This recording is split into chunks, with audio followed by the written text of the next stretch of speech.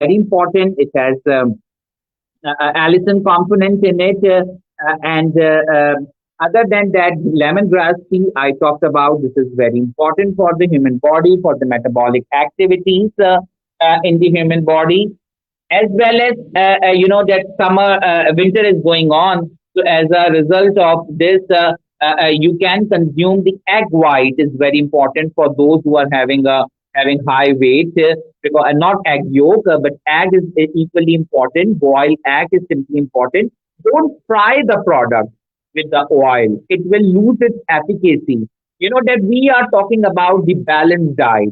Balanced diet is very important for the human body. Balanced diet is something which has equal amount of nutrients, the minerals, the vitamins, and all important consumptions.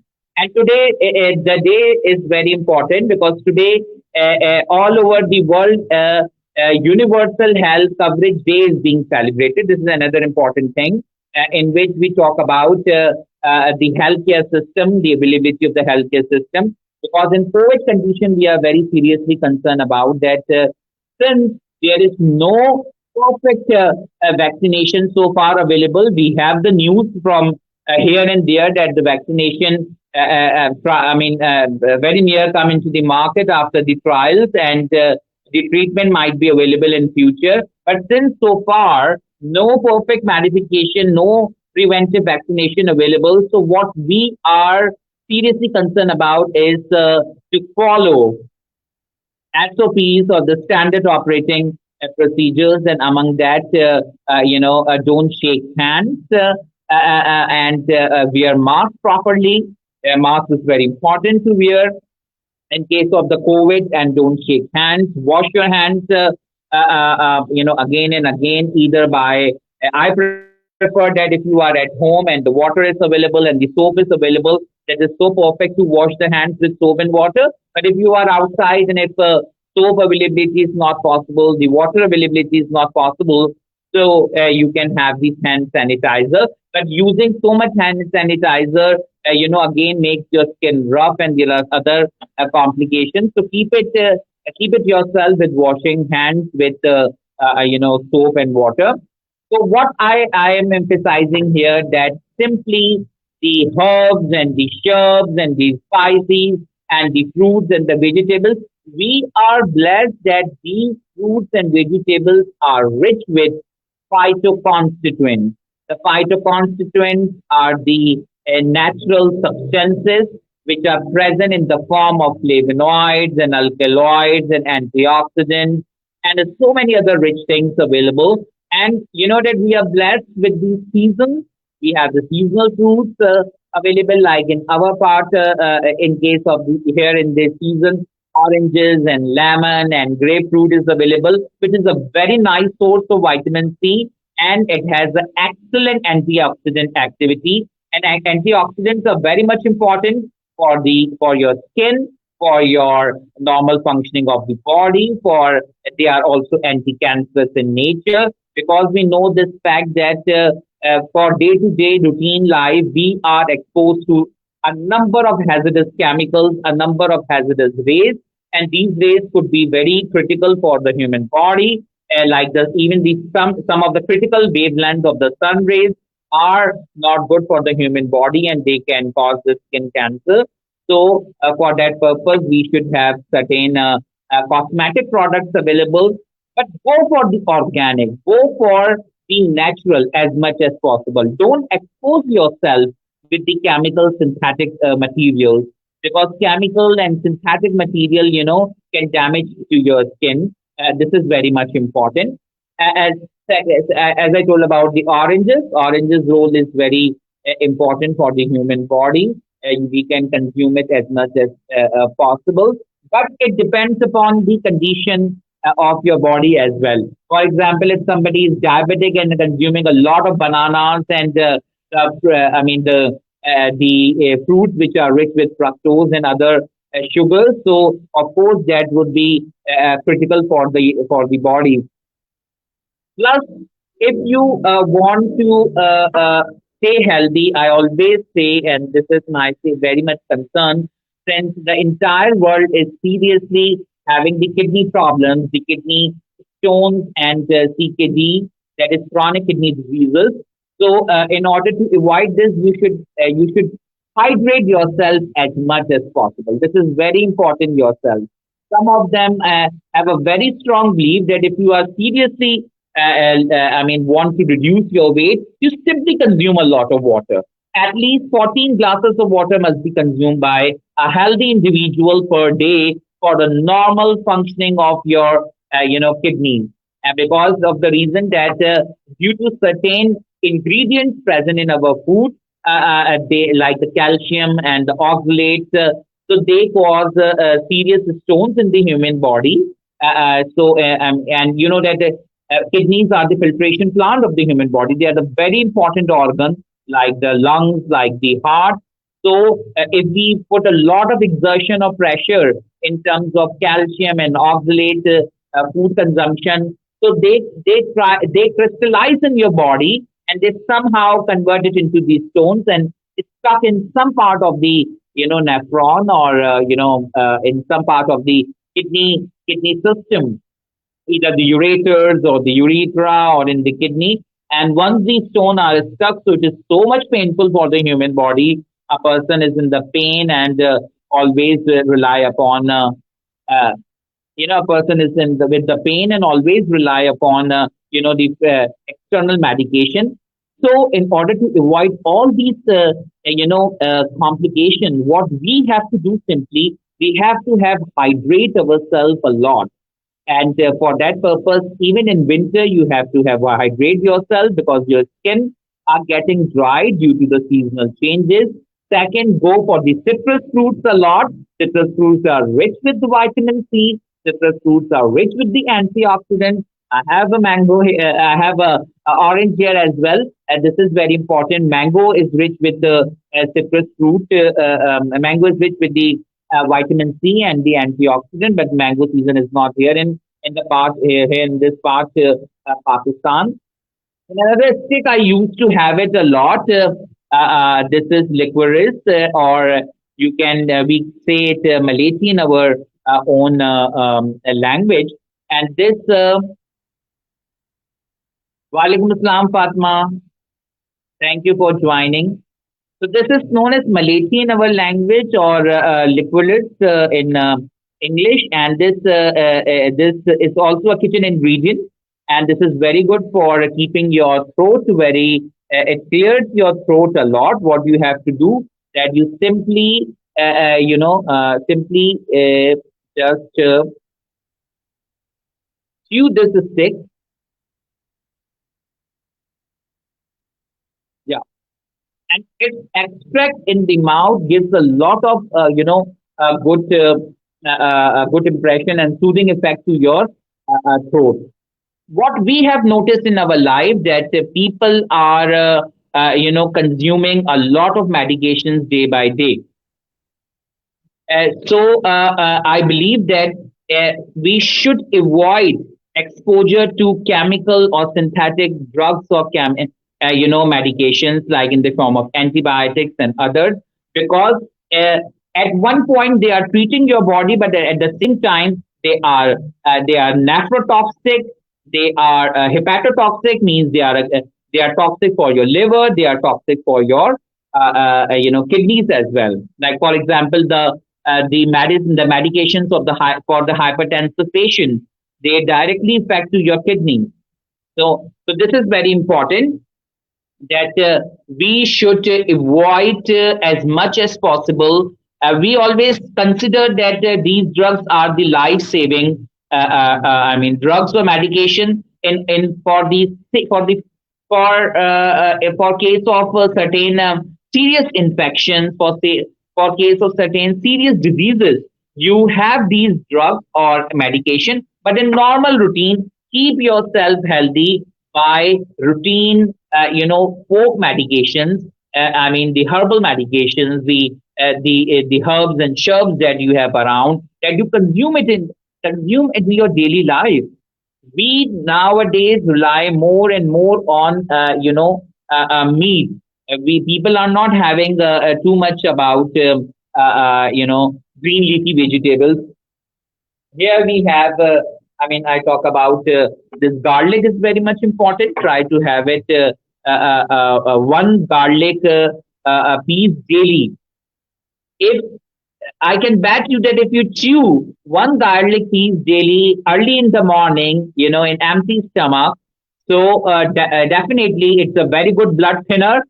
Okay, it is a very good blood thinner. You will not have any I mean significant heart complication in future if you consume this garlic every day. Similarly, for a good digestion, that add enough ginger in your food. I have noticed that whenever Lynn is going to cook some food, so Lynn always add chopped I mean, ginger and this garlic a lot in their food, and this is very important for a good, healthy life. Do we have any question as well?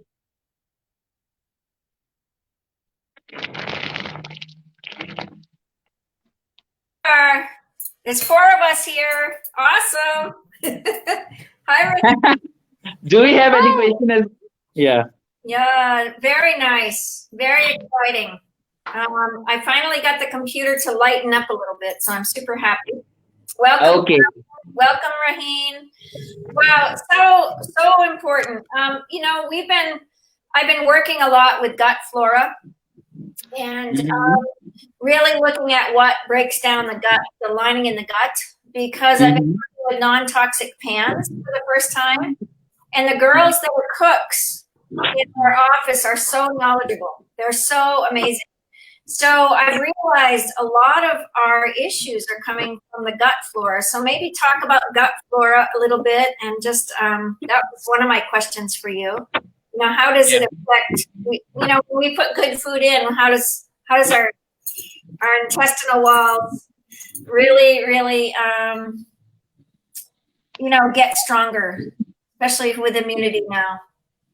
Yes, this is my concern that people consume drugs and medications so frequently they don't realize that what is the impact of these medication on the human body. A number of drugs are nephrotoxic and neurotoxic and hepatotoxic. They are against the kidneys, they are against the liver, and they have a very bad impact, like the I mean antipsychotic drugs. They have a very bad impact on the human health as well. So and here in our part of the world, Len, what I have noticed that people consume antibiotics just like candies. They Oh, don't realize I mean they don't realize that what they are doing. Even in our part, self medication is very serious problem.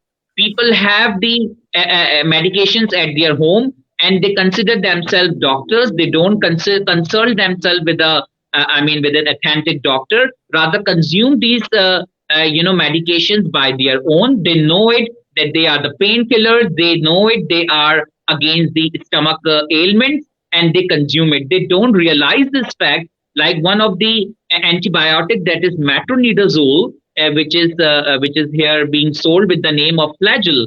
The I mean, in Pakistan, they keep it at home and they consume only one tablet, and they feel better, and they don't continue the I mean the whole course.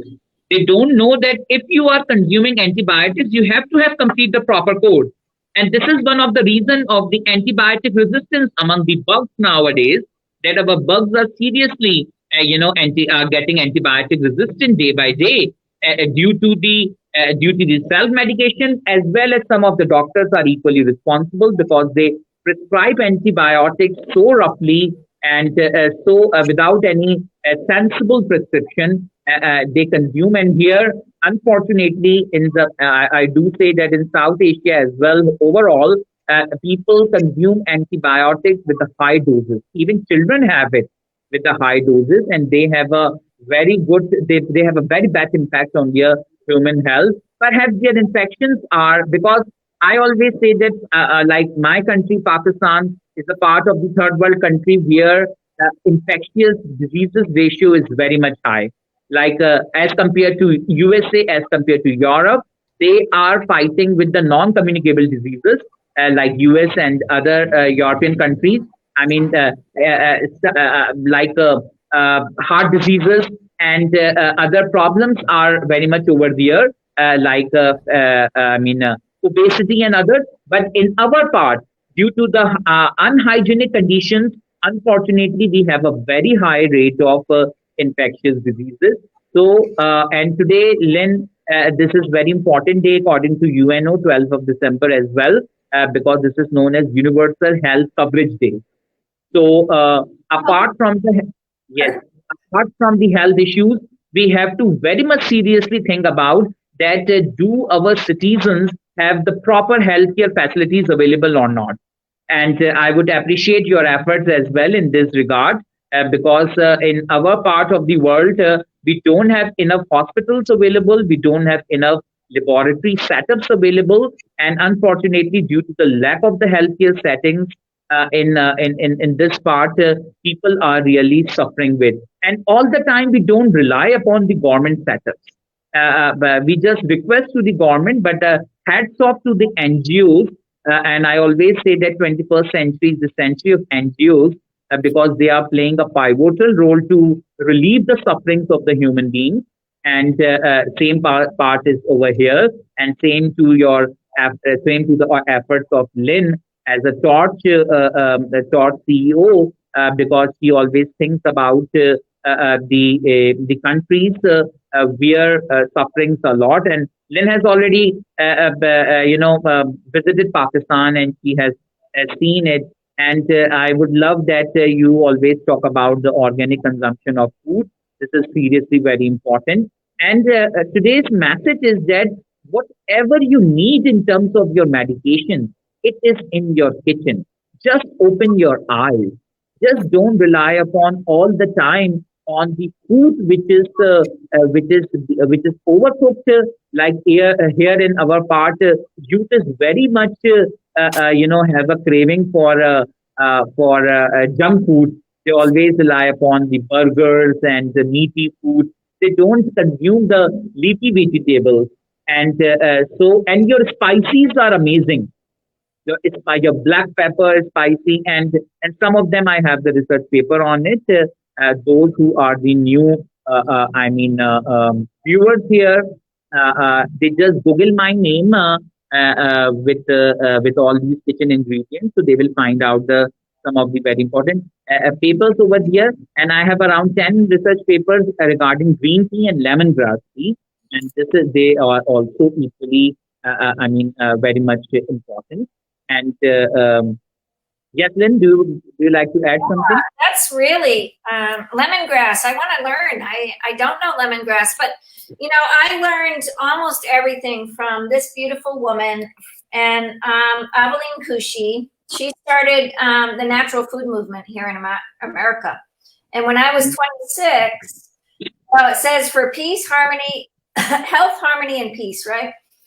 She's been at the forefront of the natural food movement. She started it here, her and her husband, Michio Kushi. And they helped me as a young mom because my first child, I recognized that environment and chemicals were a big, big problem, and I got those out of my house. I started eating organic by the age of 23 years old.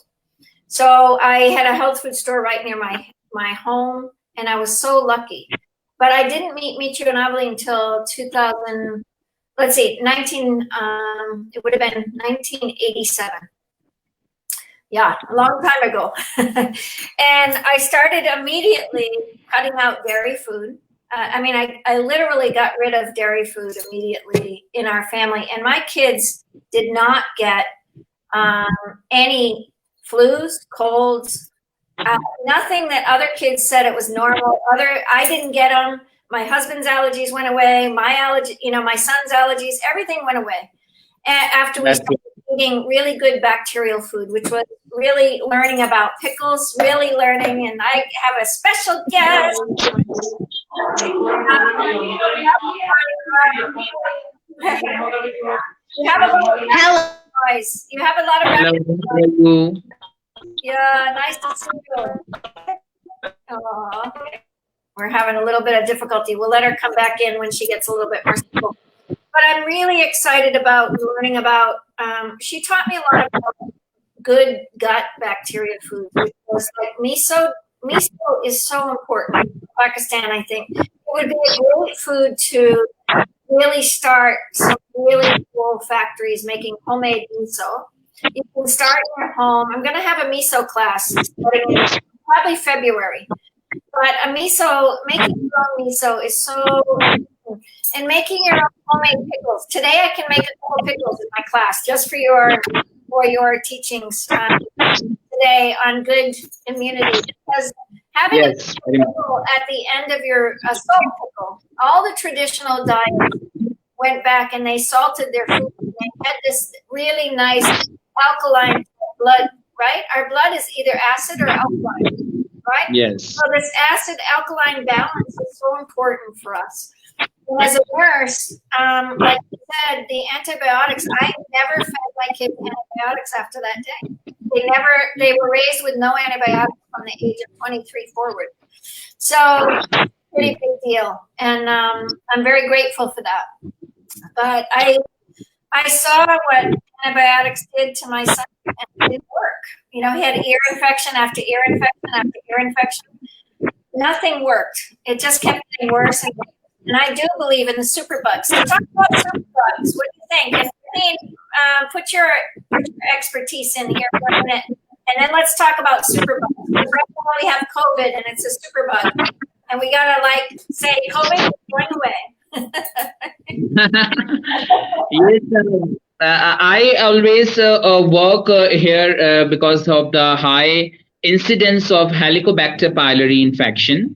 I hope that it is equally over there, because I used to attend in Philly American Society for Microbiology meetings. But what I appreciate in those meetings as well, because the antibiotics that I found resistant in my part of my research work, it is quite sensitive in US, and I got always amazed. And hats off to the healthcare management system over there. But there are certain organisms who are very critical for the human body. Like I talked about the Helicobacter pylori, serious infection. Skin infections are equally important to understand, like Staph aureus. It's getting resistant day by day. Staph epidermidis infections are very much common, and there are certain yeast as well, like Candida based infections. They are equally very much important to understand in both parts of the world.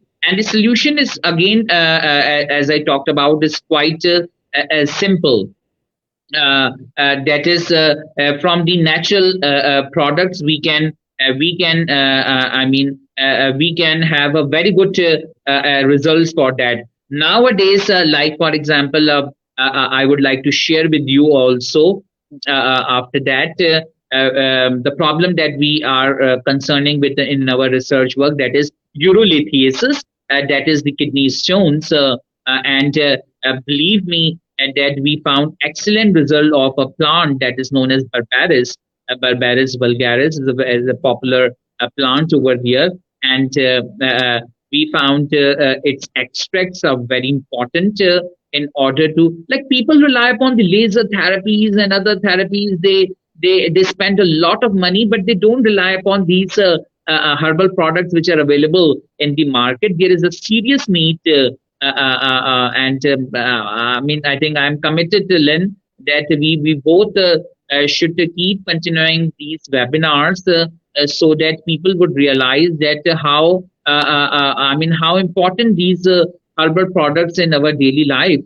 They can simply consume it, then they have a very less side effects, like Barbaris. I talk about Barbaris vulgaris, and the things that I'm talking about. This is very clear for our viewers that I am talking about according to the research either done in my research lab in my university, or the literature that we talk about. Because unfortunately, there are a lot of rumors and around, even for the COVID as well, that consuming this and that can prevent you the COVID.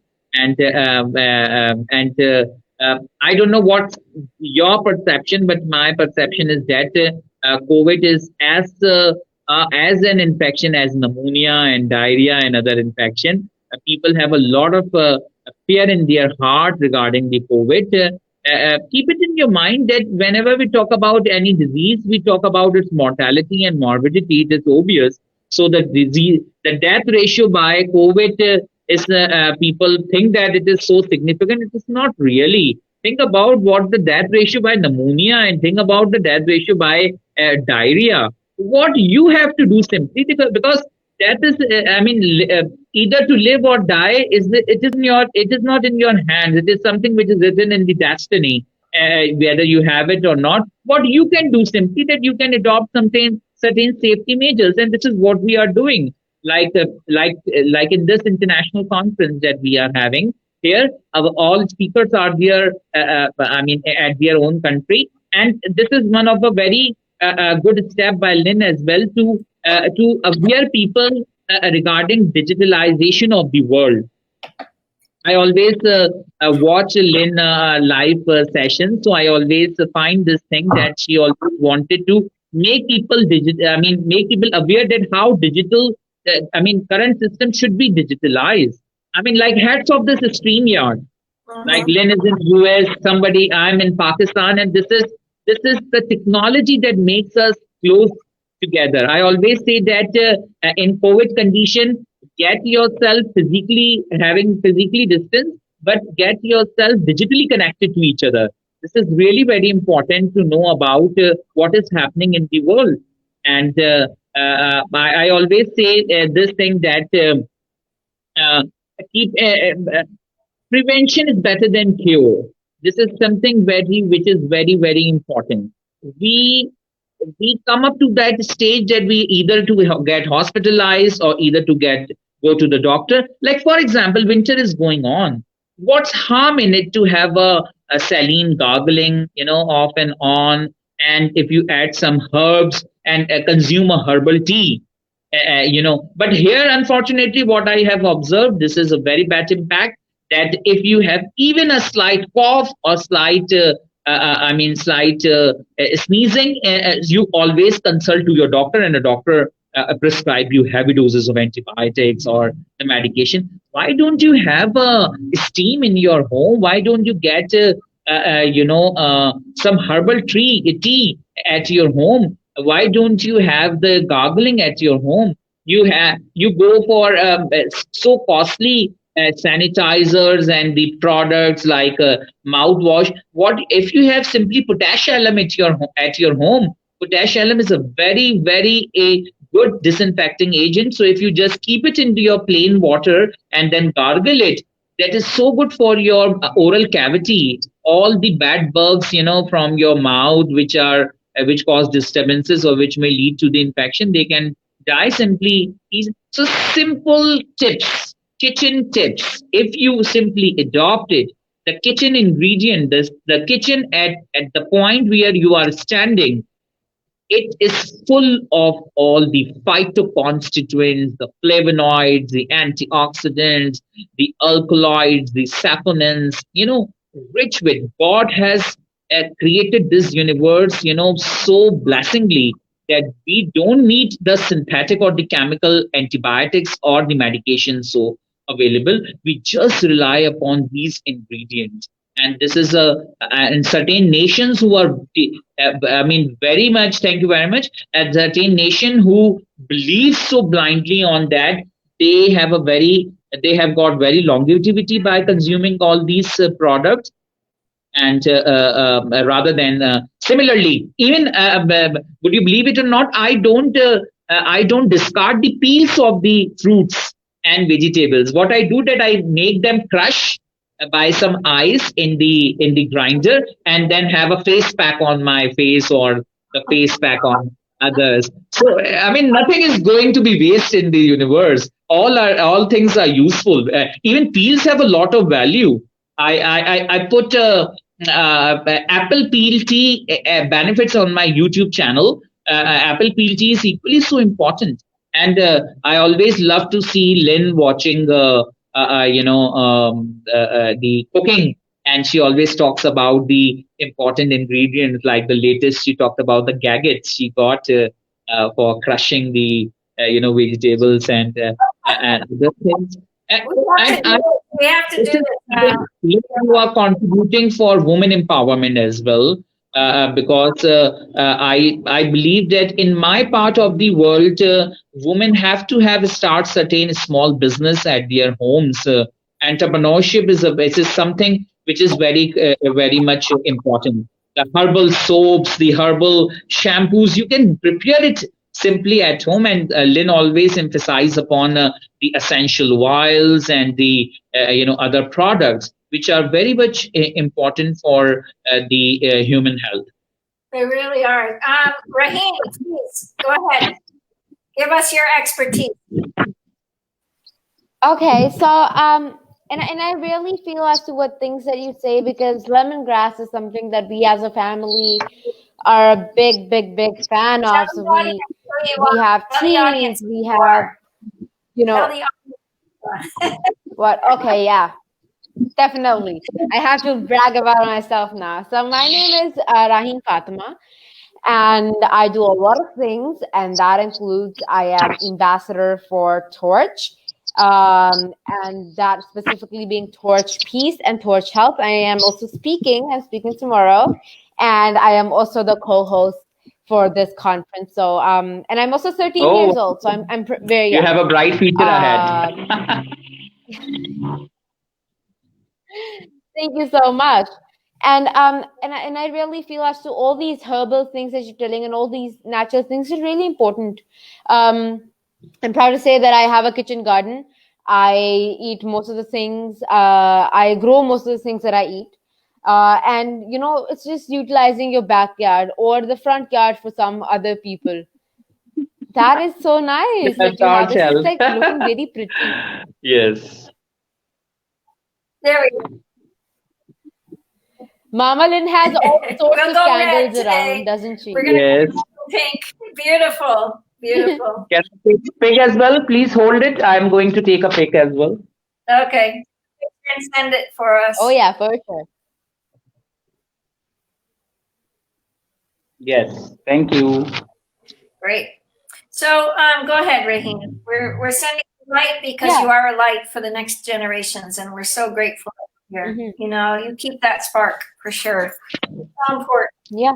Keep- And there's two things that I have to say. First, if any of you might have really been feeling, or have been, when your blood is tested, they tell you whether things are right in your blood or not. If something is less or something is, way more than it's supposed to be. Platelets is a problem that my brother had. He had very low platelets, very low content of platelets in his blood.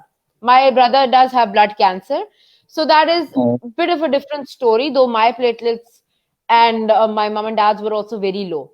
It was probably because of our diet that we were consuming. What we started to do, because it was the season for papayas, we randomly started eating papayas and incorporating it to our food.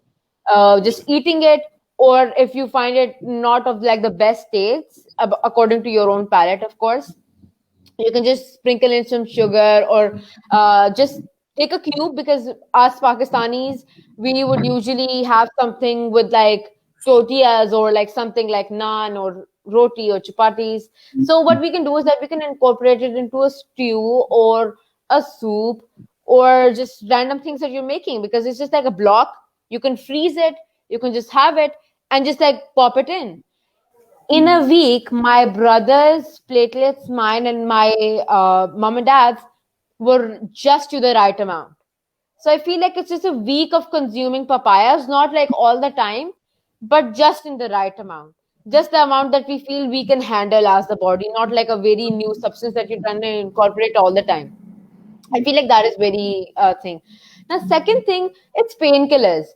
I think it's very emotionally affected as well, that we should bear some pain, because pain does teach us something. If you start just popping pills on that pain that you're having, there's no lesson in it, right? There's a reason that we have pain.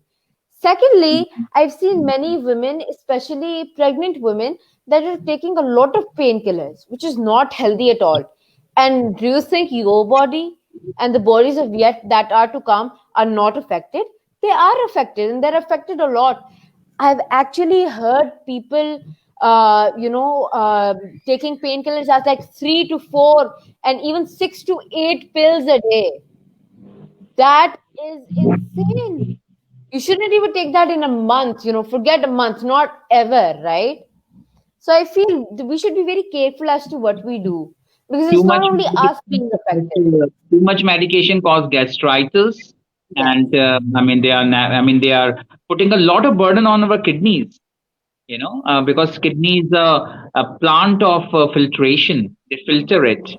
So, and here I found that I don't know about US, but here I found nowadays a lot of complication about kidney stone. People often Yes. complain about it, Yeah. and they have high uric acid, and they consume calcium and oxalate diet a lot, that they got crystallized in their kidneys, and as a result of these stones. What about you, Lynn, in US? Yeah, we definitely see a lot of kidney stones. And I think it's, again, this heavy salt, cheese, dairy relationship, meat, cheese, eggs, there's contracting. So how I act with, as a nurse, I know some of the biology, but I'm not an expert like you. But for me, the contraction and expansion, our organs go together, and our heart expands and expands. Our organs are like a sponge. If they're too dry from eating very dry type foods, chips, popcorn, all those type dry foods, your organs kind of become dry, and they don't take the minerals and vitamins together in the body. If your sponge on the counter, if you have a dry sponge, you can't pick up anything, right? So if they're too wet, right? If your organs are too wet, which I find more of, the ideas around just the ideas around the relationship of the organs in the intestines, which is really what I've been focusing on lately, just for my own personal health as well. With this gut flora, I've been really looking at heavy metals. But when the sponge is too wet, you can't pick up anything either. So you've got either a dry condition or a wet condition in your physical form. And so this is also important to get balance in this. And, understanding the 5 tastes, salt, sour, pungent, bitter, and sweet. Most people in America are only eating salty and sweet. So this diabetes type feeling. I think in your diet, you have a little bit more, but I think so much spice in Pakistan, right? So I think Yes. spices are affecting so many people, putting spice in and spicy out. Yeah, people love to add spice a lot in order to, like, condiments and others, flavorings. So to enhance the mouth taste, actually. But they don't realize that the consumption too much spices would have ulceration in the stomach and other problems. That's right. So yeah, even there is a research in which rat chili, increases your aging process. People have to go towards the capsicum either, or for the green chili. They are good for the human health, but consumption of a lot of rat chilies would ultimately affect your aging process. And what are rat chilies? I don't know the name, please. Rat chilies? Rat chilies, yeah. Oh, hot pepper. Peppers. Got it. Yes. So what are they causing in the body? They actually increase the aging process. I mean, and this is what I have noticed, that the average age here in Pakistan is around 55 years now. Oh, wow. And yes, and people right from 35 years, they start complaining about their medical health complications. Oh, And wow. one of the reason is consumption of the junk food all the time. We have at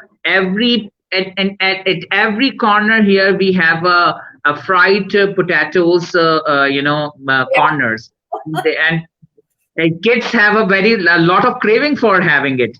Parents allow them without realizing that what fat is being consumed for cook this potatoes, and because they are the low salary earners, so they don't consume a good fat in order to cook them. So they use substandard products, substandard spicy, substandard oil, and they cook the potatoes as a cheaper prices, and kids are having, a lot of craving over there. But I always wondered that why mothers don't cook such easy things at homes, because they have a good oil at home, and they leave their children to go outside and then consume it, such substandard products, and that is why they are like a few days back, Lynn, I conducted a session on the artificial flavors. Here, the candies which are being sold at cheaper prices, they all have artificial flavors, while violating WHO that not more than 6 important artificial flavors are allowed. But here in our part, 21 artificial flavors are being consumed. And but parents are happy that whenever kids have these candies and their tongues turn red or pink or yellow, the parents are happy that kids are enjoying. They are not really enjoying. They are consuming these toxic chemicals and dyes. They are the dyes. They are not the natural colors. Natural colors are extracted from plants, from flowers, from other sources, natural sources, but they are artificially prepared. Like the turmeric powder here available, the chili powder here, the pepper powder, the pepper here available, and the crushed pepper. They all having the food adulteration problem.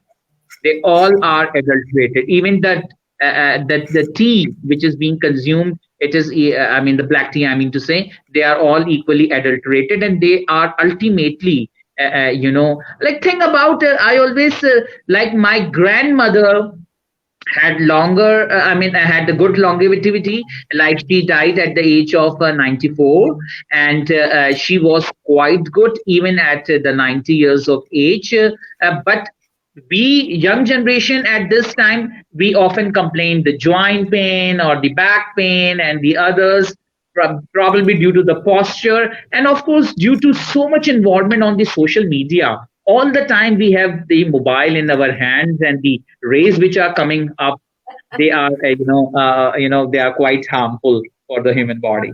I went to bed last night because we had 11 hours on the screen, and I literally, it was so hard on my body, and I said, okay, today I need more help. And so I really put that reach out in the middle of the night. I said, I need more helpers because I need to get off screen. Screen is really toxic. I actually use this around my neck. It's electric magnetic field blocker, and I also use it on the back of my phone for EMF.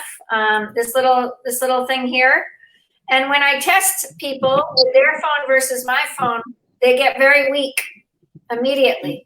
So I tried to import some of these products to Pakistan. So we're still working on that, but I really want to get, really solid, support systems. And we've only got a few more minutes here, but as I think we can probably keep going. I've just got to get a link. I can let you two talk for a little bit if you want to stay on, but I've just got to do a little bit of back office work. But, I think there's a speaker.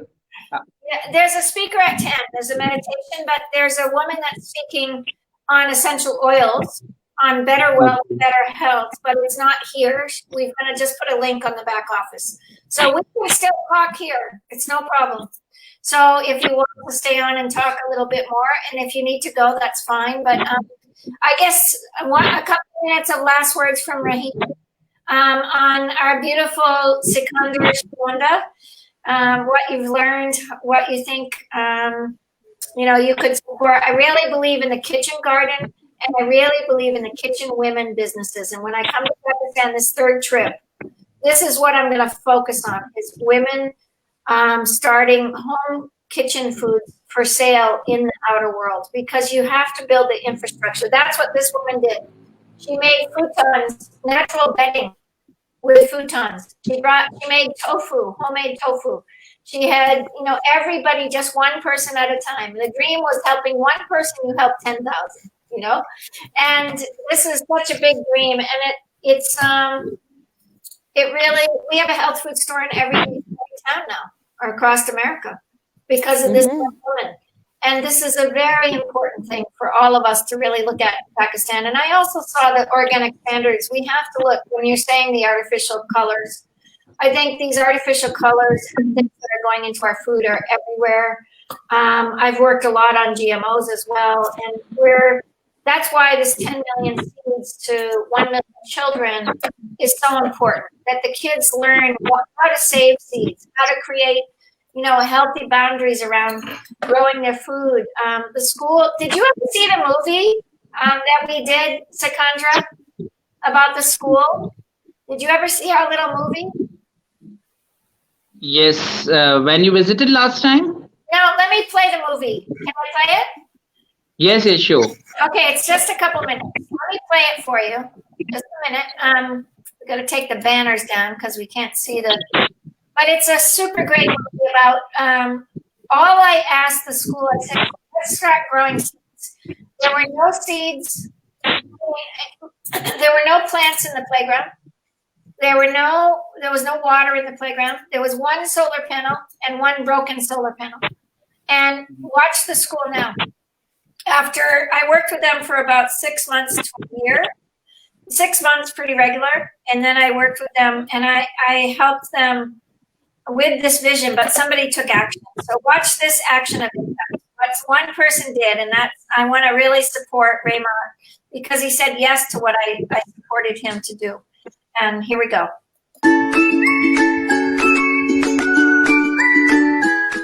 Hello friends, I would like to show you our school. This is our school signboard.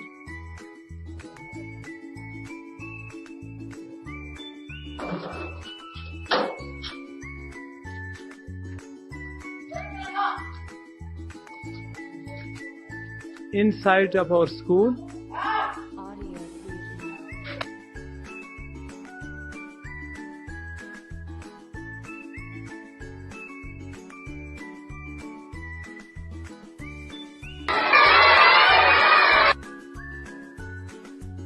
friends, this is a solar school. You can see our solar.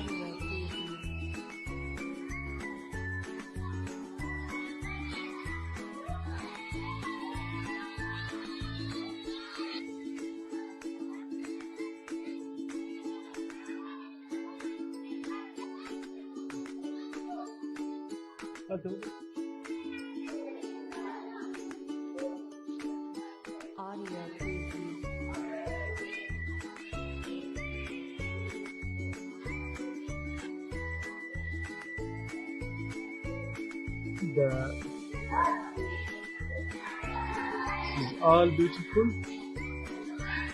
You can see the flowers. It's a green school. We would like to show you the computer lab. Hello, teacher.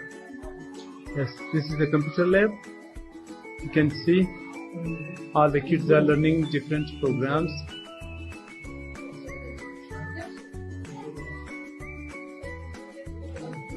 So, hello, Isanda, what are you doing? I'm listening to soccer. Yes. What would you like to say about Taj family? Long live Taj family. Hello? Yes, what would you like to? Thank you, Mama Line for seeds. Yes, Mr. Hussain. Mama Line, you are so kind. I will support you and the Taj family, and we are proud to be working with you and also working under your leadership. Thank you so much.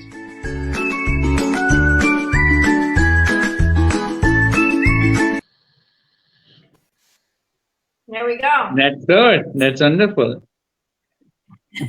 But now they need education. Now they need the health classes. So this is what we're doing. There's 55,000 kids in Sindh that we've already manifested, and if we can get all of the Torch ambassadors on board, we can build that curriculum so that it can be from the young children all the way up. And this can go from I visited many poor schools in Sindh, and I think we can build that so such a deep infrastructure of healthy living, healthy foods, you know. And I just appreciate so much you coming on and really taking a look at what's happening in Pakistan, because I need you to help understand, because I don't know what's happening. I did see a lot of diabetes. I worked on a diabetic project, but we do have a doctor on the team, Dr. Atik Khan, and I really want, I want to, this next year. How long will the conference go on? Will it be over by Friday, by Saturday? No, Monday, Tuesday, the 15th. Tuesday. So what I would love you to do, what I would love you to do this year for Torch Health, Sikandra, is coalesce. We need a good team of, you know, everyone to be able to create Torch Health team that really starts creating a system change, because Torch Health is kind of where I started.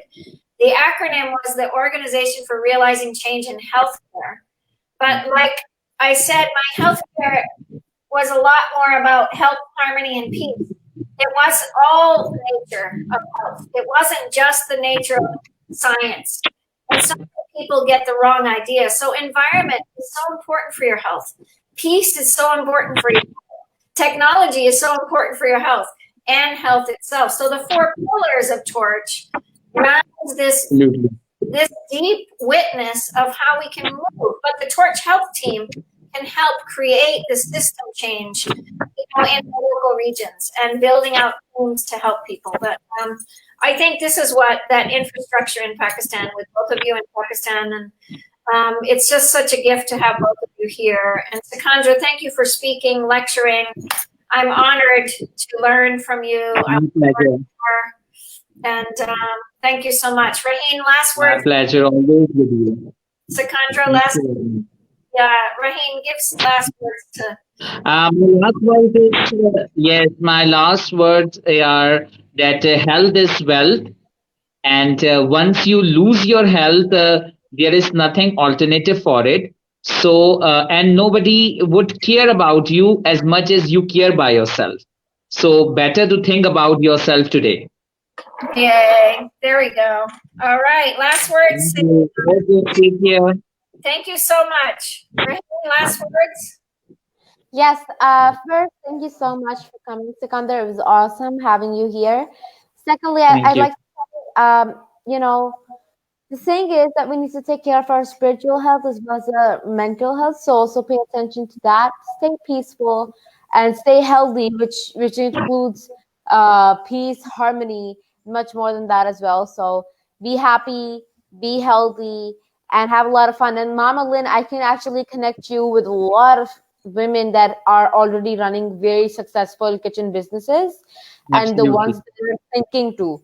In fact, I have a very close family friend. She's very famous for running her. She's very famous in Karachi, especially.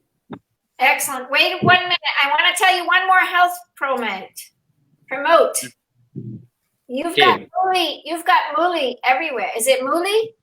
Yes, I have Mooli in my garden. I love it. These are my 2 children. This is such an important plant. So I'll tell you one health tip. The leaves themselves are dry, and they're very good for what you said about or tumors in the lower part of the body. They're very good for the Mooli itself. Eating regularly to get dissolved fat in the body. So anybody to dissolve fat, this is a very good plant. And I saw it everywhere in Pakistan. I was so excited. So it's everywhere, and it's a really, really important food. So you can cook some and have lemon and salt and have it as a pickle after your meal.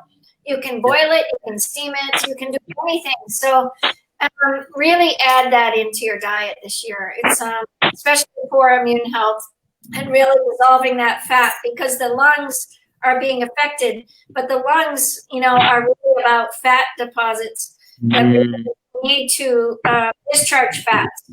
We need to discharge fats. So that's my last piece.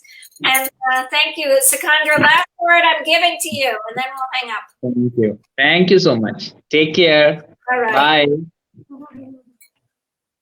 Thank you, Raheen. We're going to be on. If you want to stay on right now, you can. I'm going to just post in the back office, or you want to hop off right now? Wait, so is I don't understand. So if I stay here in the back office, is that fine?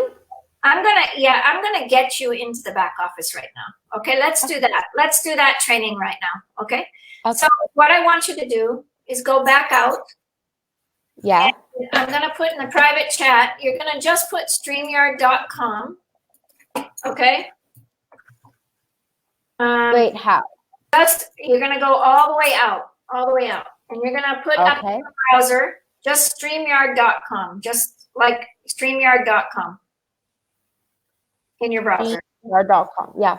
And then when it asks you for a email, Wait, so I've got to log out from mine, right? you have to log out completely. You're going to go all the Okay. way out. So I'm telling you first.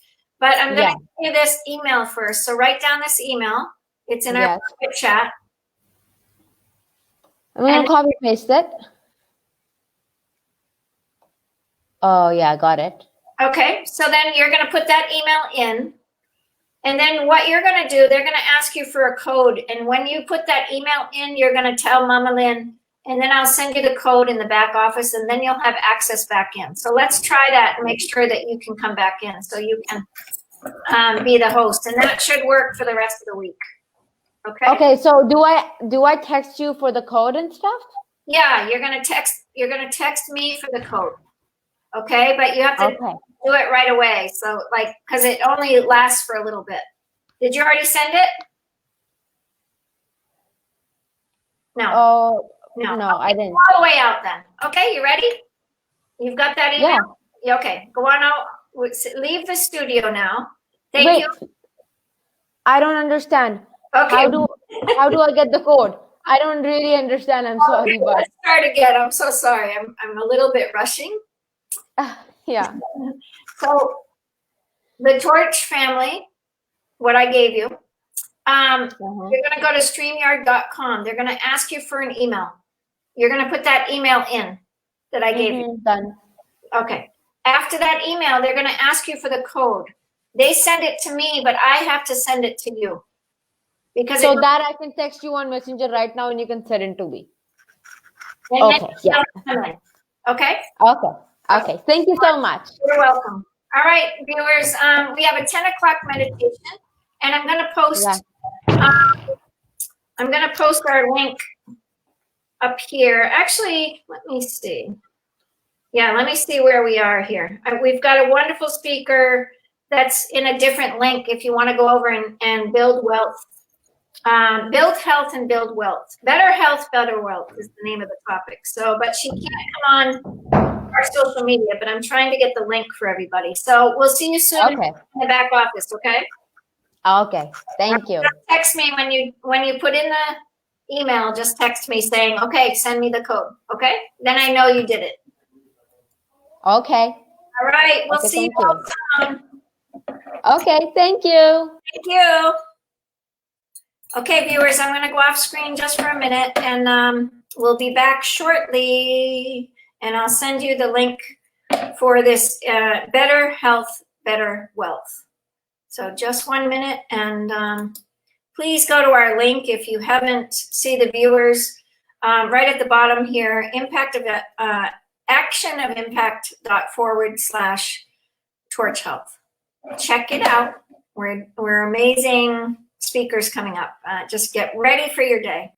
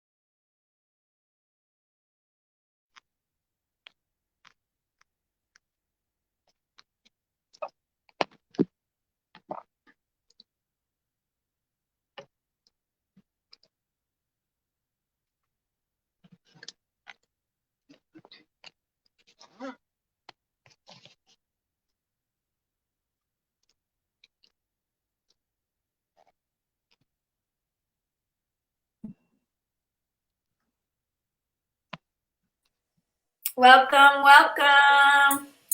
Hi, Julie. Hi, how are you? Good, welcome. Hi, Pravin.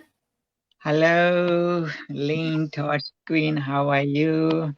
You know, it's a beautiful morning. I was just over at the essential oil group and Beautiful, beautiful. learning something new all the time. That's what I can say. Wow. We've got Raheen here. Raheen, you can come on. Raheen is here. And I want to introduce you, Julie, because she's hosting probably for a couple of days too, and Pravin. So they're both hosts for the Torch family. Julie is an amazing presenter of meditation, and today she's doing the meditation, releasing the feeling of separation. So I'm excited to be part of this today. I love your work. And what she loves, I think at the end, if people want to come back into the group, and we can put the link in, if you want to come on to Julie's message today after the meditation, if you're a viewer out there, we can let you come into the stream. We'll put the link down. And you can come into the stream. And so we can post you out. And at the end, Julie, you let us know when we can, share. And I know you do that each time. So just want this time for you, and we're appreciative.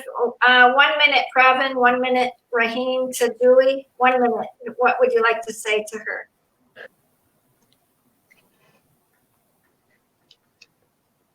Should I start? Yeah, go ahead, Raheen.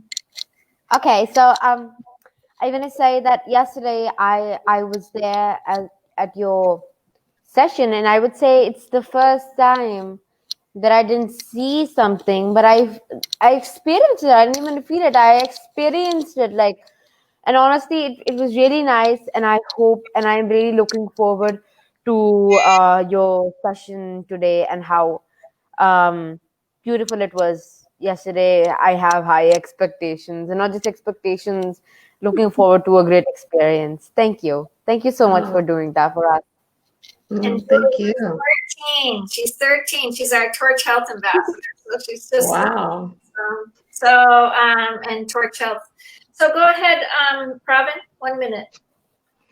Thank you so much again, Malin, for giving this opportunity for me. And yes, yesterday I enjoyed Julie's yoga and meditation, and I felt like at peace. And even towards the end, also when Julie was in silent mode, and still I felt like God is within you, and spreading this message of love and peace and harmony, and such a soothing, unexplainable in words kind of feeling I've got. So really appreciate Julie, and I'm looking forward for today to learn a lot from you and my Torch celebrities which are watching you and me and Mama Lynn and my soul daughter, Parin. Okay. Let Julie have the stage. Thank you so much, everybody. Thank you. Thanks. Thank you. Thank you. Hi, welcome everyone. I'm Julie Down on behalf of Torch Health, and thank you so much for inviting me to participate in your 6 days of health. I really appreciate it. This is a meditation, and it's also an energetic transmission, which transmutes lower frequency and vibrations, bringing all levels of your being into balance and harmony, as well as activating your divine blueprint, creating greater awareness of your gifts, talents, and superpowers, all for the greater good. Everything we do is for the greater good. So today our topic is releasing those feelings of separation and having an emotional felt sense of oneness with your fellow man as well as with humanity. So we're going to go ahead and get started. Go ahead and place your feet flat on the ground, back straight, palms to the sky, eyes closed if all that's comfortable for you. Taking a few deep cleansing breaths in through your nose and out through your mouth. In through your nose and out through your mouth.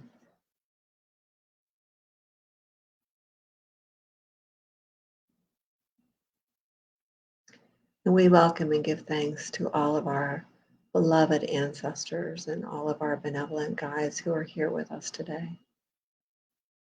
supporting us in releasing all that does not serve us, that we may be the best and highest versions of ourselves, all for the greater good. Bring your attention into your heart space. Take a few deep cleansing breaths into your heart.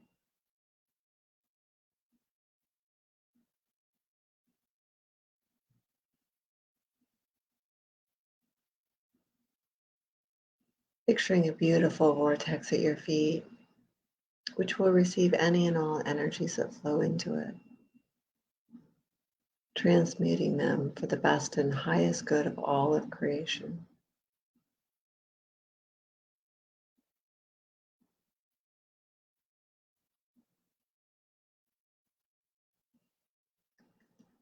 I invite you to release any and all aspects of yourselves, ways of thinking, ways of being, that keep you feeling separate from your fellow man, separate from Source and all of creation, and keep you from having an emotional felt sense of oneness with your fellow man, oneness with Source and all of creation. To release it all now into the vortex, seeing that energy flow from you and into the vortex, like water running down into a drain.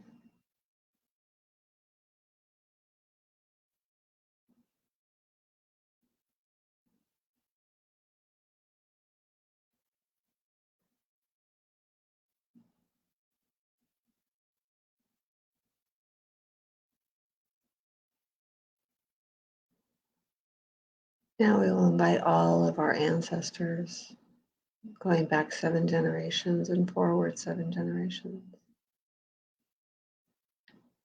to release any and all aspects of themselves, ways of being, ways of thinking, that keep them feeling separate from their fellow man, separate from Source and all of creation, as well as keep them from having that emotional felt sense of oneness with their fellow man, oneness with Source and all of creation. To release all of it now into the vortex, seeing that energy flow from them and into the vortex, like water running down into a drain.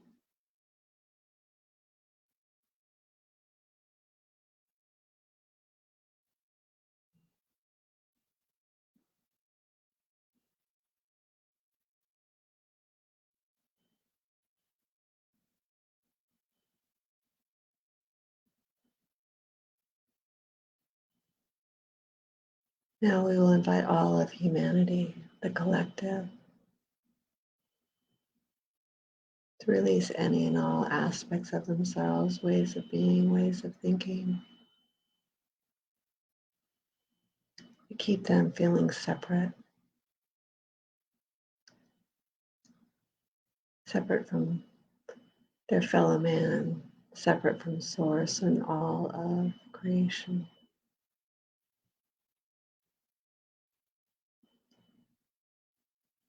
And keep them from having that emotional felt sense of oneness with their fellow man, oneness with Source and all of creation. To release all of it now into the vortex, seeing that energy flow from them and into the vortex, like water running down into a drain.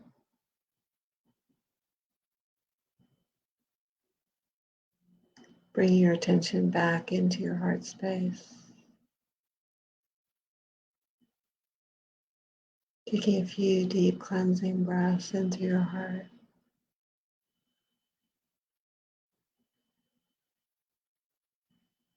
The vortex will remain open, receiving any and all energies that flow into it, transmuting them for the best and highest good of all of creation.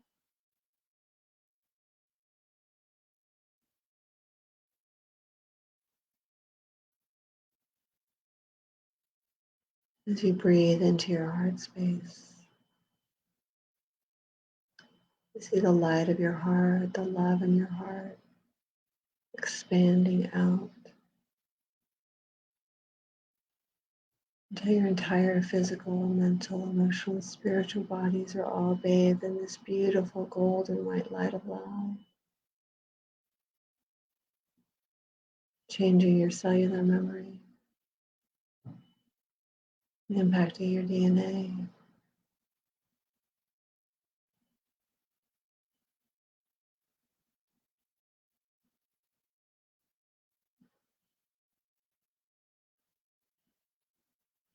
We'll share this love out into the world, seeing a beautiful golden cord going down, down, down into the heart chakra of Mother Earth, connecting with her unconditional love and gratitude for you as you share your love and gratitude for her. Feeling held, loved, supported, and safe. This beautiful cocoon of love and gratitude.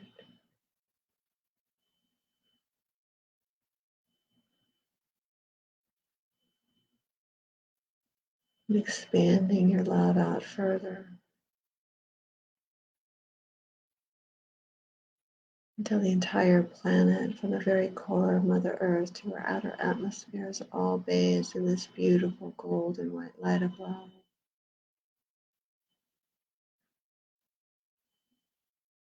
Impacting all life forms in its path. The stone people, the plant people, the creepy crawlies, the finned, the furred, and the winged ones, the four-legged and the two-legged, the water and the air, the unseen beings, all touched and impacted by your love.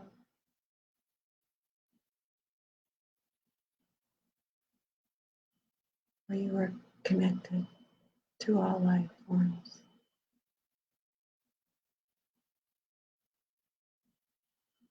Expanding that love out further until the entire Milky Way galaxy, and then all galaxies within the cosmos, are all bathed in this beautiful golden white light of love. Impacting all life forms in its path.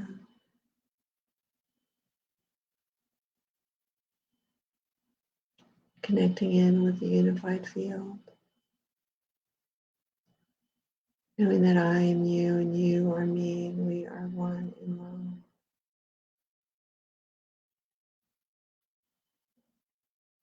And as we sit in silence for the remainder of this meditation, we'll bask in this sea of love.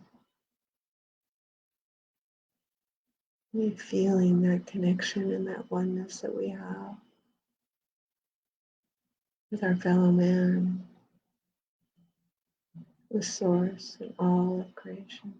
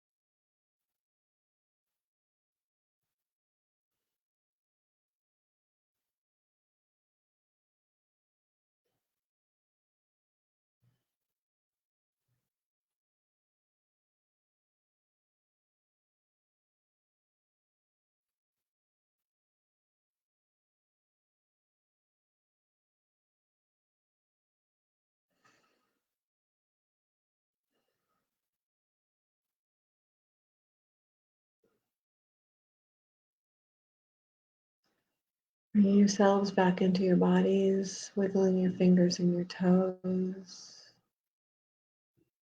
Taking a few deep cleansing breaths into your nose and out through your mouth. And opening your eyes when you're ready.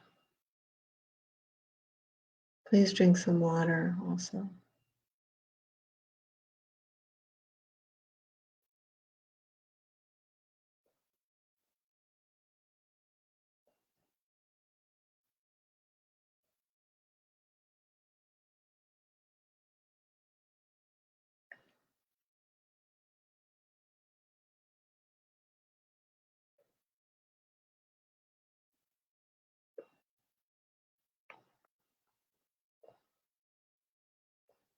Does anybody have anything they want to bring voice to?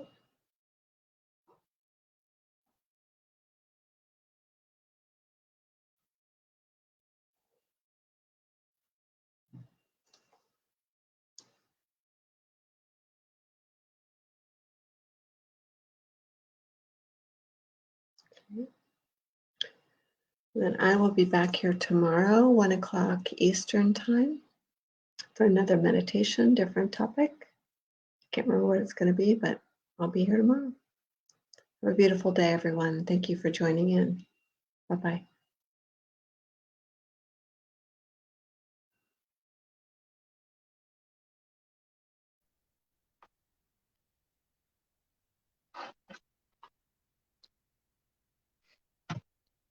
Wow.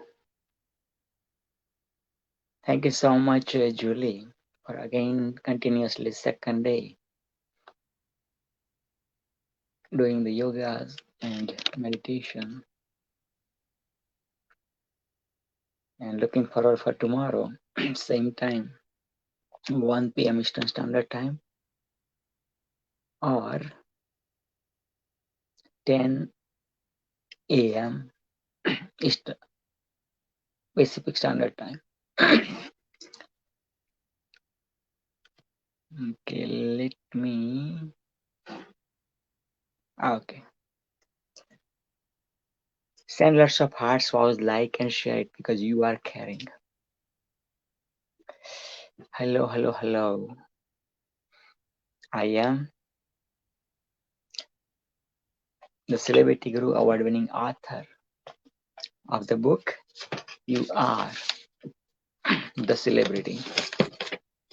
I am the marathon man who ran 11 marathons by God's grace and your blessings.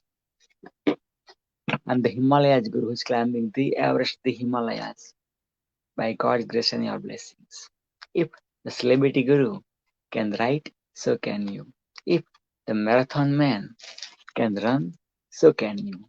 If the Himalayas Guru can climb, so can you. Life is the movie, you are the celebrity. Life is a celebration, you are the celebrity. Life is the marathon, you are the marathoner. Life is the book, you are the author. Life is the mountain, you are the mountaineer. I am the #1 international bestseller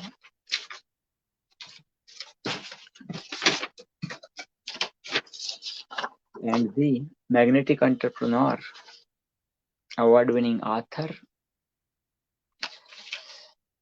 and Guinness World Records #1 international bestseller of 2 Canadian and 3 international bestseller books of total 6 books by God's grace and your blessings.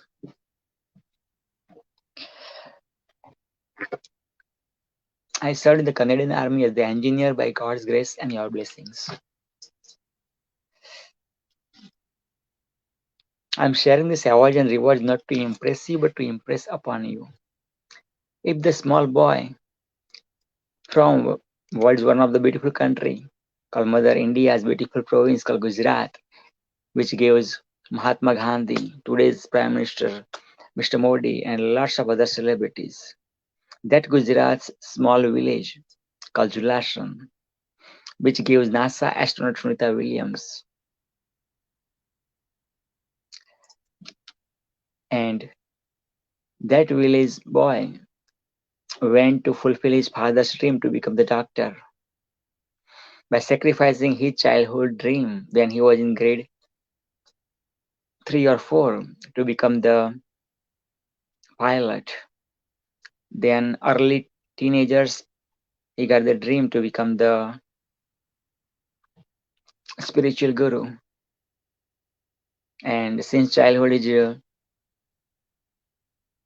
he was very good in mathematics, so his next dream was become the engineer. But went to medical college in Surat to fulfill his father's dream. And that boy was living about like 400 kilometers from the village in a hostel in Surat. So felt homesickness. Also because of English, felt inferiority complex because of English. And because that boy was not living his dream, he was living his father's dream. So he invested double the time than the regular medical students. 8 years instead of 4.5 years, and still failed several times, became the suicide survivor, and ultimately became the final year medical dropout, and went to live his childhood dream to go to North America, as well as another childhood dream to get married with love of his life, with same last name Patel, with same last name subdivision of the Patel, which is Kadwa Patel, and that subdivision which is 42. So God heard his prayer and brought love of his life from same 42 Kadwa Patel and brought him to North America. From third world country to first world country, English speaking country, and again inferiority complex because of English. But same boy who suffered inferiority complex because of English writes his first book in English, second book is in English, third book, fourth, fifth, and sixth book in English. If that boy can do it, so can you. That boy lived half of his life in English speaking country, so can you. That's why I'm sharing this award and rewards. I am Torch King. Torch stands for the Organization for Realizing Change in Humanity. TORCH. The Organization for Realizing Change in Humanity. Torch has 4 pillars: peace, health, environment, and technology. Peace, health, environment, and technology. And we are celebrating annual event Torch Health. And we are on 4th year. We just celebrated 3rd year during summertime. And this event is actionsofimpact.com/torch health. We started from December 10th, going all the way to 10th, 11th, 12th, 13th, 14th, and 15th. 6 non-stop days, 30 plus speakers from all over the world. It's about 1,500 live experiences by 30 plus speakers. The youngest speaker is Fatima, Harind Fatima, all the way from Dil, Pakistan. Also, Harind Fatima is also the host of this event, Torch Health. Harin Fatima is also the ambassador of peace as well as Torch ambassador of health. Such a young age, 13 years, just recently became the teenagers. And wow. Today, I'm going to share about one of the amazing and recent topic, which is COVID-19 pandemic. I am the Canadian bestseller author of the book Magnetic Entrepreneur. COVID-19 lockdown came on my birthday, came on Malala Day, July 12. Yes, you heard that right. Malala Yousafzai and myself are celebrating, sharing the birthday. So July 12 was known as the Malala Day, and you can say July 12 you would love to celebrate as the Celebrity Day, right? So the publisher who published my 5 books, my soul brother, Mr. Robert J. Moore. Robert J. Moore has, his story is like amazing, and it gives you goosebumps actually. From zero to hero. Once upon a time, he used to be chain smoker, used to get addicted with drugs, alcohol, in the prison several years. From that background, he just changed his life 360 degrees. He became sober for so many years after that. Then he studied so much about psychology, and he became the coach, and he became the author. His first book is Rock Bottom, something like that. Okay, sorry.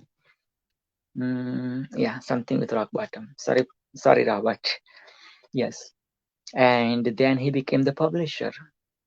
So not only he wrote the book, he helped lots of authors, including me. Like I wrote 5 books with the help of Robert J. Moore. Total 6 books I wrote. And I became the author of my first book at age 47.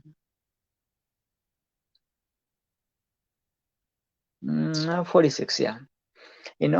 So first book I became the author at age 46. And then after that, next 4 books, including Guinness World Record holder, next 4 books in 1 year. Right? Okay. So if I can do it, so can you. So connect me to bring out your book, because I always say life is the book and you are the author, and I see book within you.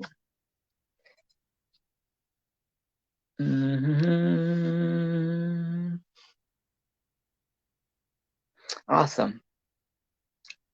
Katie, another speaker is coming at let me double check again the message. Okay, 12.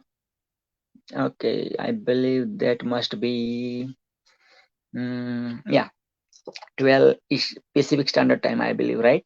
Please do double check, Mama Lynn. Okay, yes. So this is about the publisher of my book, and I can go on and on and on. And then in this book, 20 authors get together from all over the world, including Canada and US and including Pakistan. Yes, I helped one of the author, Mr. Amir Mustaq or Amir Khan.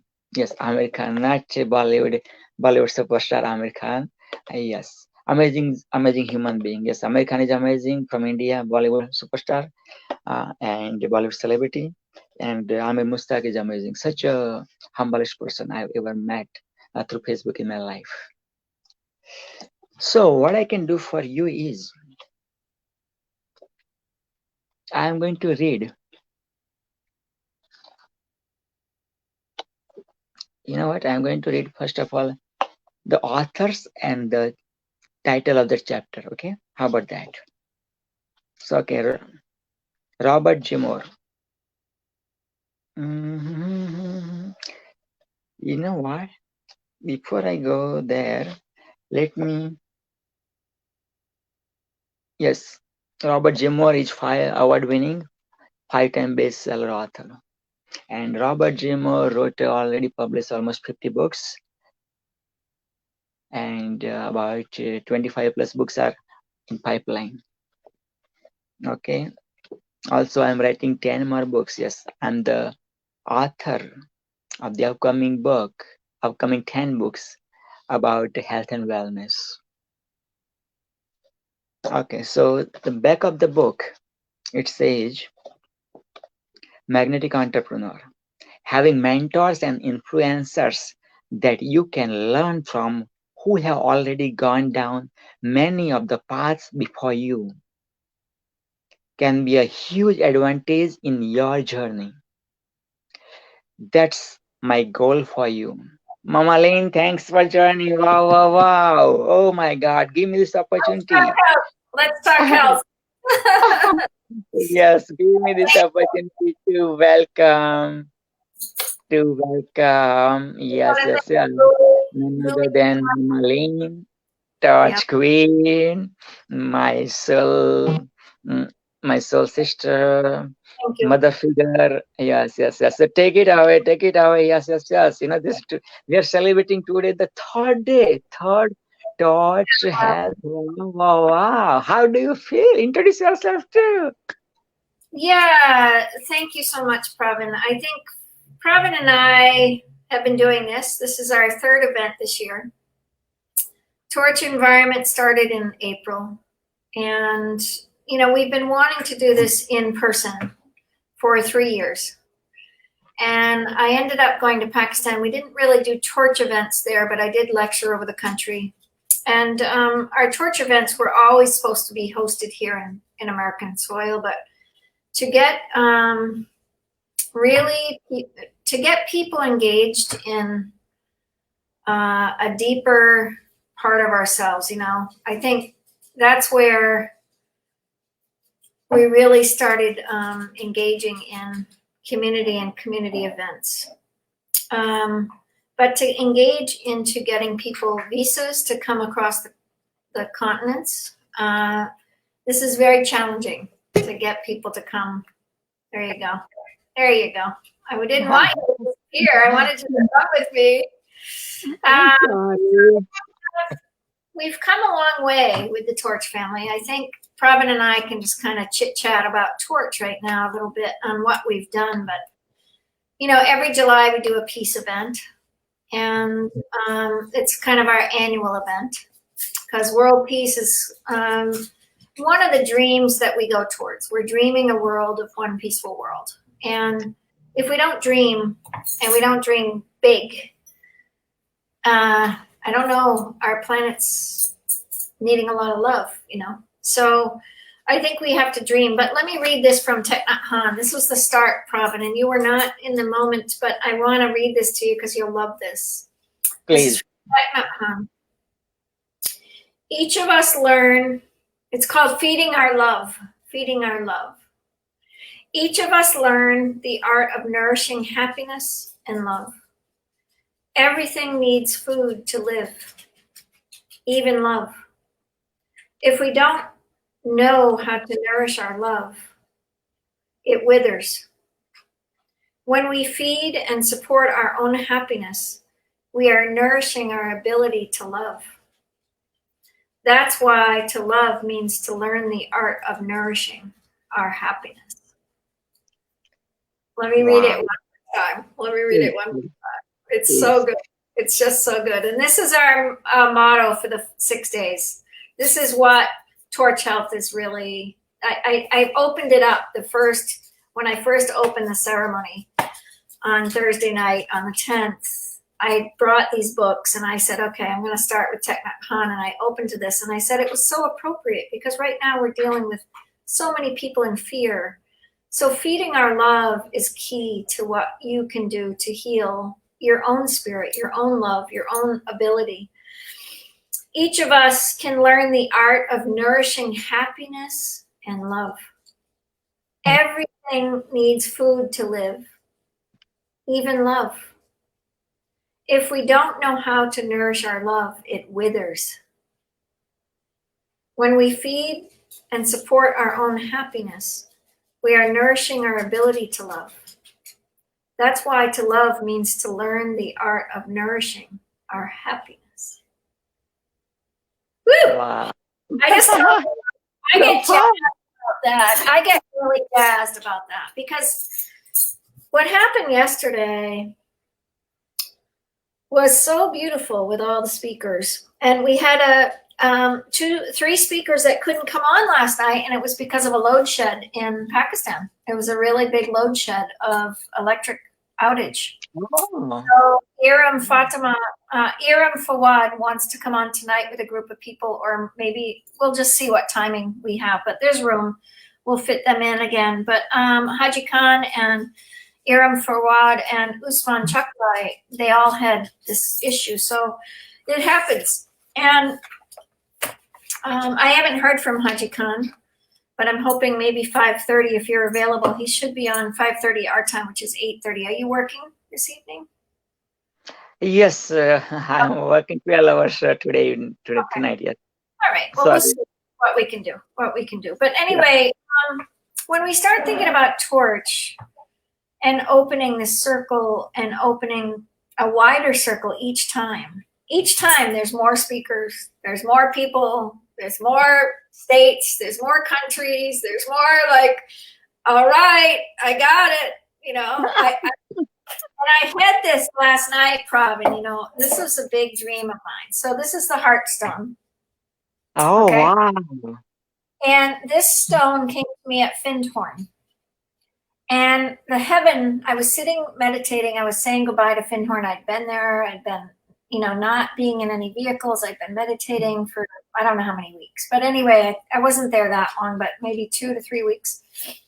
It was 1997 when this vision came. And it said, from the smallest pebble, the heavens opened. I was sitting on the beach holding this stone. And I literally saw the heavens open. I saw complete opening. Like you hear in the biblical stories, this big light. And the voice said, from the smallest grain of sand to the largest mountain, we support you to build the stone garden for world peace. Gather stones from every single country and bring them into one spot. When the garden is finished, people will know they are one. Because the harmonic tones from all the different countries would realize they wouldn't have to talk, they wouldn't have to speak, but the tones of the stones vibrationally would make the world one. So I went on and I wrote a children's book about this. I went on and came home, and elders came to my garden. I spoke to Eileen Caddy, the founder of Findhorn, which both of you should be part of Findhorn. It's where the angel cards were made. Let's pick an angel card. Let's do. And before Mama Lynn come, let me introduce. Oh my God, the one I'm talking about is our prime torch. Yes, Mama Lynn introduce. Okay, go ahead. Keep continuing. We're with Ray. She's here with us. She's been here. She's been introducing. We'll let you jump in a second. But inspiration. Woo! Woo! The angel of inspiration. So the angel is painting. Mm-hmm. Wow. Painting a picture. And aren't we, as the Torch family, painting a picture? We're painting a picture. And the picture is, what I got last night was so powerful because the picture felt like we're doing it. We're building the garden. We're building the stone garden. And it's not a physical place. I got last night this message. and maybe it will land in a physical place, but there's something growing here that is beyond me, is beyond what I could see in this society, in this place, in this amazing journey. It's just grown organically. And Mark is the one that brought this forward yesterday with this idea that the planetary change right now is huge. And I'm going to let you introduce her because I've got something on the stove. Yes. This is Pride of Pakistan, Pride of Torch, Torch Ambassador for Health, Torch Ambassador for Peace, and the action of implementation queen, none other than Harin Fatima. Harin Fatima, also the host of Torch Health event, and youngest, yes, the second youngest host, and also out of 30 speakers, the youngest speaker of Torch Health. Oh my God! Like how could you like make this and make this happen? So yes, I want to learn from you, and yeah, the Torch family, and the people from all over the world, the celebrities who are watching you, they would love to hear from you. So take it away, Harin Fatima. Yeah, so hello everybody. My name is Raheen Fatima and I am 13 years old. I am a stand-up comedian, I'm a writer, an entrepreneur, a teacher, a theater actress.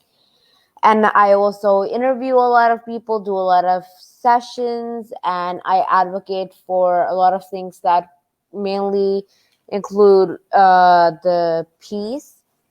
Sorry, not the peace. I zoned out in the middle. It includes the love, care, and respect for children. That would lead us to peace with the International Children.world.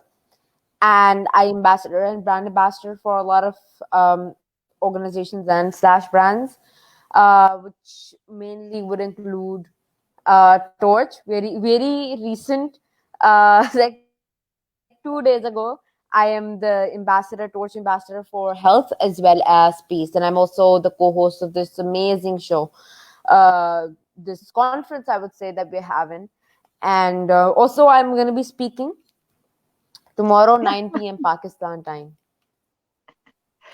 Absolutely, and also today, also yourself and myself, we did the co-host. Oh, welcome back, Mama Lane. I'll continue that story later on. Welcome back, Mama Lane. Yes. Okay. Take it away, Mama Lane. I'm just going to show you my breakfast is, can you see it? We've got fresh cabbage, organic cabbage. We've got collards, carrots, and we've got a buckwheat. I started trying to make a few burgers, but I just want to share with people, this is my breakfast. So, when we start thinking about health and food and Torch Health, this is kind of what my wheelhouse is about helping people really open back up to the natural world. So keep going, Pravin. I'm going to eat my breakfast, and I want to just share that with you all. Like, make something good for yourself, and if you're running a whole event, like, stop the show and make sure and take care of yourself.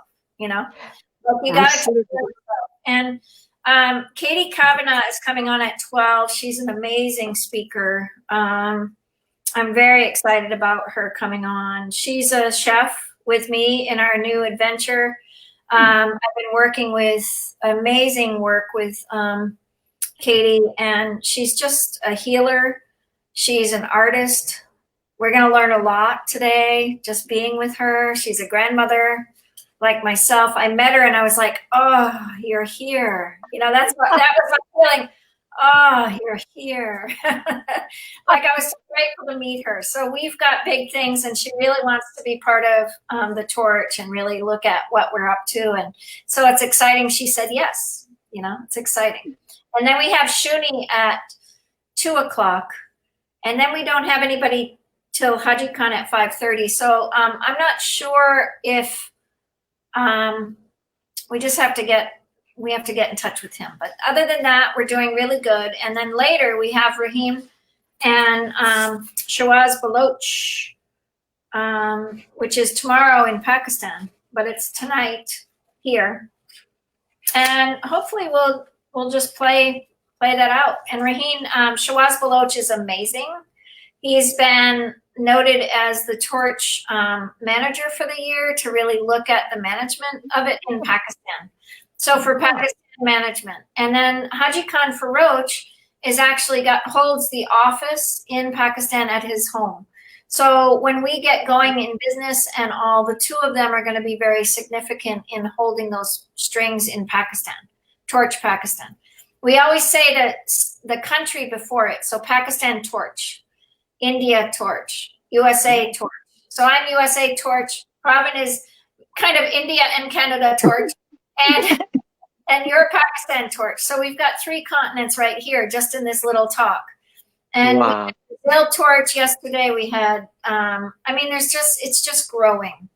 And everybody's starting to get that it's not owned, and it's a collective, and it's a shared leadership organization. So we need everyone's help. If you join the Torch, we ask for just some volunteer time like these two are doing with me. I mean, without them, I couldn't eat my breakfast. I'm going to go.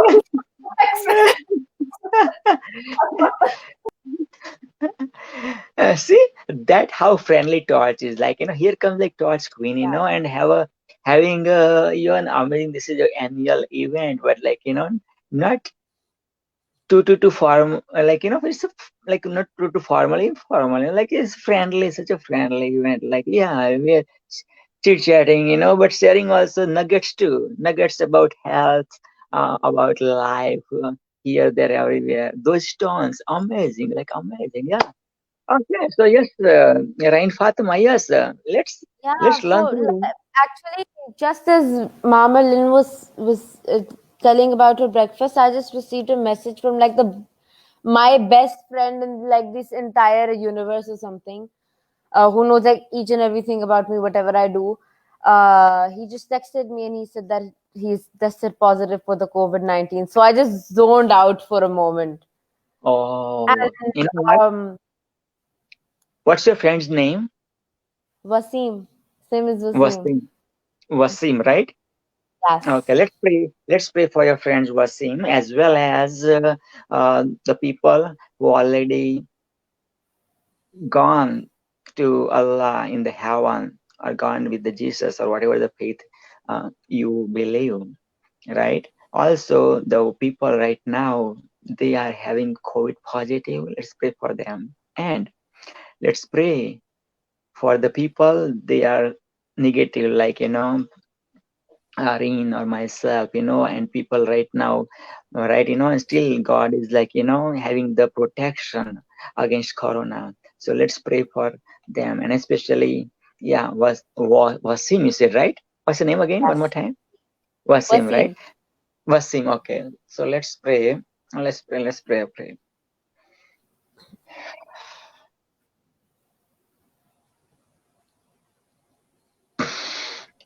Amen.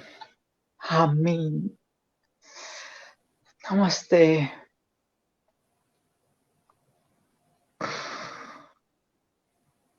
Oh Allah, oh Jesus, oh God, oh Buddha, oh Jaina, oh Rama, oh Krishna. Enough is enough. You are the Holy Father. We are your children. Yes, you are testing us, but how much? How long? Started since around February. This is all 1 year basically. All 2020, like 2020. Amazing number. And you have tested us so hard. Yes, we learn a lot, we grow a lot, but in this journey of almost 1 year journey with COVID-19, with Corona, we are shattered. We need your blanket, the tough blanket, so Corona won't reach us. Corona won't do not even the dent, not even nothing, enough. Yes, I know the people of the world went against the nature, against you, against your principles, godly spiritual principles. Yes, and we are asking for forgiveness because you are the father, we are the children. Children has a right to ask for forgiveness. And yes, please forgive us. Yes, we mess up with the earth, all the 5 elements, the mother earth. We mess it up. We mess it up. Look at, that's why we get drought, and fire in the earth, and everywhere. And yeah, we just, dig mother earth, and make the mother earth so hollow, so hollow, so shallow, so shallow. Oh, fire, another element, fire, right? Fire everywhere, burning this, burning these forests, greenery. And that's the outside fire, but within everybody we have the fire. Yes, positive fire is good. If that fire bring us to the next level, bring us to awaken our dreams, to awaken the awakening within. Yes, we love that fire, but the fire destroying, and that fire giving us burn. We don't want that fire, God. Hellfire, get rid of from hellfire. We have heard that hellfire is in the hell, but this is your paradise. You created paradise, and then you created children, man and woman, Adam and Eve. And from Adam and Eve, right now, we are almost 8 billion. To reach up to almost 8 billion, we have lots of billions and billions we have already lost. And billions are waiting. Billions are waiting. Then another element, water. Like there are 3/4 is water in this planet Earth. About 75%, 75 to 79% is water. Outside is 79% water. Inside our body is about 75 to 79% water. Like you are the perfect father. You created like exact balance. Like whatever the outside water, that many percentage in everybody's body, that percentage water. But yes, we screwed it up, and we created imbalance, we play around the water, that's why we got tsunamis, and all those destructions because of water. Yes, Father, we forgive about that destruction. We misuse water, earth, fire, water, then air. Yes, again, we like polluted air. We don't have fresh air for our kids. Our kids are dying in the womb. Our kids are coming prematurely, not full 9 terms or 40 weeks. Yes, and space. Yeah, screw it up again with the space, with all kind of technologies, and invention and research. We mess it up. Like ozone layer is like cutting off, and all the imbalances, and all the free radicals and this and that and that. Yes, Lord, we forgive. I know, Lord, we know that we are not worthy of asking even forgiveness. But what can we do as the children? As a small token, Mama Lynn, Torch Queen started this movement called Torch, the Organization for Realizing Change in Humanity, to say the people of the world that take care of these 5 elements, take care of these 4 pillars, health and peace and environment and technology. Use the technology to favor of God's mission. Yeah, and right now, God, we are having Torch Health annual event, Lord. 30 plus speakers, including Harin Fatima, the youngest speaker.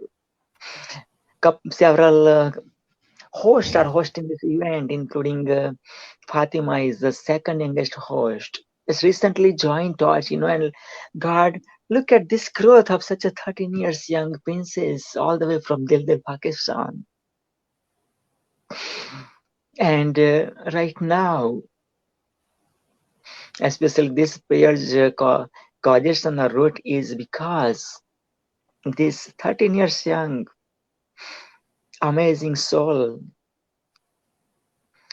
has a friend named Wasim, and recently got the news that Wasim got COVID positive, and during the session just went blank for a couple of seconds or fraction of a minute. God, how much are you going to give the burden to this 13 years young princess? Have to go to blank? Like right now in Pakistan, already midnight, 13th of November started. Yes, in Western countries still 12/12. 13th of December started. Here we have 12th of December in Western side. So God, take care of that. And please do magic, and convert that positivity into negativity in COVID. Yes, we are creating positivity. We are awakening the positivity within. Yes, that's why most of us have a positive blood. Be positive, including me. I have be positive. Not only blood, my body parts and soul is positive. Or I'm in the process of being 100% positive. Yes, we made mistakes too. But Lord, listen to us. You are within us. You gave a beautiful temple as our body. You gave us a beautiful mask as our body. You gave us a beautiful church as our body. Yes, we polluted this beautiful church and mosque and gurudwaras and temples. Yes, we agree with that. Mistake is done. Whatever is done, we ask for forgiveness. We're crying in tears. We're crying in tears. We have tears. We have tears of ocean within us. Yes, there are seven oceans, Samandar, but God, you know how much oceans we are holding within us. It's more than the outside oceans. It's more than the 75% or to 79% water outside. We are full of oceans. We are full of oceans. We are tears. Take care of our tears, God, because those tears are so pure, so real. Don't let them fall down on this planet Earth. It might damage, destroy. Take care of our tears. Take care of Wasim, as well as all the Wasims who are right now positive all over the world. Princess and prince, they are suffering with such a small, little, tiny, minute COVID. I always say, God, you gave me this message to spread with the world, that let people say, God, I have big corona, but you spread this message that let people know that instead of saying that, oh God, I have big corona, let's say, oh God, oh corona, I have big card. Oh corona, I have big card. Oh corona, I have big Allah. Oh corona, I have big Jesus. Oh corona, I have big Rama. Oh corona, I have big Krishna. And in Hinduism, we have like crores and crores of messengers. Yeah, if I go naming all those names, God, you know what happens, right? So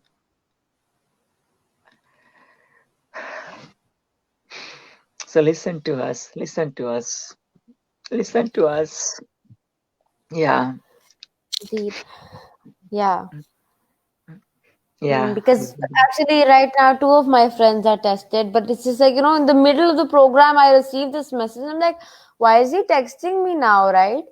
So, and I just see it because yeah, like yesterday, yeah, or I think the day before, yeah, the day before, I received the message that one of my very close school friends, she has got a coronavirus. Because I think that is very thing, because she was at a wedding, a COVID wedding, as they say nowadays. So I don't blame anybody for that one.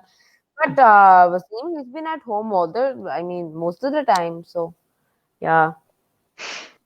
You know what? About 5,000 years ago, there was fight at Kurukshetra in, in India, in Hindustan, between family of two brothers. One side was Pandava of 5 brothers, other side of Kauravas of 100 brothers. Pandava's father was Pandu and Kaurava's father was Dhritarashtra. They were brothers. And at the battleground, so especially the Pandavas party, they did their best that fight won't happen.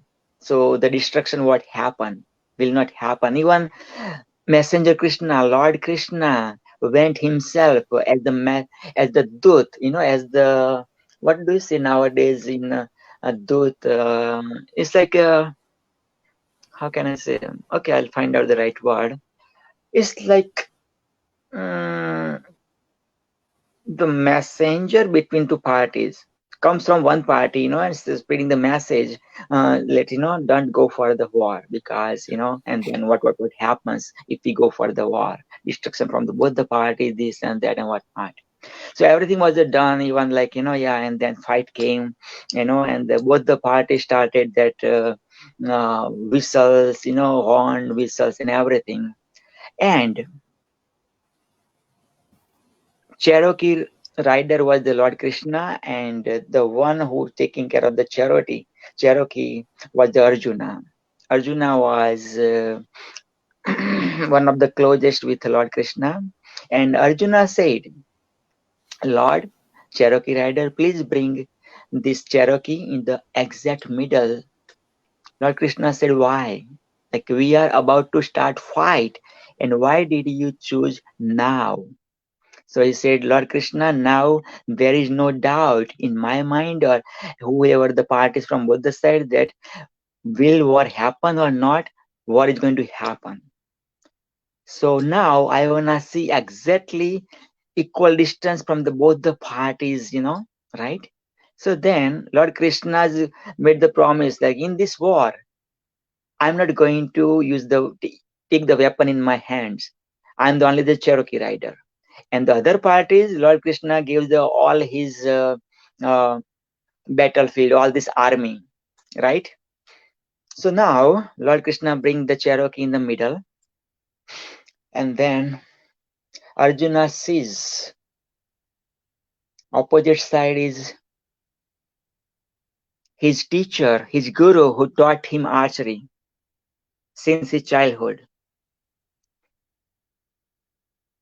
I'm like, what? I'm here to kill my teacher who taught me the archery? Then he sees great grandfather Bhishma Pitamaha. Like, oh my God! Like, I raised in the in the lap of Bhishma Pitamaha, my great grandfather, and I'm here to kill my great grandfather. He see his cousins, 100 cousins, and he say, oh my God! Like, I grown up playing with them. Yes, we used to have fights, this and that and whatnot, but that's, as a child, they fight, as the, growing prince, they do fight. Kshatriyas, they do fight. And then he sees like lots of strangers, like, then they were right there to fight, and they were right there to sacrifice their lives. And then Arjuna sees his side, and again, he sees brothers, Pandava, another 4 brothers, 5 older brothers, and see relatives, and again strangers from that side too. So Arjuna didn't have the doubt like they are going to kill me. Arjuna's situation was, how can I kill my relatives? How can I kill my close ones? Right? So Arjuna got, in today's language, like depression. Okay? But that was known as the yoga, Vishad yoga. Vishad means kind of depression, deep depression. But Arjuna's Vishad, Arjuna's sorrow, Arjuna's pain became the yoga.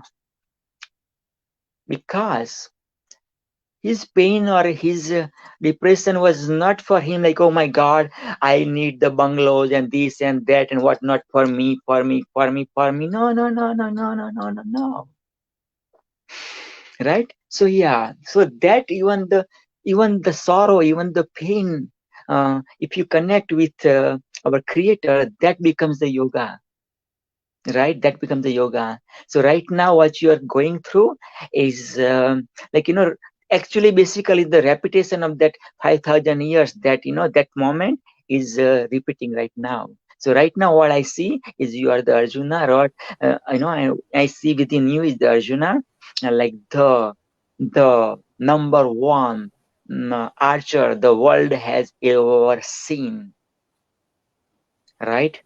And the way I see is that God is coming through the way Allah came through the Muhammad, peace be upon him.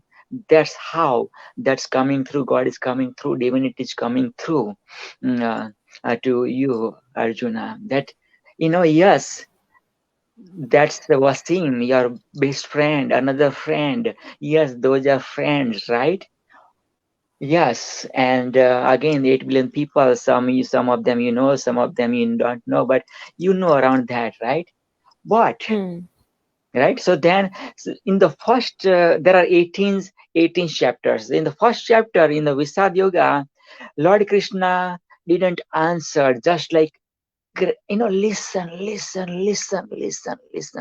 And here is the message. The best coach is the one who listens the coachee. The best mentor is the one who listens the mentee.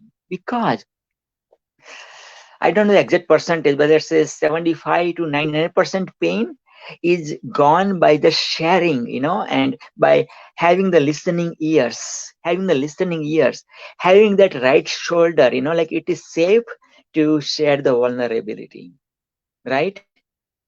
In that safe place, in that mutual understanding place, when that mentee shares, when that coach shares, like 75 to 99% stress or whatever the negative emotions are gone. So even like in the first, Arjuna says like, Lord Krishna, messenger, why are you not saying anything? Lord Krishna said, yes, I'm listening. I'm listening to you. I'm listening what's going on. What's the volcano going on within? I'm listening. And then first chapter goes like that. And then the Mahabharata was revealed, I think, by then, right? Okay, so basically, good question, very good question. So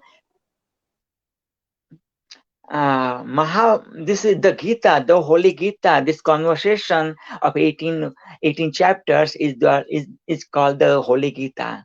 It's the part of the Mahabharata. Mahabharata is the epic. Right? So in the Mahabharata, the Gita is a conversation happened at the Kurukshetra, the battleground between Lord Krishna and the Arjuna, and that's called the Gita, the Holy Gita, and that's how the holy book came. The holy book.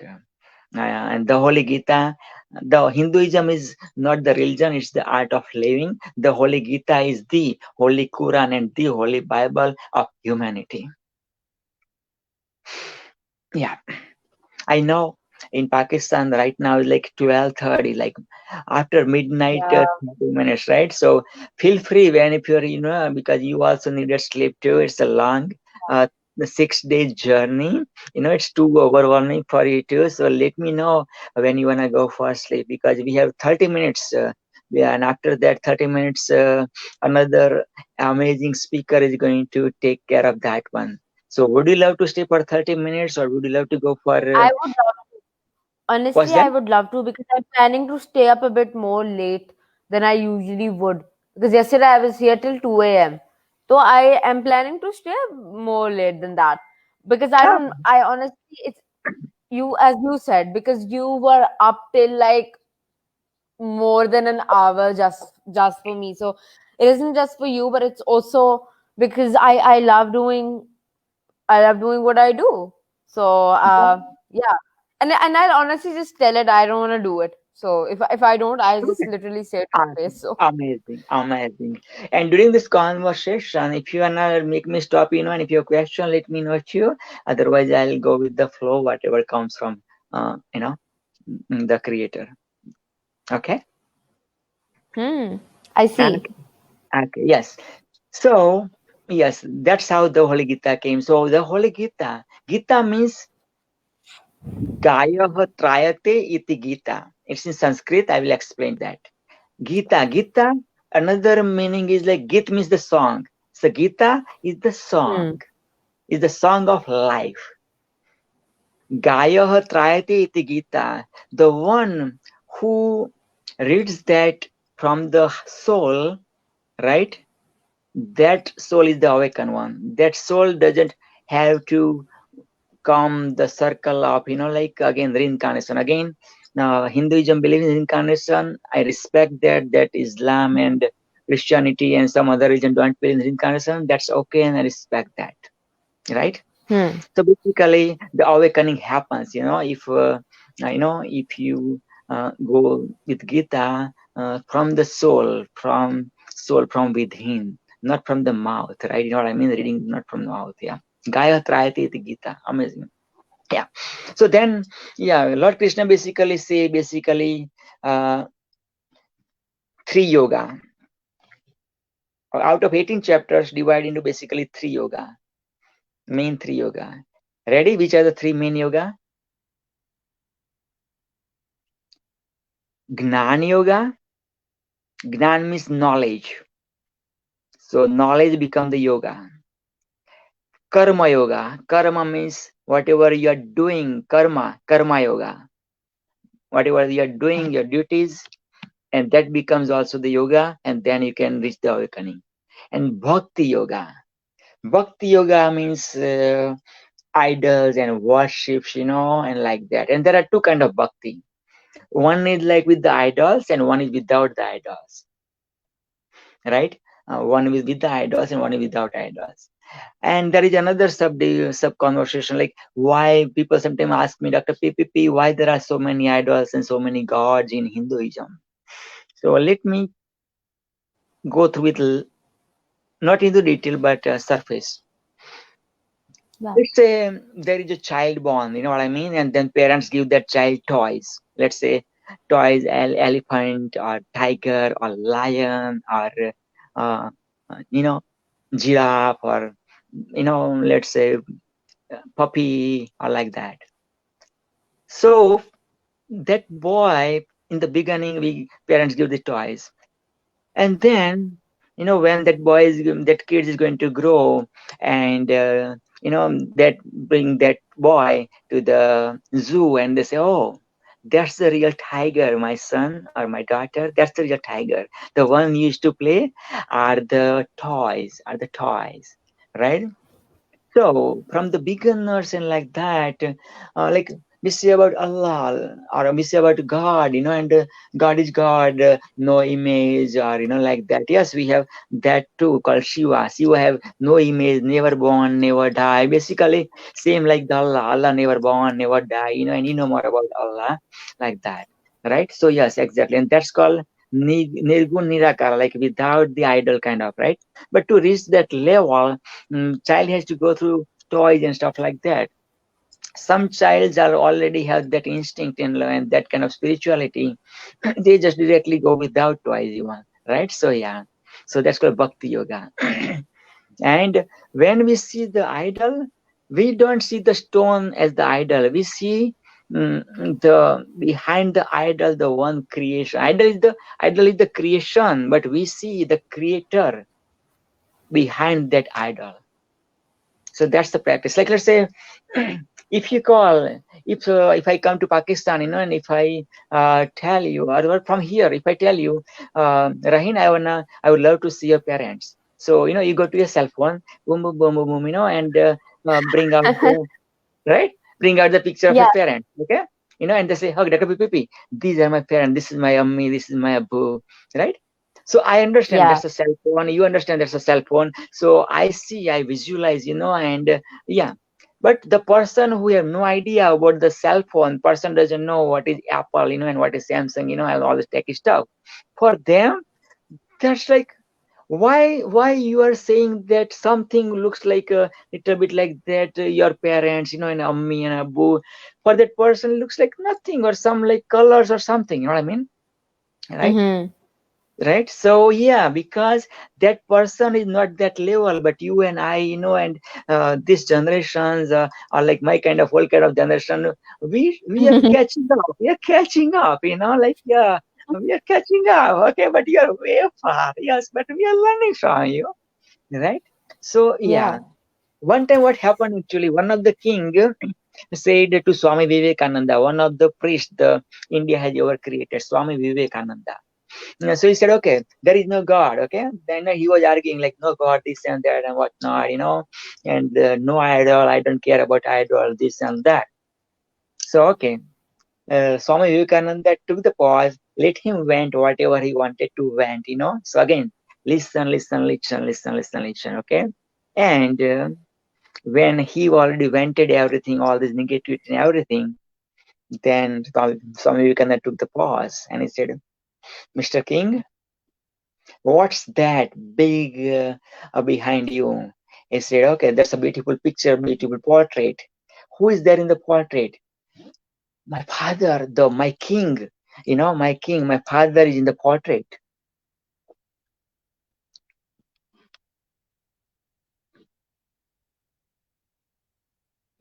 Okay. Folks. So okay. Katie's here, but we're going to wait for a little bit. She wanted to try how to come in. Okay, so, sure. Yeah, so she just got here. She was just wanting to really be present with how to get on StreamYard. I told her to relax, that we're all pretty comfortable. And, okay. Katie, there's a button that you can do a private chat to your right. And you can private chat any of us at any time when you want to come in. And if you want to come in early, you can. You can just start talking with us. This is Rahim. Fatima, she's 13 from Pakistan, an amazing entrepreneur. And we've got our beautiful Pravin Patel from Canada. And so we're really in 3 countries. Pravin is from India, so we bring in the 4th country. So it's been super great. Pravin just lost his grandmother yesterday, so we've been doing a lot of prayers. And as we go forward in this talk with Katie in the next, at 12 o'clock, I hope you all come because she's an amazing entrepreneur. She's part of Future. We could get on now, Katie, if you want, just to come up and say hi. So it's just so fun to be able to have you here.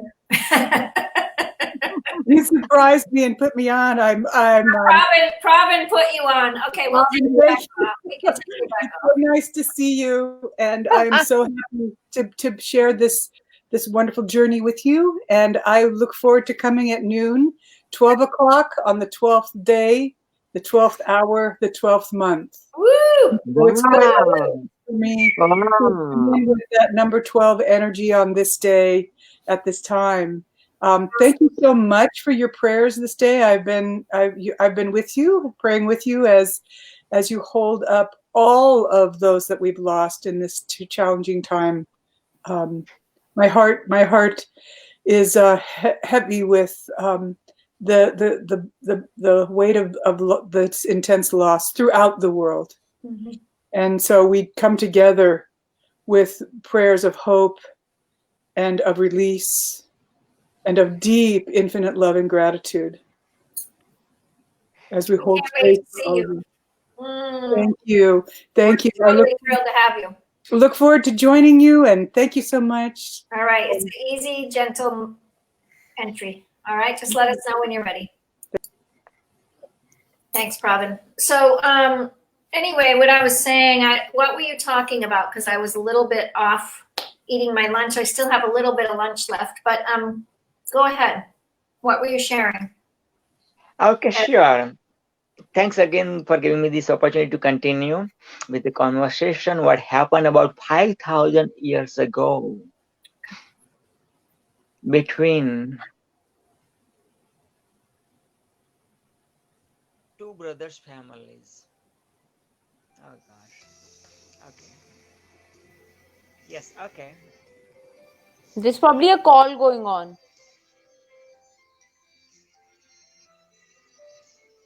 Give me a couple of seconds, please. Yeah, for sure. Okay, sorry for that. Go ahead, Fatma. I was just saying that you have a call going on. That's why I couldn't hear anything that you said. Yes, absolutely. My soul daughter called me, and she's going to come to meet me, and giving me the, see, yeah, Priscilla, get the news about my grandmother. She said I would love to. Sorry again, Priscilla. Okay. You can just attend the call. I'm here. Don't worry. I'm here to entertain people.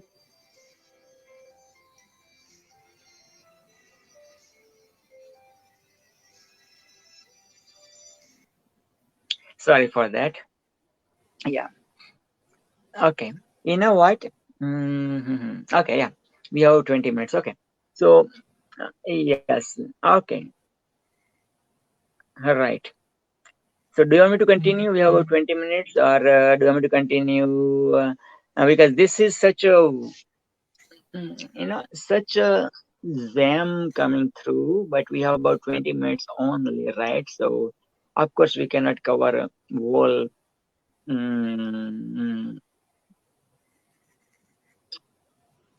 The Gita, and Yeah, there's no way we rushing can it ever also cover a doesn't make. book in like What's 20 that? minutes.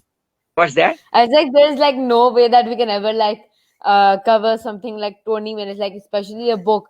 And plus, being it like the great Gita that it is, there's no way that we're doing it in like 20 minutes. We'll have to get like 20 days or something to just, So because I we mean, will I put still that. think we won't be able to kind of like give justice to the greatness, because although I am from another religion and it is a religious book, I feel I have a lot of respect, and yet there's might some parts of the belief that we do have different, but this is what it all is about. It's all about unity, careless of any borders or any races or any national backgrounds or any religious backgrounds. So true. Like how you would respect the Holy Quran, I would respect the Gita. How you would mention my religious beliefs, I would as yours as well. And then for me, one thing that would count is that I'll ask so many questions that I have references from films. So I ask a lot of questions. Absolutely. As I Do told you you know? from the Do beginning you of know the all event. Sanskrit? By the way, do you know Sanskrit? I mean, that I know that maybe you can read in Sanskrit, but do you like speak Sanskrit? Yes, I speak Sanskrit. I write Sanskrit, and Sanskrit is the oldest language of the world. The oldest language of the world. Also is known as the language of gods and goddesses. Devanagari Lipi. Like yes. Yes. Yes. I learned Sanskrit during my study while during my childhood, up to grade 10, and I got introduced Sanskrit from grade 8, grade 9, grade 10. Yeah. But since my childhood, see, because God brought me in the family with like, Hinduism ritual, even the street where I born is Temple Street, and there are 2 temples, in my village, 100+ temples. But The biggest temple of my village is Dolama Temple, Muslim Devi Temple, and in the history of my village, about 1,000 years of history of my village, non-Hindu people didn't live in this my village. Not a single family of non-Hindu person lived. But the biggest temple made by the villagers, the Julasan villagers, as well as non-resident my villagers living all over the world, they made the temple. And it's like people from like other parts of the world comes to my temple and visit, like because that's the iconic temple, like Muslim goddess temple created by the all the Hindus, and that's amazing. Okay, Carrie, sorry I mispronounced the last name. How will you pronounce the last name of Carrie? Harin? Katie Kavanaugh. Yeah, Kavanaugh. Oh wow, That's okay. Katie isn't really in the frame, so I don't see her. I think she's gone until the time is here for her to come, right? Yes. That is what I Yes. feel like. Yes, so Katie is coming on at 12 p.m. Pacific Standard Time, which is 3 p.m. Eastern Standard Time, Toronto and New York time, and 1 a.m. Pakistan time, 1:30 a.m. India time. Yes, and 2 a.m. Bangladesh time. Wow. I at times when you don't sleep, you feel sleep deprived, right? You're like, oh my god, I'm dying without sleep. That happens, and especially in my schedule. That happens, like maybe I have a meeting like 4 in the morning, then I take like an hour break, and then I have something else, and then I have school, then I have more interviews, then I have more meetings.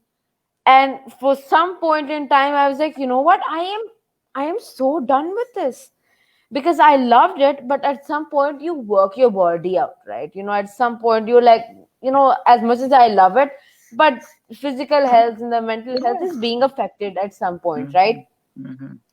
It's so special. I think it's one of the very few rare times that when I wake up like very late, and I'm staying up late and stuff, that I feel like yet so powerful, and I see like, it's like usually I'm like this when I'm sleep deprived, and I go all nuts. But I feel so energetic, and I feel like that energy is very contagious. Because I was talking to you in the morning, I'm like, what's with this guy? Because I literally just came back and I saw you, and I was like, the man was like the same, like since ever. You always look so energetic, and it's not just looking but also feeling it inside. You can pull off a lot of things. So hats off to you. I mean, you're amazing. So what would you like to say about your amazingness? Oh my god, you're putting me on the spot. I love to be on the spot, but whatever you see, whatever you're commenting, or whatever you're speaking, whatever the words is coming from your body, mind, and soul, because that's not about me, those praising and everything, not about me, because that's who you are, or that's where you wanna go. Right? So you said you're amazing because you are amazing. That's why you see amazingness in me, and in Mama Lynn, and all these people. That's it. Because whatever the world you see is a reflection of you. It's a reflection of you. Yeah. So the beauty is in the eye of the beholder. Absolutely. Now we are talking about this one. Let's see. Before I answer a question, yes. Okay, this is one universe created by the Allah, or somebody believe in God, whatever the God they say, that God created this universe. Or somebody believe in Jesus, Jesus created, or Jehovah's, or right, that's the one universe. That's the universe. That's the universe. All right. Doesn't matter whichever the faith you believe. That's the one and only universe. That's the one. It's universe everywhere. Okay. Then second one is, let's say you created one. You be through your experiences about this birth and this life you created. So if I mention one word, let's say Allah, and you create like Allah for you, right? So this is your universe. If I say love, and you created the, you know, your love, what is love to you, so that's your universe. Same thing with me. When I hear Allah, I have created my universe with Allah. What is Allah, how look like, and what are the mercy and Allah. Same thing with love. So there is one universe created by the supreme creator, celebrity creator, Allah, God, Jesus, and one universe created by all these people, 8 billion people, everybody, their universe, right? And when, let's say we're talking about you and myself, when your universe and my universe more overlaps, that means we are having more intimacy, and spiritual intimacy, more understanding, and like even sometimes you don't have to say and I understand, I don't have to say and you understand. Like language doesn't matter. Like there is one movie, Bollywood movie, Pushpak. Like in that whole movie, no dialogue at all, no word even. Forget about the sentence. Yes, but that's the amazing product. So same thing like that. So whomever you decide to, mm, communicate nicely, more closely, and like that. So then let's dissolve those two universe, as much as dissolves. And sometimes you see like do this make Jan, like like Siri Farad and Romeo Juliet and Leila Majnu and like that. They feel like those ism but one Jan, because they basically series like Romeo's universe, and Juliet universe is almost like basically looks like two, but for them is like one, right? So yeah. So that's it. So yes, I tell you, I'm feeling like I reborn. I already reborn. I already reborn, and I feel like I reborn. Like because my grandmother gave me this opportunity by leaving this physical body to grow me and to expand the horizons, and like my vision before my grandma went to the heaven, my vision was like to awaken the awakening within you and 1 billion plus people. Awaken the celebrity within you and 1 billion plus people. Now after my grandma's gone, like yesterday, in God gave me this bigger vision, like to awaken the awakening within you and 1 billion plus people, right? And awakening enlightening, right? Yeah.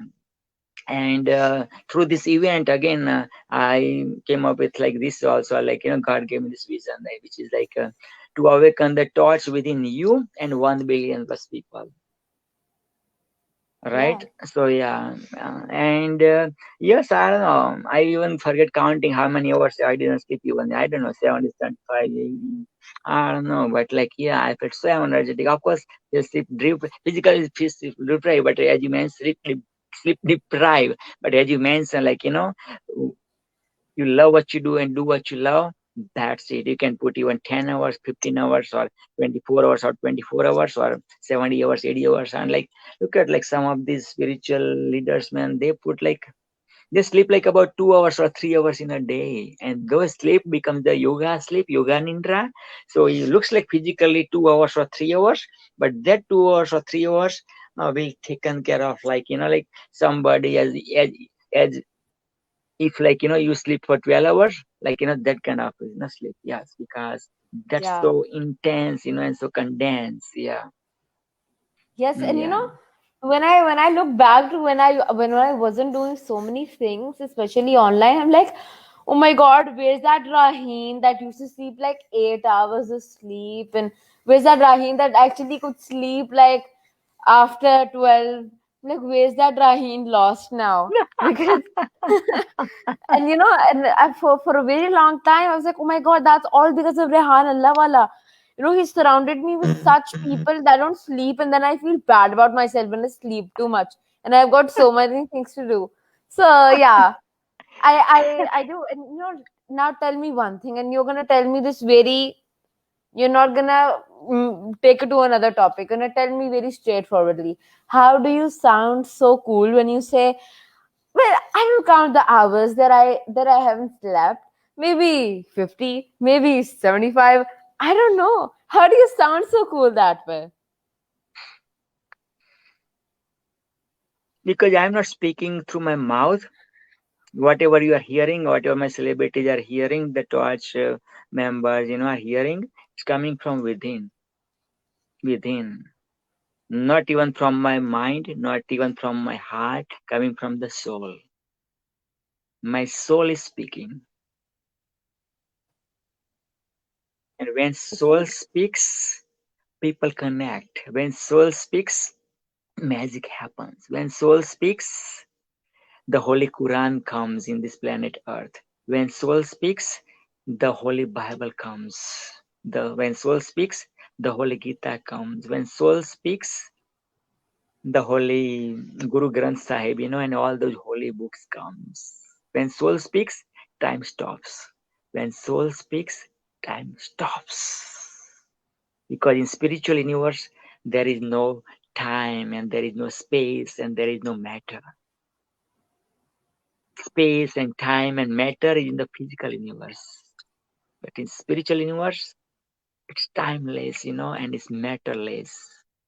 And yeah, it's like, yeah. So over there in spiritual universe, to get a cup of coffee, to get billion or trillion dollars is like fraction of second, because you're not fraction of second even is not right the expression, because there is no time. There is no time. That's why people say like, okay, Allah does miracles, God does miracles, Jesus does miracles, because for Jesus to heal that people, and give those people the sight, it's like, it happens. It looks like physically Jesus was on the cross. Physically, those nails, and everything, and the blood was oozing out. But spiritually, like, there are no nails, because that's matter. There is no matter in the space. There is no pain. There is no suffering. In physical universe, the minimum number is 2. That's why, we have opposite, like, polarity. Big, tall, small, white, black, and all kind of polarities, rich, poor, and all kind. But in spiritual universe, the minimum number is 1. That's it. So no polarity. That's it. Like, I know it's a journey. It's a journey. It's a journey. You are the awakened one. I see what I see within you, Raheen, is I've seen the volcano is ready to erupt. Volcano is ready to erupt. It's like to go to the space, about 99% or 95% energy is taken in the beginning. NASA record star, goes for the space. In the beginning, that much energy. That was so much like, so much vapors, and so much energy you see, like, the space is visually taking. But then once reach to that smooth sailing level, after this gravity, that's it. It's a smooth sailing, right? So yes, yeah. And yeah, so enjoy this experience. Okay, we have about like 2 minutes right now, so I'm going to give you 60 seconds before I let you go and I bring Carrie, our amazing speaker. So 60 seconds, take it away. Last 60-second message. Yes, Raheen, Fatima. I would like to say to all the people out there, there's many different beliefs that we might have. Yours might differ to mine in certain areas, but know that there's always that divine power. We might have different religions that might have many gods in them, right? But they're all different aspects of one that we have, right? So I would like to say to all, never limit yourself just because the other person is from another country. I am from Pakistan, Praveen is from India. To many people, that might sound outrageous that we're talking to each other, but it's all about the connection that is right here. So feel it and do what you feel like. Wow. Amazing wisdom. Yes. And before I let you go, Raheen, please do go to the back office comments. Yes, Mama Lynn, welcome. Yes. So, hi, friends. You two are amazing. I just love listening. I love watching. I'm like, your prayer was so cute, Pravin. Your prayer was so cute. It happened, like he I came know. through. Yeah. No, you're totally that channeler. You're totally that channeler. So welcome everybody. We're here at 12 o'clock noon. My time, 3 o'clock on Pravin's time. He's been with us for a couple of hours.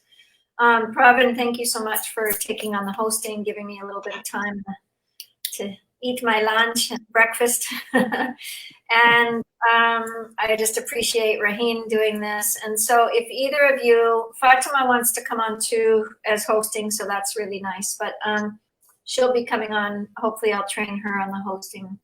So the Torch family is helping out with so many different things and just being present. And it's just really great to see the collaborative consciousness coming together. I think the talk this morning with Sikandra was really phenomenal. If none of you listened, he's a microbiologist and he talked on food and health, and it was a really great talk. We've lit our beautiful heart candle to bring on our next guest, and I ran out of tapers, to get my big torch going, but I have this beautiful moment, and we're going to ring the bell before we bring our next guest in, because she's alive and awake and very, very spirit-filled. So we'll clear the air. And she's in the background, ready to meet us. Katie and I met through our organization, Future. She's very inspirational. The angel of the day is inspiration. So we're going to have this angel coming to us now. And she's been at the forefront of indigenous cultures as well. So she's an artist. And I'll let her really bring forth herself. And I'm just really happy to have her come, because we've spent a lot of time on cooking, and we are part of a cooking show. I would say, what would I say? Future is an organization that helps people with wellness and good nutrition. And so to align with her in my indigenous culture, my own consciousness from my tribal community, it's been really super sweet. So with no further ado, I bring Katie to the stage here. Hello, hello. Good morning, Sister Mama Lynn. So nice to see you, and thank you so much for offering me this opportunity to come and just hold this sacred space for this beautiful collective.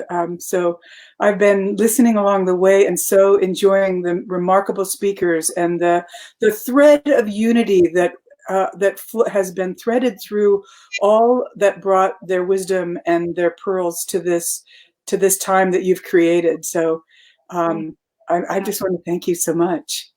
Yeah, thanks, Katie. And you've got the wolf drum behind you, and I'm from the wolf clan, so thank you for carrying the wolf to me. Well, introduce yourself, and then I'm gonna hop off, but I can hear you from the backyard. Feel free to pop on, and we can banter back and forth and share thoughts at any point. I would welcome your visiting as this hour proceeds. But beautiful. Thank you so much, Lynn. Beautiful. All right, we're gonna let you introduce yourself, and we'll move forward. Great. My joy. Hello, fellow travelers on this remarkable journey of life. My name is Katie Kavanaugh. I'm a health and wellness coach and an in-home chef. I am passionate about inspiring others to fall in love with the preparation of food, to fall in love with their kitchens, to fall in love with nourishing their families in the at the highest level that they possibly can. And I love bringing that touch of wisdom and inspiration to others. But my journey to get here has been a long and winding, lovely journey. I have lived in many places on this planet, but one that always comes deep to to share is I lived for 7 years in this beautiful community of Mount Shasta at the base of that very sacred mountain. And in fact, my youngest child, Lindsay, is a starseed that came to me through the portal at the base of that mountain. She was born in the town of Mount Shasta, and it was a sacred and amazing thing to hold space for this remarkable being to enter into the world. So, but along my journey, I am an artist and a teacher, and have coached for many, many years. But one thing here, I live in about the center of the state in Oregon, in a little town called Sisters, which is, for me, the work that I do is all around bringing in the energy of sisterhood and to make it alive and vibrant in the world. And so to live in a town called Sisters is, there's a bit of irony, but also divine appointment, I feel. This is a rich and beautiful community of artistry and lovely people. But while I've been here, my husband and I built a sanctuary. It's called the Harmony House. It's a 10-acre parcel of land, which we built our home and a studio and workshop and a labyrinth and a place for people to come for healing, to just spend some time in quiet contemplation in the midst of the forest. But I also teach classes in my studio, many of which rather, is the creation of drum. The drum, to me, is an amazing tool for healing. The rhythm of the mother, and that connective, resonant energy when women gather at my drum circles and we share that rhythm, the rhythm of the mother together. It's a sacred and meaningful time. And so in this process of creation of beautiful cedar hooped elk, moose, bison, horse sacred drums, these lives of these beautiful animals have been taken, but in the ceremony that I create, in the creation of the drums, is to bring back meaning and life to each and every one of their lives, to bring back the rhythm of their footfall, and to bring back the sacredness of who each of those animals had upon this earth. And so in this work over the years, we have birthed 190 drums here at the Harmony House. That's a lot of sacred energy going out into the world. If you have a drum, I want to suggest that you play it often. The drum, when played for 20 minutes in rapid tones, in a rapid rhythm, like for 20 minutes, stimulates your DNA aligning. It also stimulates your immune system. So in this time of challenge, stimulating the immune system is a powerful and healthy thing to do. One of which I want to bring an awareness to you around what that resonance does for your body and for those who hear it. And just putting out that vibration into the world, it's a healing energy. Rapid drumming, 20 minutes, stimulates your immune system, along with eating nutrient-dense foods at this time and really, really, really bolstering our immune system through what we eat. Wake up and recognize that you can embrace that your food is your medicine. And so today, I am going to meander through many subjects and topics, but as something rises up, I'm just going to share those pearls and that wisdom with you. Food, let the food be thy medicine. Hippocrates said that many, many hundreds and hundreds of years ago, and it's true then, and it is true now. Let food be thy medicine. Look into, dive into, get all the information that you can on how that is so. You know, 70% of your immune system is in your gut. And so there is beautiful pathways of rich and nutrient-dense foods that improve the gut and bolster up your immune system. This is the time to do so, right? Eat lots of live food. And the key is not to raise the temperature in food preparation so high that you are literally boiling out, baking out, braising out, whatever. You're taking the active nutrients out of the food by using high temperatures to cook with. And so I teach how to prepare food, cooking it at a lower temperature to retain up to 93% of the nutrients. It's time that we wake up and look and delve into these areas and ways in which we can holistically and naturally help ourselves make it through and flourish through this time that seems to be a crisis. And yet, a part of me feels like we called in the change. We asked Spirit to bring us some transformative energy that would shake us up and shake us out and bring us to a new place and a new understanding. And I think that this time in history, on so many different levels, this is definitely coming into play.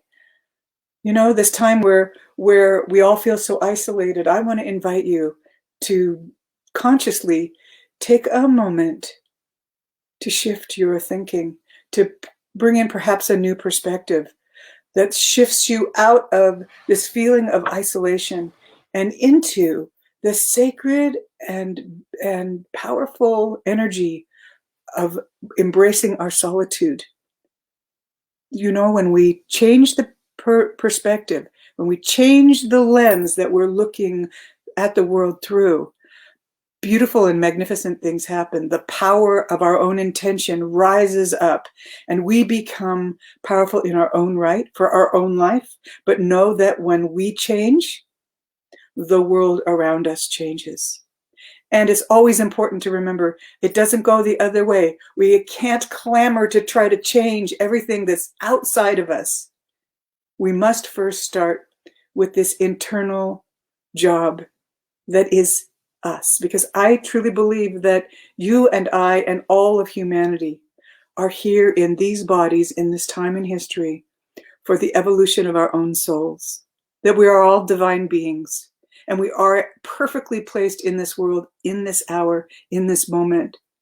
And I believe that when we take on and pick up that mantle and say yes to the recognition and the understanding that you are a vital component to the broader spectrum of things, that the first place that we go to prepare our hearts, our minds, and our spirits to take on the task of being fully present in this time in history, that we do that internal work. That we find ways to detach the old stories that we tell, that stir up an emotion that triggers us over and over and over again. But when we quiet the mind and we come into the center of allowing that emotion to just sit quietly, it's not good or bad. It's a human reaction to life. It's always okay. Detach the mind, detach that story from that emotion, and allow that emotion to dissipate. Science has proven that a thought and an emotion, rather, that is detached from the thought will begin to dissipate in about 90 seconds. In other words, the emotional body doesn't stay stimulated unless the mind is feeding it. And as we can flip that, the mind doesn't stay stimulated unless the emotion is feeling it. So to take loving and gentle care to simply say thank you to the thought and still it, and sit peacefully and without judgment on every single emotion, whether it is loneliness, not being enough, judgment, anger, rage, fear, all of those emotions that contract us, that pull us in, are just asking you, or are just inviting you to tend to them. Because those emotions are old in us. They are from old stories, from in utero and to here. And perhaps even if you have a persuasion to center in that past lives may be a possibility as well, then it is ancient history that needs healing as well. And the best way that I have found, and how I have coached many people through the journey of being racked with an old story that doesn't serve them. And in the center of that story is a deep emotion that just keeps rising up, feeling it again and again and again. It is time to simply still the mind. Say thank you. And right in this moment, I'm going to identify this emotion and I'm going to sit with it. And I'm going to sit with it and not judge it and tell it that it's okay until it begins to dissipate. And when it does, and you feel like you can take a deep breath, I want you to rise your attention and your intention to that which expands, right? So whatever contracts we tend to, and when we've tended to it, we reach into the access point of the fifth dimension, which is all of the expansive energy and emotions that we seek. Love, joy, peace, gratitude, abundance, laughter, interest, attention, intention, all of those things that bring us into this expansive view. Only through that what I call higher vibration, it isn't really higher or lower, but it is the energy that expands, is the portal to the fifth dimension. And that we then can access the fifth dimension energy of intuition and all of those things where we will be speaking to each other on an unspoken plane when we strengthen the muscle of accessing the higher vibration. And so you see, in all of this work to heal ourselves, we open up and continue to expand who we are as spiritual beings.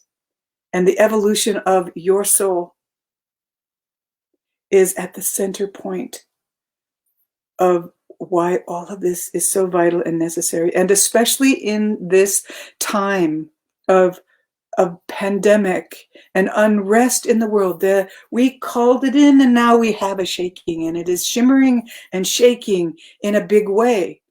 And it's not comfortable.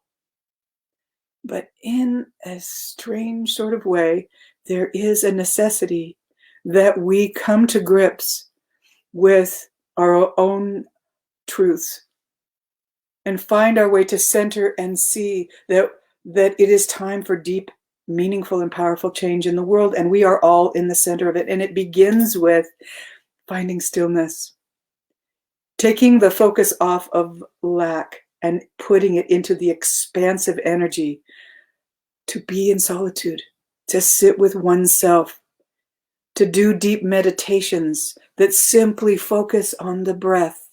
4 counts in, 4 counts held, 4 counts expelled, 4 counts empty.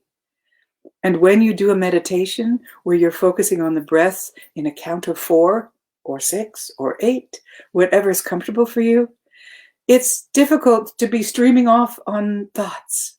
You're finding your way to focus on the breath. And so that when a thought comes in, you thank it, you still it, and you return back to the breath. And this is the beautiful beginning point to stilling the mind. And it's like a muscle. It's like when we do this and do it often, we strengthen our ability to still our mind.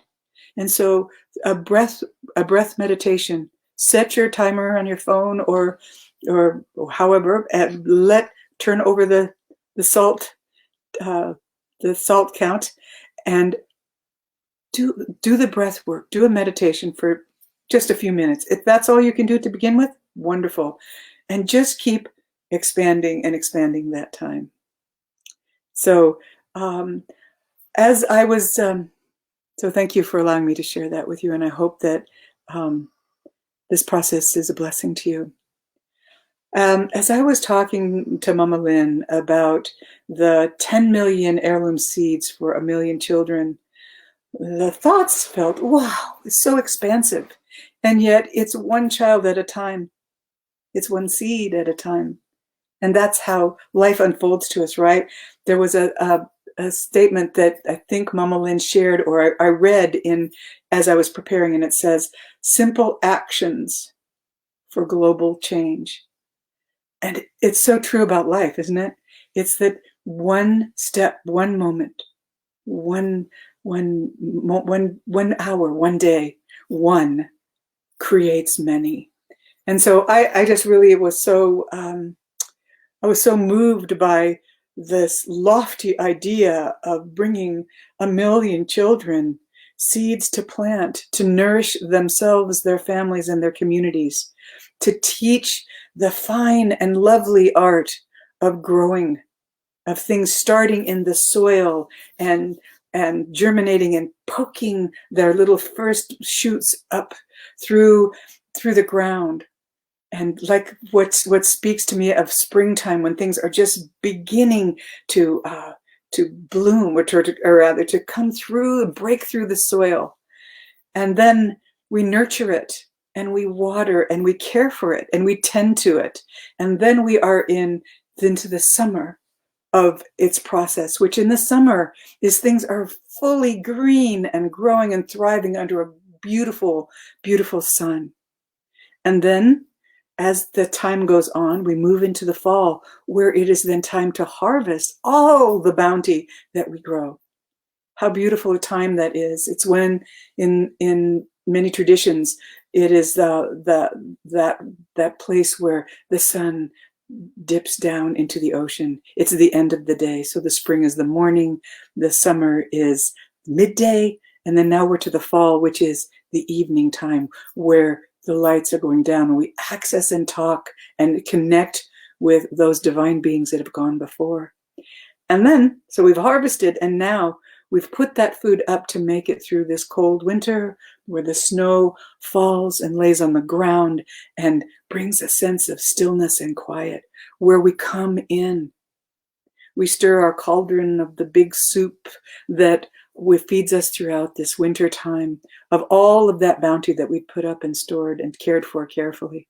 And we sit around the fire and we have conversation about life, about heritage and family, about dreams for the future, and about just being in this quiet moment around the fire.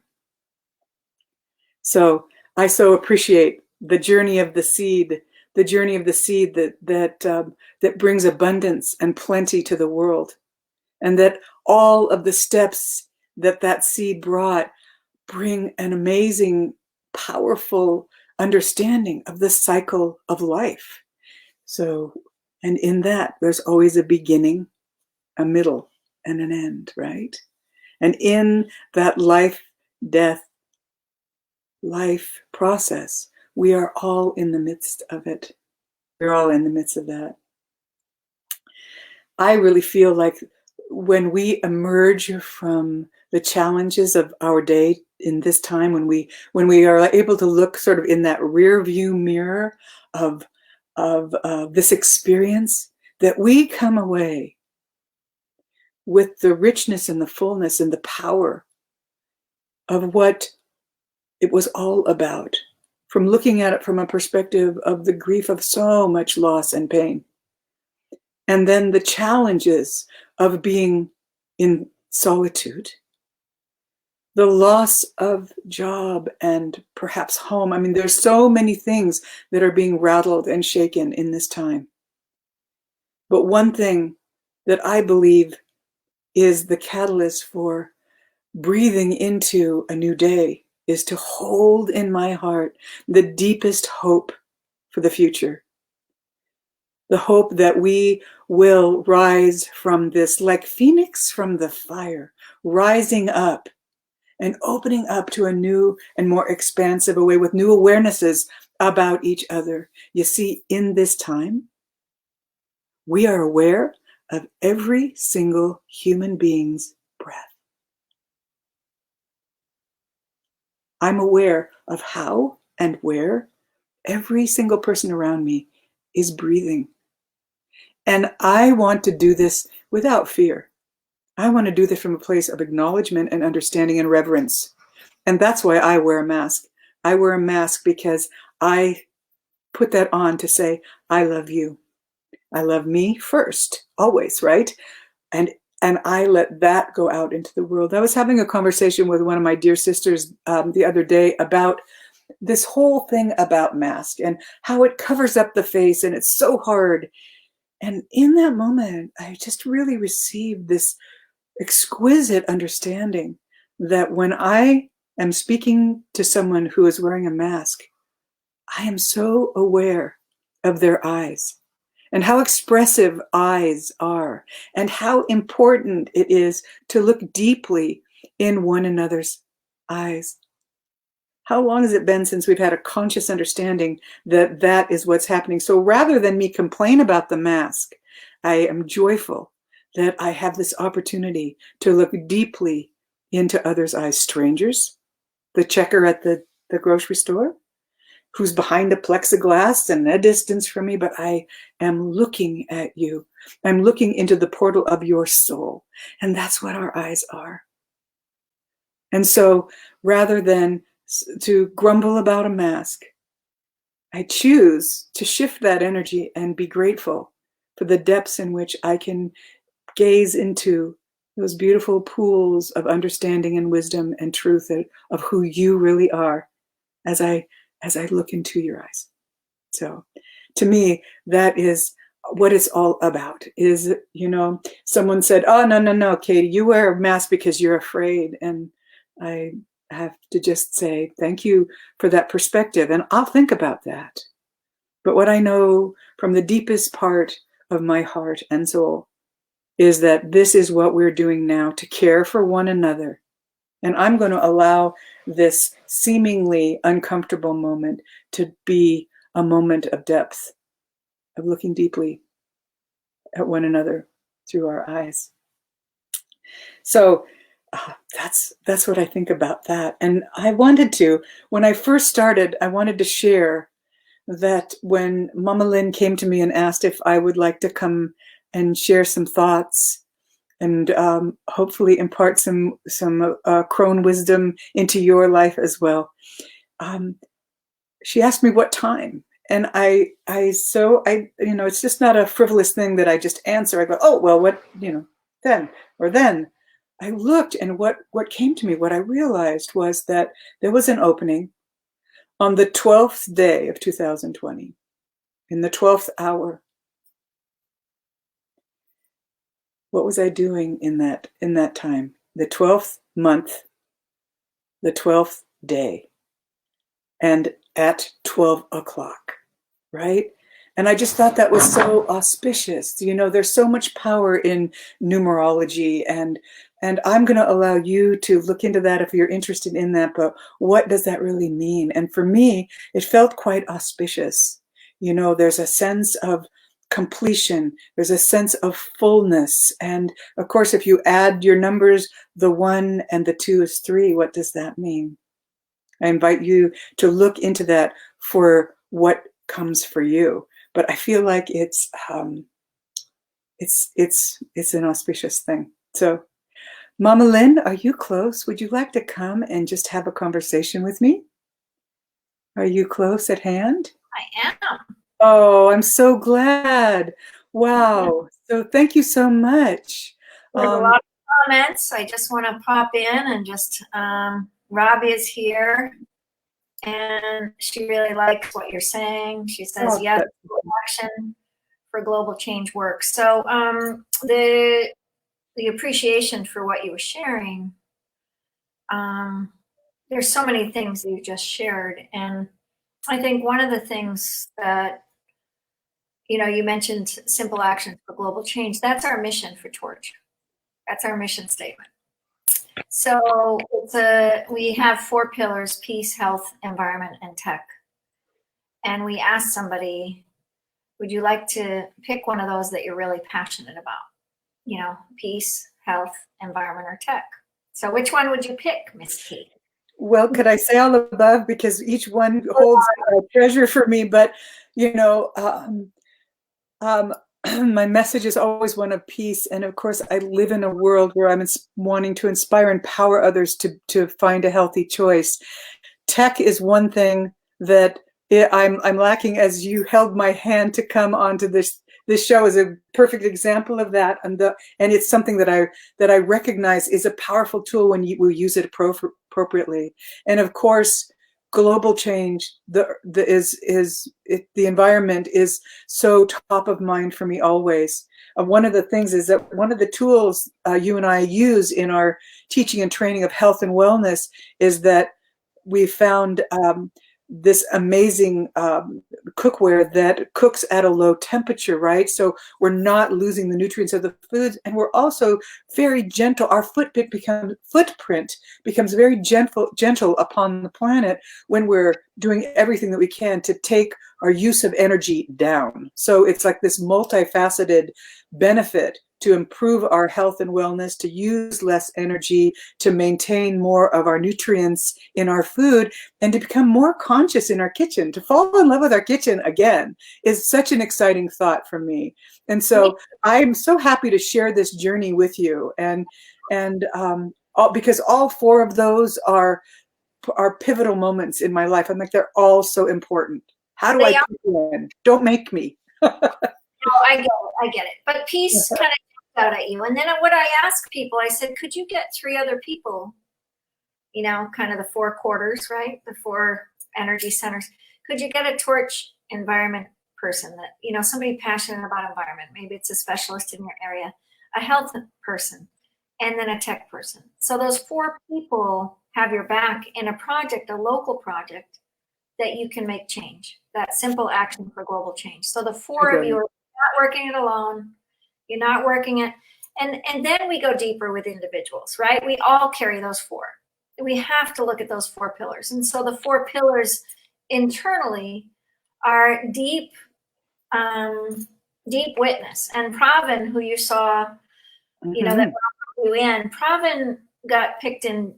This is our 3rd year. We had the peace tour the first year, 3 Julys ago. So we've been together almost 4 years, but 3 years we claimed, and the torch was lit. Let me show you the torch from Haji Khan. This is our torch. Let's see, there you go. You see the torch? I do. Yeah, so that torch was lit 3 years ago on my birthday and Taqwa Ahmed's birthday. And Taqwa Ahmed, the first year, she was the Torch Peace Ambassador for that year, but she carried all 4 of those pillars very powerfully. So she claimed that we gave that to her for the whole year. The second year was Haji Khan, the one in the green shirt. He's ridden his bike all over Pakistan in terrorist sites to bring peace. And he made the torch flag, which is this white flag, and we had 2.5 million views. He had 2.5 million views. I mean, on Facebook. I mean, it's just powerful. And then he brought in, Haji Khan brought in the 3rd top peace promoter in the world, who is Khazrat Rai, and I'm hoping he'll pop in for Torch Health, but we'll see. But he's a powerful, he's noted in Wikipedia for the 3rd top peace promoter in the world. So it's really special. He just got back in March. He went to New Zealand where the church shooting was of all the Muslims. So he went on the year anniversary and did prayers there and walked, and he was very welcomed in New Zealand. So that was a really powerful time for all of us. But we're in 9 countries, just so you know a little bit about Torch. And when I think about dropping into health, let's drop into what you just shared. I'm doing this 30-day cleanse right now. I'm kind of just moving through it and trying to eat a meal a day, but taking a lot of things to start cleansing my body. And then I'm going to go deeper after this, you know, on Tuesday. I'll start on Wednesday. But when we start thinking about dropping in to the spirit of I love your image of, you know, the gathering of energy. We were on yesterday with Mark Lund from Brazil. And if you get time to go back and watch that, I know our lives are busy, but he had an amazing, he was talking about the fractals of our energy bodies. He's working on the Tao of Health right now, or he gave that lecture. He's an astrologer of the Mayan tradition from Brazil, but he's an amazing healer, or I wouldn't even say healer, but speaker. But he brings people over. He graduated here in the US and works with Harvard. But what he brought to me yesterday, Katie, and it would be fun to talk with you about this, he brought to me these 3 ideas about the big global and then organizational. So organizational is about shared, which you and I are already in, this shared, leadership. You're a leader in it. I'm a leader in it. Isis, of course, has the distributor, but she's a leader. She has the distributor, but Future, where Katie and I met, and both chose to say, I want to do this. This is too important. We both jumped in kind of like, whoa, this is really cool. And she came in, I don't know when you came in, Katie, but what he was talking about, organizational business, and then he went down to the individual, and he brought it in such a beautiful way. And he talked about the whales going straight up to bring energy, and they go straight down to eat. And he's a surfer. And so he was talking about the energies of up and down, and then the meridians. And he brought all of that upward and downward energy. And I've really been pondering this for the last, 3 months, about the divine nature of the dignity of nature, and why, when are we going to have dignity for each other? When are we going to bring that dignity to each other and bring that preciousness to each other, to just honor that dignity? Because we are each nature. And we really have to drop into that. We really have to bring ourselves to that. And that's what the Torch Seeds project is kind of going to be focused on this next little while. But really, how do we bring curriculum to children? 10 million heirloom seeds. It is vast, but it's not. When you think about seeds, we've got $50 so far earned. This is the first time we've ever charged in 4 years. We've done tons of events, and it's charging to buy seeds and getting this curriculum to children globally. But it's been a powerful walk to watch the humanity with how it's well received right now in all different people's lives. People are really excited about this, and we took this on Earth Day this year, on Torch Environment event, and then we did Torch Peace, and we spoke about it. And then this is the first time I've actually said, "Can you guys contribute to this project? This is too big for just us as the Torch family. We need support for this." So it's really fun, but I probably said way too much there. But I'm very pleased how Mark yesterday brought it to the forefront for me. He said, you already present all of those vast giving back. And you do too, Katie. You give back to the universe. You give back to the people. You give back to the drum making. You give back to the mother all the time. You're always giving back. And we know that. Thank you. You and I know that. I love what you're saying, Mama Lynn, because here's what I know to be true. First and foremost, about being able to be a change maker, holding that sacred space, is that, and it's all a journey. It's not about we got to go do this one thing so then we're qualified, but it always begins internally. We must set aside time to really do that deep work, because what it does is it expands us in a way that we can recognize and see that it's all energy, and that the power of reciprocity, that power of that, that it's always, that Mother Earth shows us that it's always this beautiful receiving and giving. I'm in a beautiful circle of women, and we meet internationally. We meet often, and we talk about this whole piece around, where we're receiving so much by this time that we're spending with each other. But where's the reciprocity? And it's in knowing that we're held in each other's hearts, and we're held in sacred prayer, and we're held because each one of us is doing our part to hold sacred space for one another as we come together. And when what we give goes out, it always comes back, because that's the law of attraction, and the law of reciprocity is that everything moves like the waves in and out.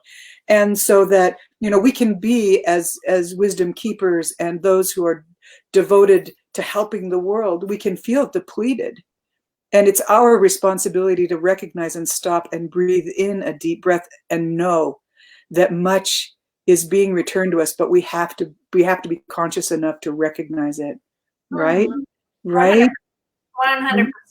And so, I mean, this is such a beautiful expression of that. You know, I know that all of us who have gathered here, both in the listening place and in, you know, wanting to share our hearts with the world in this way, for the sake of 10 million heirloom seeds and 1 million children, and the 4 pillars to create communities where 4 people come together and brainstorm for positive ways in their own communities.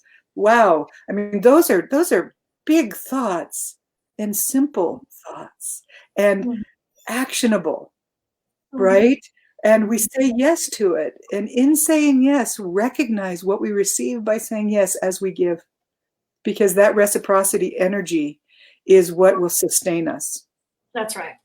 That's right. One of the hardest things, I said this to Mark yesterday, we talked and chatted after his lecture. I said, you know, the male way of doing business, this B2B business, it hasn't been my way ever. And my kids always, you know, there's this like, Mom, what are you doing now? You know, you have money activity, you know, money making activity, Mom. And I said, I know, but you know, I've been a giver their whole lives, and it's returned tenfold over and over and over again, which they see and they don't, you know, they don't. There's little questions about what that's all about. But spiritually, when I look at a seed and I look at the vibrational qualities of seed itself, and watching a child, including us, our inner child, bring that creativity up through the soil when we start in entrepreneurship, bring it up through the soil, and we push and can we do it? You know, can we really push up through the soil? And then we see that little green, and then we're pretty wobbly. You know, we're pretty wobbly in the beginning of any adventure, like I am now with Future. I'm just kind of like wobbling, and then you get a season behind you, and then you get a little stronger, and then you get another season, and you get a little stronger. And, you know, in a year, I'll probably be a little sturdy in Future, but it takes a season to nurture that soul life of each of us. And do you remember, like the whale goes up, yeah, and the whale goes down, is that seed is growing and it's sending down a rootedness. Yeah. To be grounded and rooted and letting all those beautiful little roots strengthen. So this is wobbly, but it does, I mean, it can be little, but it sends it all out and it becomes strong so that is sustained through weather and all, you know, whatever comes to the garden. It survives and thrives. And in our thriving, we deepen our walk by sending down our rootedness into the world. And if we're just standing on the surface and trying to do all of this out there without really coming to a place that we are rooted in our devotion, in our vision, in our heart's desire, and in our willingness to give, if we get that rooted, then we're sustainable, always. So the seed is such a beautiful example of that, right? She heard you. She got you. She got She really. I know, right as I was speaking, I have my beautiful dog. He finds me when he hears me speak. He just came and laid right here in the doorway. He's yeah. I love our animals. I have a really quick story which might seem unrelated, but I think that it's profound. I want to share with you. So I live here on my beautiful little farm, and I've got tons of chickens, and they are my girls. I speak chicken when I go out there. They talk back. They mean lots of. They're just gorgeous. They're just gorgeous. I love chickens. And I have this beautiful, beautiful space for them. It's quite large and it's fenced in, and the fences are high, so that I don't have a problem with the coyotes. But I forgot about the goshawk, and not the male goshawk, who, by the way, is 1/3 the size of the female. She's big, and is she got power.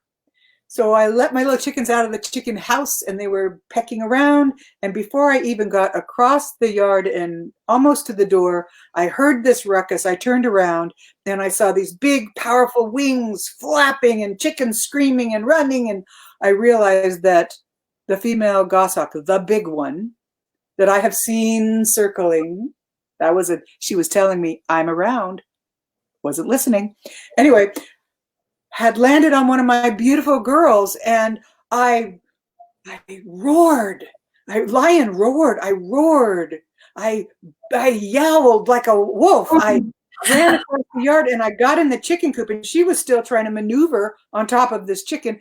She put all her might into lifting off with my chicken and squawking all the way. And all I saw was her go up and over the fence, low, flying low, couldn't get any height, kept packing around a chicken, but got, and I went, oh, gone. Oh my God, I loved that chicken. Oh my God. So I quickly put the others away, went in the house. Who grieves over a chicken? I do. I love my animals. And late in the evening, it was dark. My husband came home from a big day at work and came in the door and he said, "You let the chickens out today?" And I said, "Well, yes." And how did you know? He goes, "Because you have a chicken that's standing out by the gate wanting to get in." That hawk dropped the chicken and she ran home. Oh, that's so cool. There's a metaphor about the hopelessness and the hope. There's a metaphor about allowing. There's a metaphor also about recognizing that here I live in these woods and I am in the goshawk's neighborhood. She's not in mine. And that I am not in nature, I am nature, and I am part of this cycle and this piece. And so there were so many thoughts that were coming in, right? And for me to allow my goshawk friend to have a good meal was what I was surrendering to, right? And then it was for me to say to my chickens, I will be a better tender of you because I've captured you and domesticated you, and I need to keep you safe. So there was all these layers. And to me, it's a lot like what we've been talking about is that, there's life is a beautiful thing and then challenging things happen. And then we're called to how are we going to show up in the face of all of that. And I surrendered to the goshawk when I saw those big, massive, beautiful wings lifting a chicken up and over the fence. I surrendered to the goshawk. And I think there's a special and powerful experience in the surrender of it all, right? In surrendering. Like here we are in the middle of this pandemic, and we can get angry and we can get abrasive about it and we can hate the mask. But when we surrender into what is and finding our ways to be resilient and to be adaptable, and to seek out better practices in how we show up in the world, I think that we are learning the lesson. I think that's what it's all here for. And so, as I look at what you're endeavoring to do here with 10 million seeds and 1 million children and creating the energy of collaboration in such a big and beautiful way, there's parts that we have to surrender. There's a surrendering and an allowing, and then watching what happens in that beautiful place of reciprocity as things begin to do this. Because I had to give the chicken to the hawk, and she gave her back. I don't know. It's pretty amazing. Awesome. Sandy and I yesterday, she was on from Germany. She's a love. She wants to totally get engaged with us with Torch, and she said she had such great wisdom too. Just being wisdom keepers and women that have done a lot in the world. She's gone to Sri Lanka and lived there for 7 years, and worked with schools and done medicine around that. And Shuni's coming on. Shuni's from Guatemala, and she's a medicine person, and she'll be on in an hour after you get done. And I'm just honored because I prayed for strong women to come into my court. I really wanted women. I've been praying for a long time. I got trained by the medicine people in my Lenape tribe, and I'll never forget this moment. I get into the excitement because I'm going to meet one of the tribal grandmothers, and I'm so excited. Like, I just want to learn from her, and I'm like a little kid, and I'm just like, I totally want to, get, because I've been learning from the men, the medicine path. I've been in counsel for probably 8 years, and this grandmother, I'm so excited. I'm going to get to go see her, like, learn from the feminine. Well, behold, I get there. She's going to run the lodge. We didn't do mixed sweats at all. And she says to me, "You're going to lead the lodge." And I just like, "Oh, grandmother, I want to learn from you. I don't want to do that." And it was like, whoa. And I led the lodge, and everybody came out and said, "Fine, dear," and it, they all loved what I did, but it was that moment of surrender there, because we can work it both ways. We can work it towards wanting something, and we can work it towards not wanting something. Like, it's both it's both ways. It's kind of, the shyness within me of really finally meeting the women elders that have been leading lodge for, generational lineage. I've got a part of Lenape or Algonquin or Penobscot in me, and I'm Delaware Nation, which is Algonquin now, because I got renamed after I found out I actually was Native American. But it was really powerful to be able to drop in and say, "I got it. It's okay." And the grandmothers saw something, and that part's really hard. That's a receptivity part. That's the receiving part that we need to learn as individuals. And I think that part is one of the parts that really is not here on our planet right now. Receive who you are and really bringing that gift up. And that's what I hope with this project. I hope the children, that we witness their spark and we claim it and we help them whatever they want all the way up. Like we did as mothers. Yes. Well, I think that there's a profound teaching in all of that. And here's what I know to be true for my own life and assisting others through a portal of a deeper understanding. And that is that through a series of life experiences, we get very good at letting the world happen to us. And so we're always bracing and resisting because the world's happening to us. But there's a moment of awakening where we recognize the power of choosing how we show up in the world. In other words, we go from a story that says one chaos to the next, one challenge to the next, and whatever we focus on, we create more of. So if all I'm focusing on is the challenges, guess what the universe is going to give me? More challenges. When I choose, when I wake up to an opportunity and an energy that says, "Wait a minute, I am a divine and powerful being, and I'm taking this time to love myself and acknowledge who I am in this world." And that's an ever unfolding. Some days are better than others. Some days I feel like I don't know what I'm doing, and some days I kind of sense that I got this in a way. That's the journey. It ebbs and it flows. But the bottom line is, once you wake up, it's kind of hard to turn that light bulb back off, to go back to being in that chaos of letting the world happen to you. The choosing of how we show up in the world and embracing those opportunities that come our way. And a tool for me is that whenever something profound comes, when Mama Lynn says, "Do you want to speak on my show?" Instead of me going, "Oh God," I go, my inner voice says, "Allow, allow, allow." 3.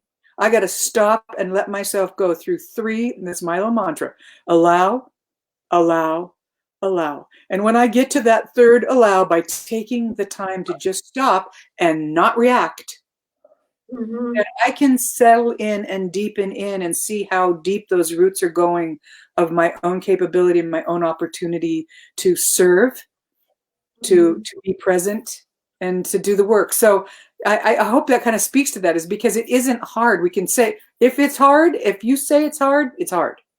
If we say, "I'm open to learning, let this be my teacher," is a way better place to be than to say, "Okay, no, this is too hard. This is too hard." Kind of like me and technology.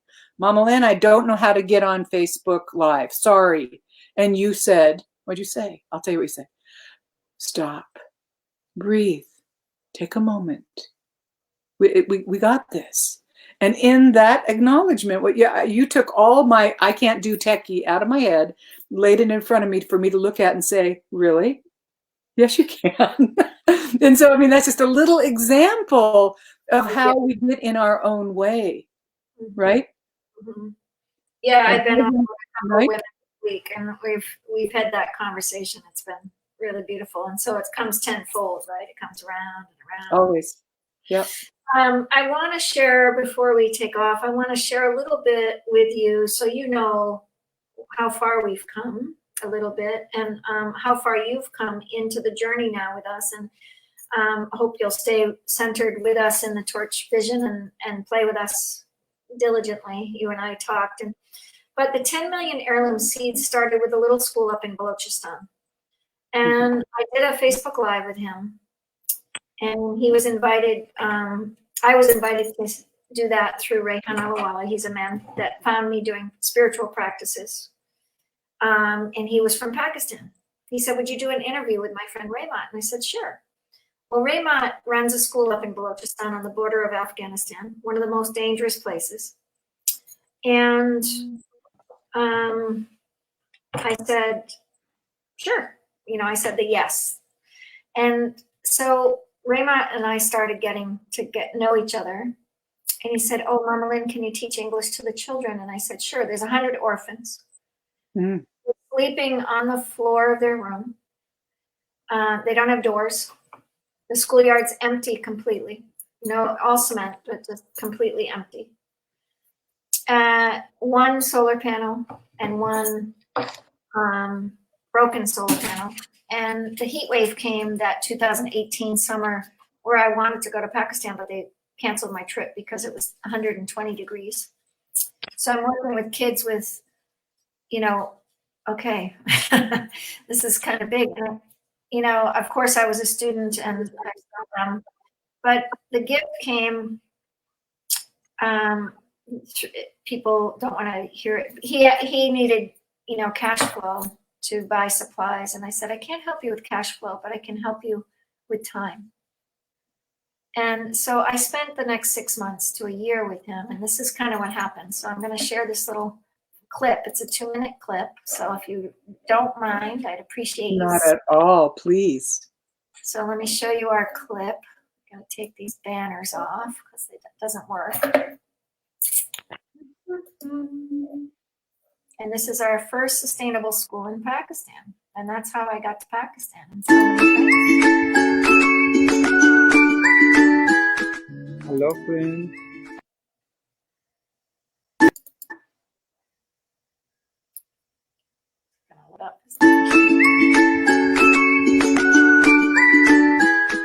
Hello, friends.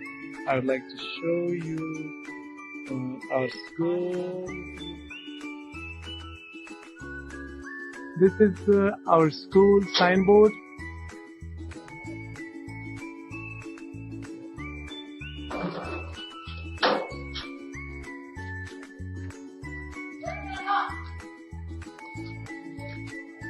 Inside of our school,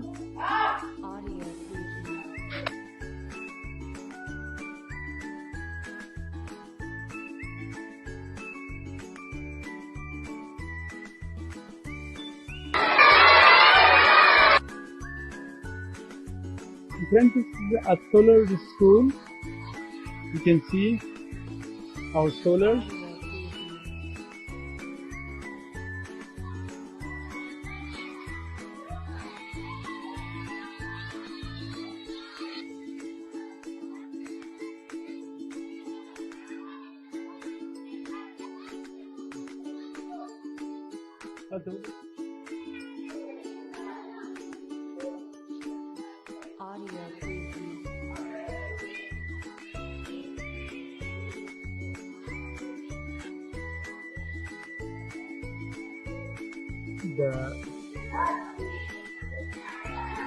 This is all beautiful. You can see the flowers. It's a green school. We would like to show you the computer lab. Hello, teacher. Yes, this is the computer lab. You can see all the kids are learning different programs.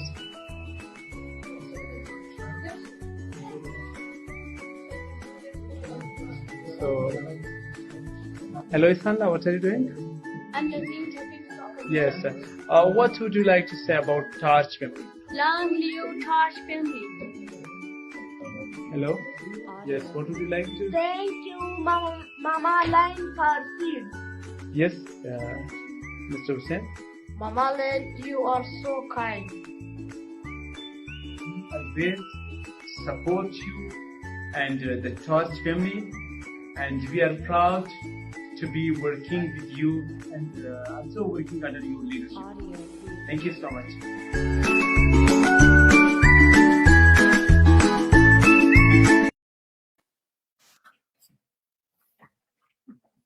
Mama Lynn, you do good work.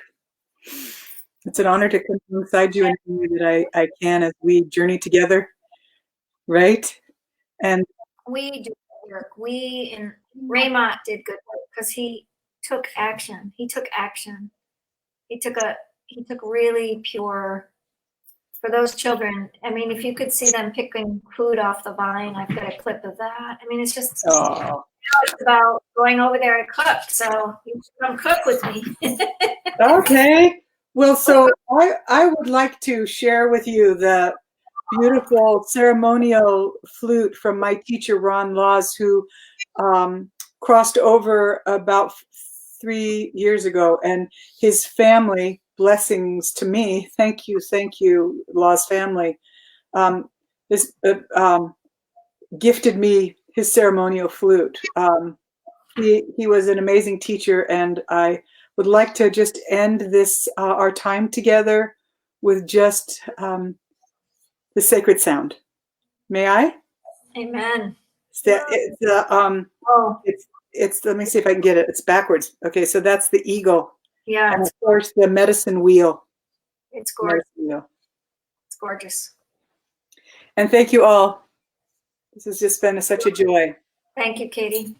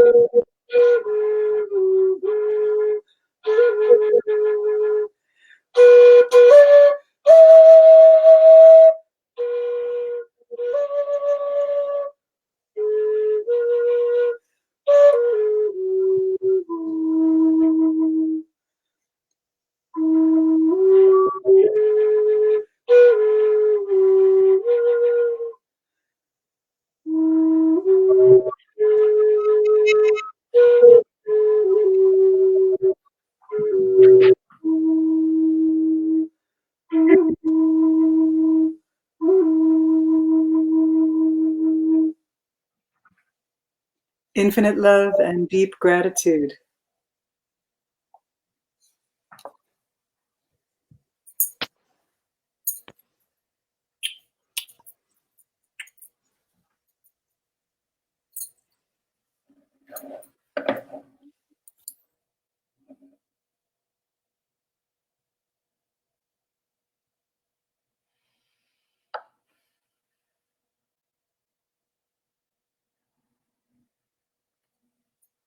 To Katie, to her beautiful love, to her beautiful light, to drop us in. To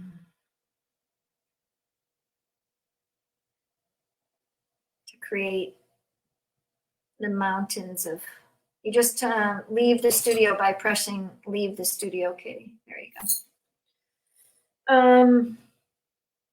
We drop in, you know. Hi, Raheem. Do you want to come up? Yeah, definitely. It's just the light is gone here, so you'll see me like a ghost hanging around. So, Were you, did you listen? Oh, yes, I did. And honestly, you know, I really have no words how to explain like this all was.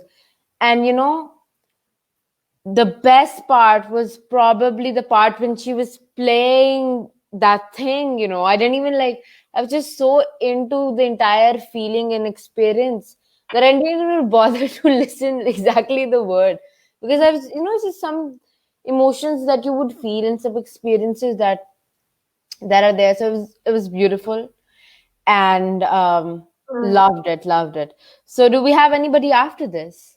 Shuni's coming in at 2, and she's a medicine person from the Guatemala. She's coming from Guatemala to us.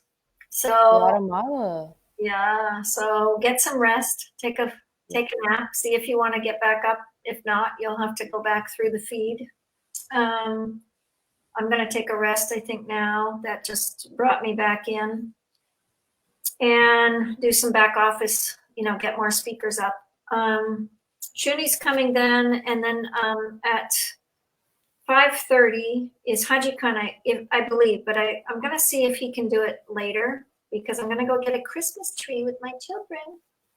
That is awesome. I know. So tonight we're going to have a nice tree back here, maybe. It depends if I can get the lights on, but I don't want to do it alone. So I need you all to come decorate the tree with me tomorrow. Okay? Love that. Okay, so you're talking about 2 p.m. for you, right? Yeah, it'll be 2 p.m. is Shuni.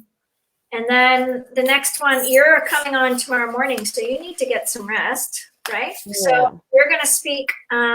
Let's do, Shawaz said he just wanted 20 minutes, but I was hoping you could bring him in and introduce him.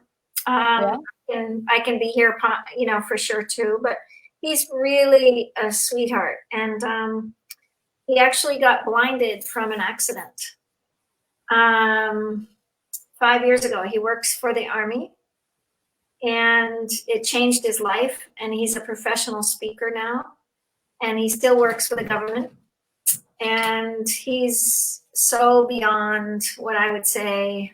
I mean, he's just a powerful person, and he and Taqwa and I lectured in Pakistan in 2019 together, and they surprised me bringing him, and I was like so excited. But what I know about Shawaz Baloch coming on,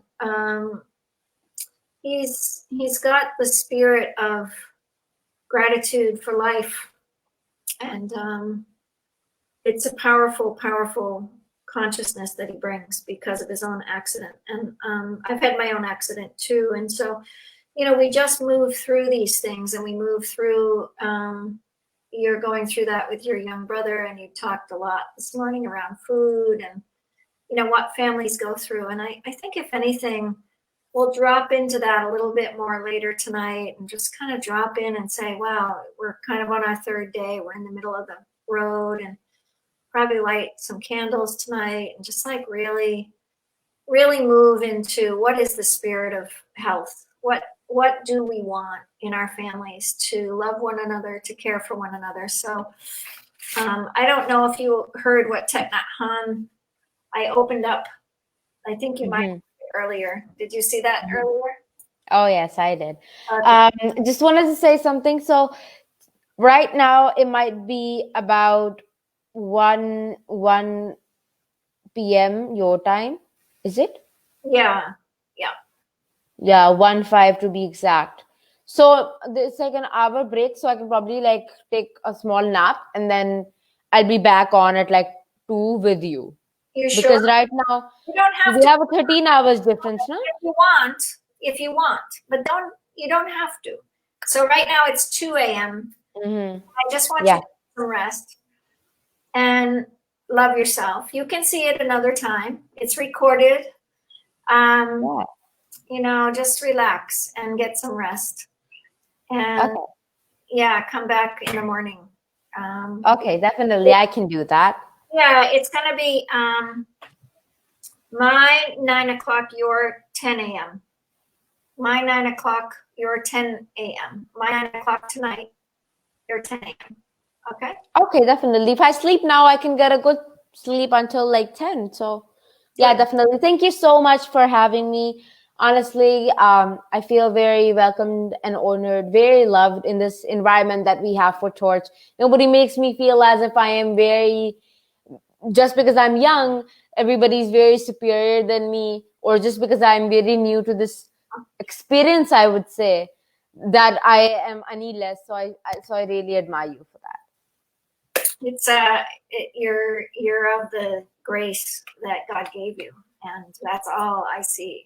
Pure grace, and be that wonder that God gave you. And I honor you deeply, sweetie. And Okay, thank you so much. Now I'm going to be leaving, and I'm going to see you in about 8 hours. Yeah, 8 hours. all right, have a good rest. Okay, thank you.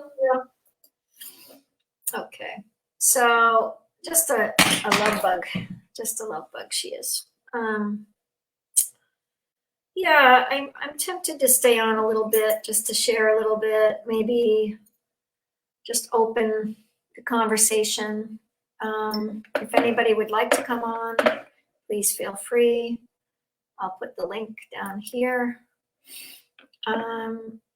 It's really very important that each of us take that simple action for global change.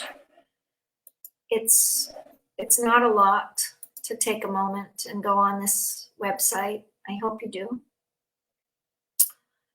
And we're giving these speakers, they're giving their time and their energy to this project because they believe in helping planetary change. And their hearts are wide open, right? The 10 million heirloom seed project is wide open. So please share this out with people. We really appreciate that. It's important to us that it gets shared out and it gets grounded in the way that a practice of giving to each other gives back. And so we're asking for a $25 donation, and it gives back so much to children all over the world, including USA. And right now, so many kids are in their homes with the lockdown and not able to see friends, play in the playground, do different things. And I know schools have opened up all over too, but the lockdown has put a damper on so many areas of our lives, and our children could use seeds into their hands right now. And part of this is getting seeds into children's hands all over so that we get connected.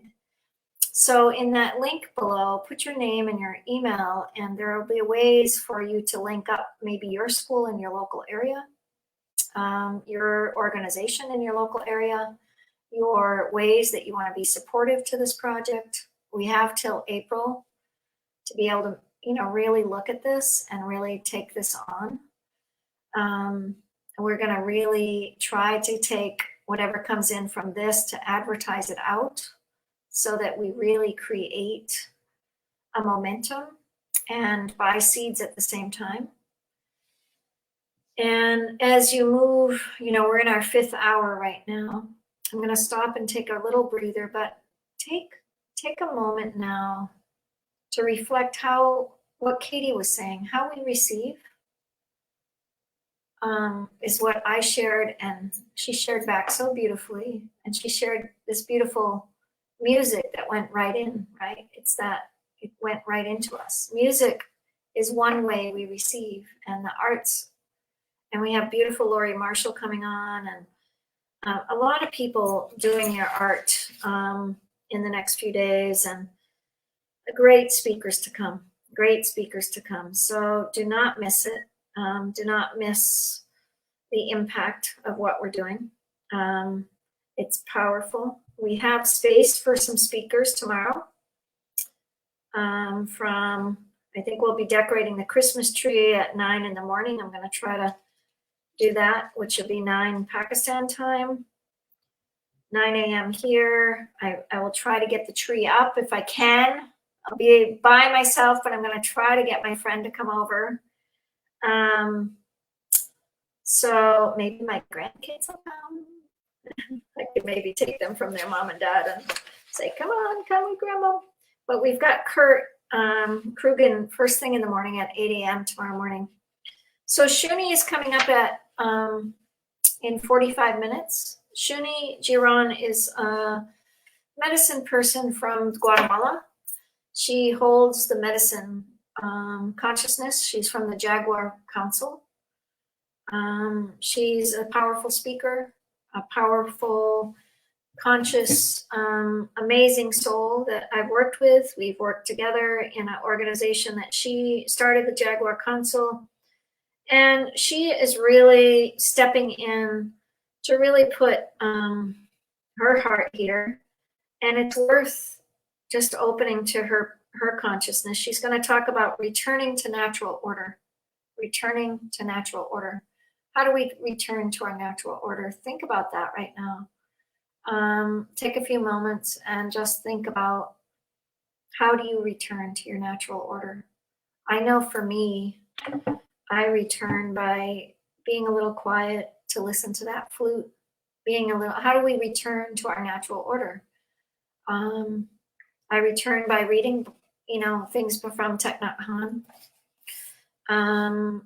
I love the angel card for the day. It's inspiration. So we're building an artist, that beautiful artistic consciousness. I really, really am excited to share with you some things from Future that I and our beautiful sister that just spoke, Kate Kavanagh, are part of, because I think the meals, eating really high nutrient dense meals are important. So I'm hoping on Monday we'll have Isis come on. So we're waiting to hear back from her. We've got Iram and her team that couldn't get on last night. If you were in the schedule and you missed out, you didn't miss out. Iram is an amazing entrepreneur from Pakistan, and she runs a women's organization, and we're going to have a leadership type organizational talk. And we're doing it tomorrow morning possibly, but I'm trying to get it on for the evening, because I think many entrepreneurs from Pakistan and many entrepreneurs from the United States, and then leaders from different countries can come on as women leaders, and we can really make a difference. And I invite you to that. I'll let you know exactly when that circle is going to happen. I'm going to call it a women's entrepreneur circle. And I'd love men to come forward. We've got 2 of our brothers coming on for music, both Monday and Tuesday night at 7. There's beautiful, beautiful sacred music from Jens is going to do on Monday night, and Sahar is going to do Tuesday night at 7. They're both amazing, heartfelt musicians. We would love somebody tonight and tomorrow night to come on, so I'm going to keep brainstorming today. 7 tonight, I'm going to introduce, let's see, our beautiful sister, Marianne. She's going to talk, let me think. I'm going to get mixed up here. She's 7 a.m. tomorrow morning. So that's what's happening tomorrow morning. She's 8 a.m. Pakistan. Yeah, it's 7 p.m. tonight, 8 a.m. tomorrow. That's right. I got confused there. So she'll be coming on 8 a.m. Pakistan tomorrow, tonight, 7 p.m. So we've got Shuni, and then we have Marianne, and she's going to be sharing deeply about some of what she does to give back, to really look at travel in nature. It's a pretty exciting moment. I love what she's been up to. She's been a torch member, but she and her husband have been taking these treks. And the treks are out in these beautiful nature spots of Pakistan. And so she'll be sharing a video probably, or maybe some of her pictures of nature. It's one of the graces for me to be able to look at how we as a community can support the sacred in all of nature right now. And if anything, get outside right now, get away from your screen. That's what I'm going to do. I'm going to take my dog for a walk. I'm going to go get maybe a cup of coffee, because I'm going to go do the Christmas tree thing with my grandkids. I think I will drink a cup of coffee right now, because it's going to be an evening of excitement and joy. But I want to stay up and get my tree kind of up. Maybe I'll decorate it tonight, but maybe I'll get some other things going. So tomorrow's the third day of Advent. The third Advent Sunday, my house was filled. So tomorrow night, I kind of want to have a party. And if you want to invite all your friends, we're going to have a party. And I'm going to get you to share what you want to share about nature, bring a song, bring something forward. It's going to be my Advent circle. Advent means, what will you prepare for? What will you bring preparation for this next new year? And it was the advent of the coming of Jesus and the birth of Jesus. So for 4 weeks, I brought in people from Jewish tradition, Hindu tradition, all different traditions into my home. My kids were raised with people from all over the world. It was a tradition that we lit the candles in the Advent ceremony. And I'll sing a song tomorrow night that you'll learn and hopefully bring that forward, because it doesn't matter what tradition you study, because your parents birthed you into religion, possibly, maybe not. They birthed you into this earth, and you might be Muslim or Hindu or Christian or Catholic or whoever you are. Bring your candle and light the candle. It's the Hanukkah season of celebration. My son-in-law is Jewish, and my daughter married into that family, and she's practicing the holy nights of Hanukkah. So when I go out at 3, I'm looking for a Hanukkah menorah, because this is one of the first years I haven't seen my Hanukkah candles. I haven't put them out yet. I haven't brought the Hanukkah candles out. I grew up Christian, but we have celebrated Hanukkah with many, many people for generations.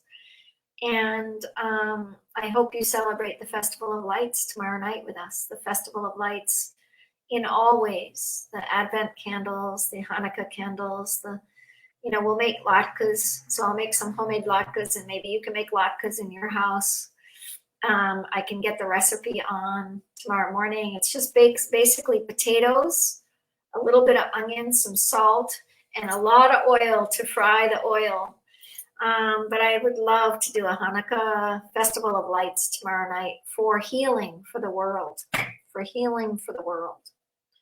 So let's put that out there. Hanukkah Festival of Lights, Advent, whatever you practice. The solstice is coming up. The winter solstice there's no greater time than to light the candles, to spark the newness of the light coming back. So we're going into the darkest day. Let's bring the Festival of Lights to the forefront tomorrow night for our Torch Health, and let's light the candles. Let's embrace that. That would be really fun. So very exciting. So anyway, thank you so much. I'll let everybody know. Please sign up in the back office here for Actions of Impact /Torch Health. You can stream our show right from there. You don't have to be on Facebook. So that's kind of a cool thing about our events. We stream on Facebook, we stream on YouTube, and we stream right from our direct website here. So those are the 3 places you can watch us. The speaker coming up at 3 is not to be missed. Shuni is a powerhouse. She'll bring something very precious to us about this idea of waking up, waking up. So let's go to the next journey. I've been holding this beautiful black stone, and it's one to get things done. And I have a lot of back office things to do. So I'm going to go and put some more speakers in our back office. And God bless you all for coming and embracing Torch Health, and seeing our team members step up is just so appreciative. Raheem to be here at 13, helping with the show. Pravin helping with the show. I'm very appreciative. And we want to give thanks to Abdullah Fatah Sumro for making all the posters, Bari Ra and Fatima and Chaudhry, they lost their mother, the Bari Ra's grandmother, but Fatima Chaudhry's mother.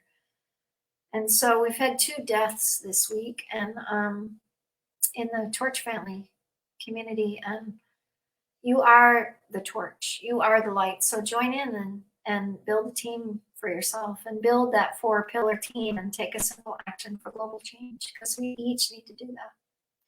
So I hope you spread this out. I hope you share it. I hope you give us lots of hearts. It's hard not to see all the comments and the hearts when you're on here. That's the one problem. I do get some of your, Pravin said earlier, hello, Jamie. So Jamie was here. Bari Ra was here for a few minutes. She didn't say anything, but we love you, Bari Ra. Rabia was here watching Katie, and she just said, that's great. And she loves observing her thoughts, she said. And Rabia is an amazing speaker, teacher.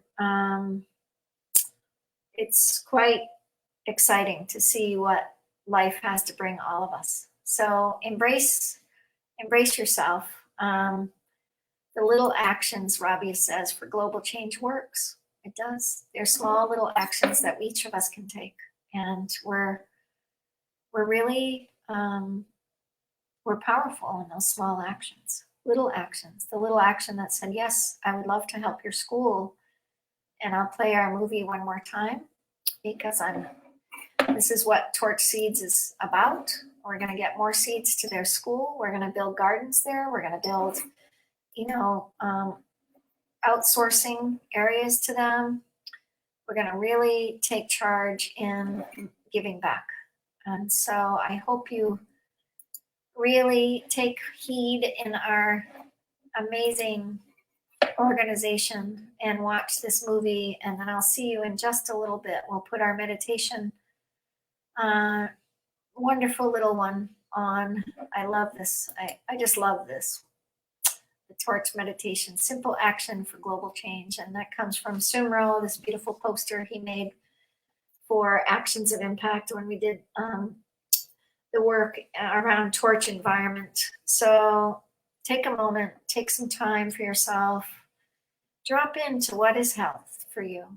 What does it mean for health? What is it for that moment where you can eat well, take care of your health, take care of your children? What is it to look at the beautiful moon, take time to, we're moving into the new moon. Not sure when she is, but she's coming. Eco-inspired living. What does it take for you to be eco-inspired? To buy good products from good companies.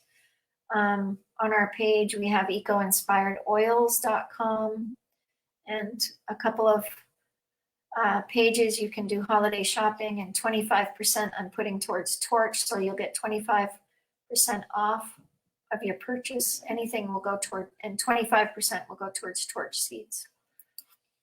And then remember peace.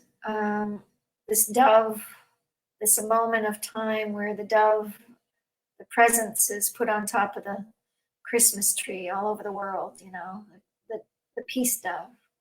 It's the time of peace. It's the time. And we did this action of impact. So we've done quite a lot this year, and this is our 3rd conference. We'll have Torch Tech in February, but here is why we're doing it. A little school that I just started talking on technology to Raymond, and Raymond took my advice and took charge and made a difference. So I'm going to sneak out and get my Christmas tree today. I was going to do a cooking class with you, but I'll probably slip in a cooking demo a little later after I get the tree back. So I am going to be here for Shuni at 2:00, and then I get to go play with my grandkids. So I love children and I love my grandkids, and there's no greater gift than kids. So watch this clip and then we'll see you at 3:00 with Shuni.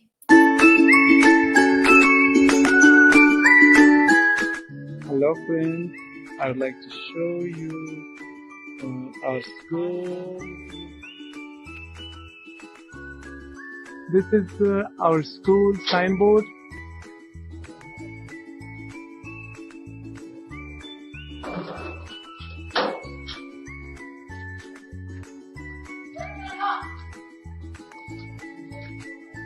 Inside of our school,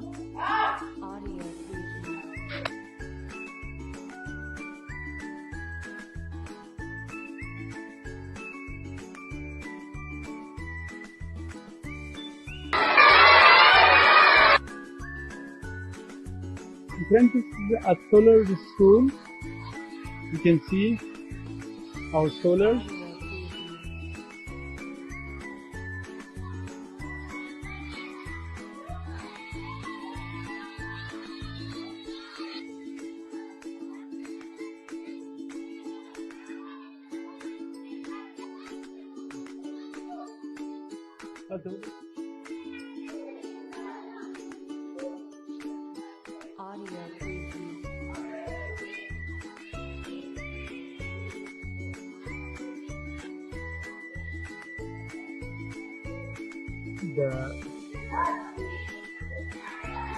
This is all beautiful. You can see the flowers. It's a green school. We would like to show you the computer lab. Hello, teacher. Yes, this is the computer lab. You can see all the kids are learning different programs.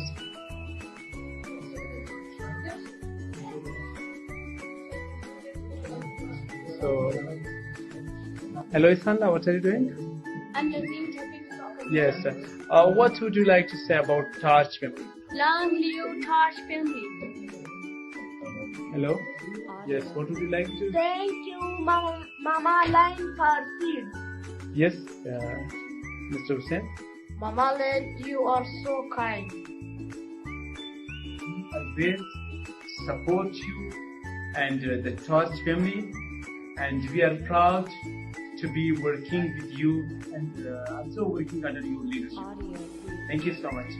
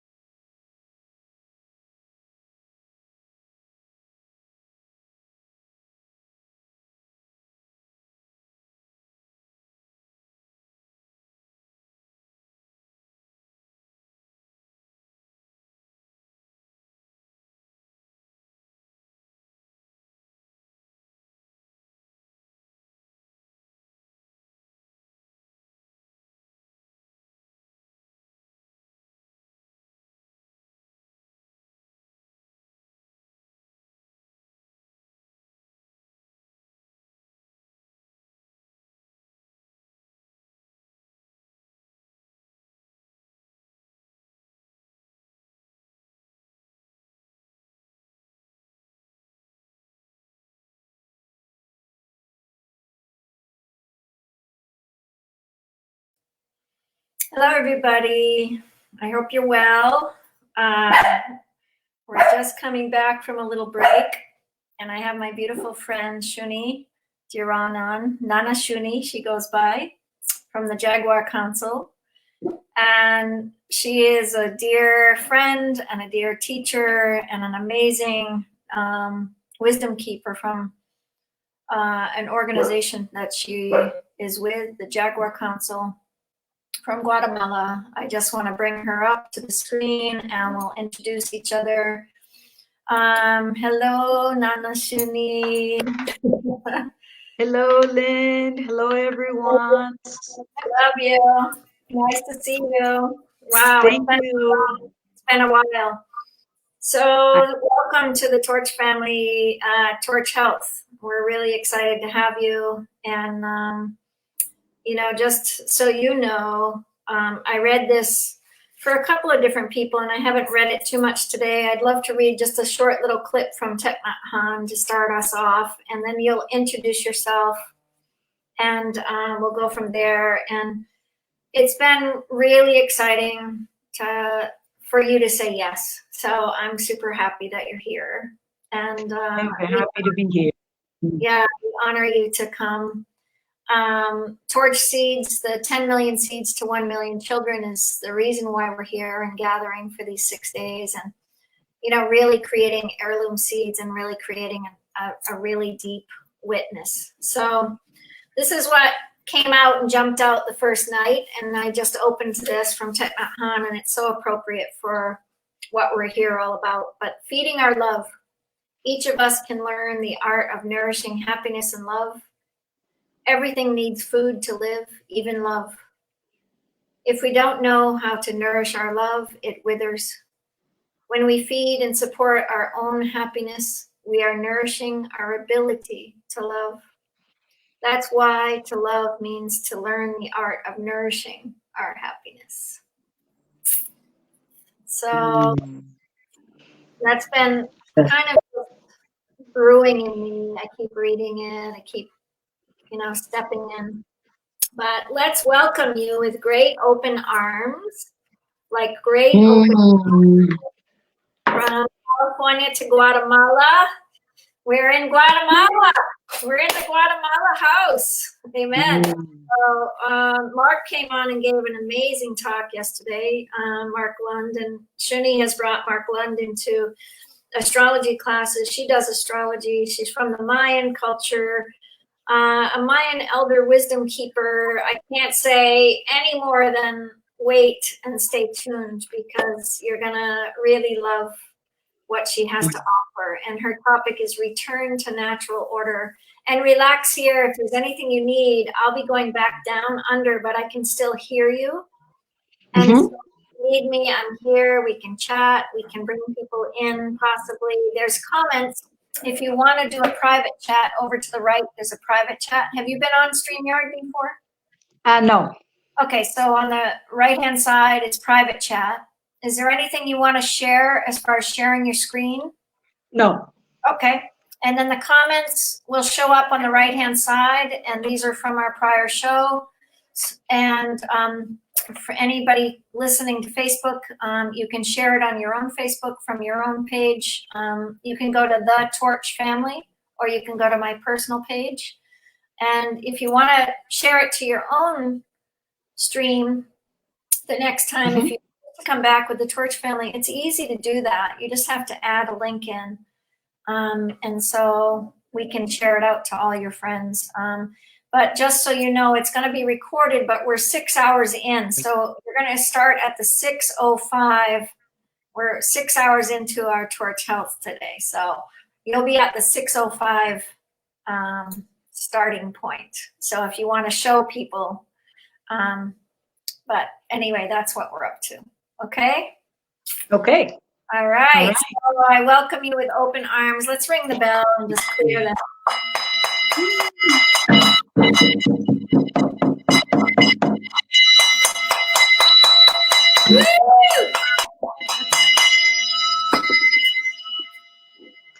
And I put the candle to my dear friend, Shuni Jiran. Well, thank you, everyone. Maltiosh from Guatemala. Maltiosh is the most important word for the Maya. It means thank you. Ana Shuni Giron. I am a Mayan key from Guatemala.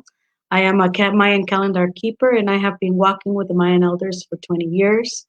It is really a pleasure to be here with you to the torch, to be collaborating in such an amazing project. When we speak about the seeds, for us is sacred.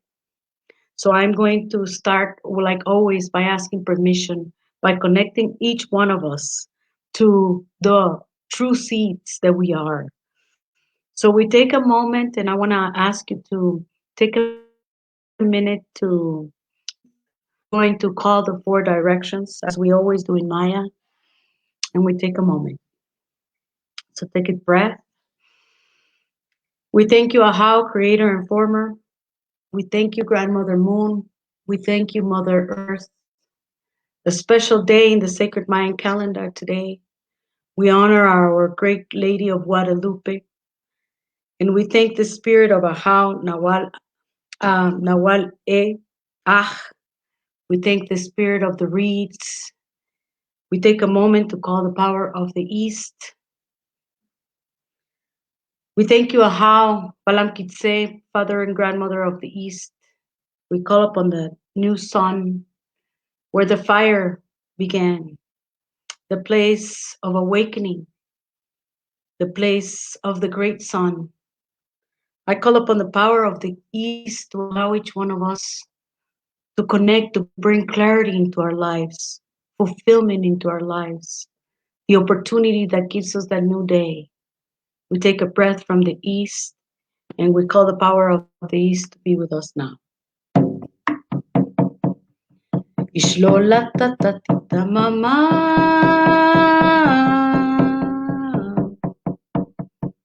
nimalatat balam kitse, nimalanan sitiligya. Maltiosh nikaya cheve, Maltiosh, Maltiosh, Maltiosh kaki, Maltiosh, Maltiosh, Maltiosh chawe.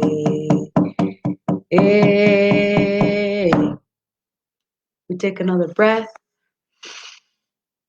and we call upon the power of the West, Grandfather Bala Makab and Grandmother Chomiha, where the sun sets and the night comes, where the element is earth and the production and everything in our earth, our seeds, our plants, and everything that we have. We thank the power of the West, and we call upon them to be with us now. Ishlolata tatita mama, nimalatat palamakap, nimalanan sitilikya. Maltiosh nikaya cheve, Maltiosh, Maltiosh kukashi, Maltiosh, Maltiosh, Maltiosh chawe.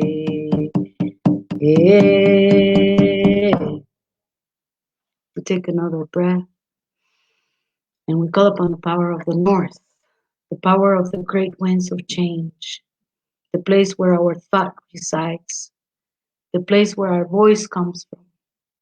We call upon the power of the North and the power of the ancestors to be with us now. Ishlolata tatita mama,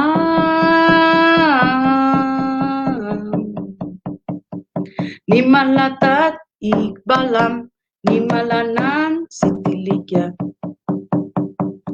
Maltiosh nikaya cheve, Maltiosh, Maltiosh kukashi, Maltiosh, Maltiosh, Maltiosh chawe.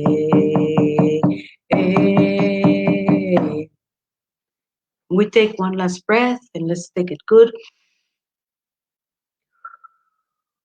I call upon the power of the South, the great waters of our planet, the great lakes, the great rivers, the great oceans, the spring waters. I call upon the power of the South to be with us now. Ishlolata tatita mama,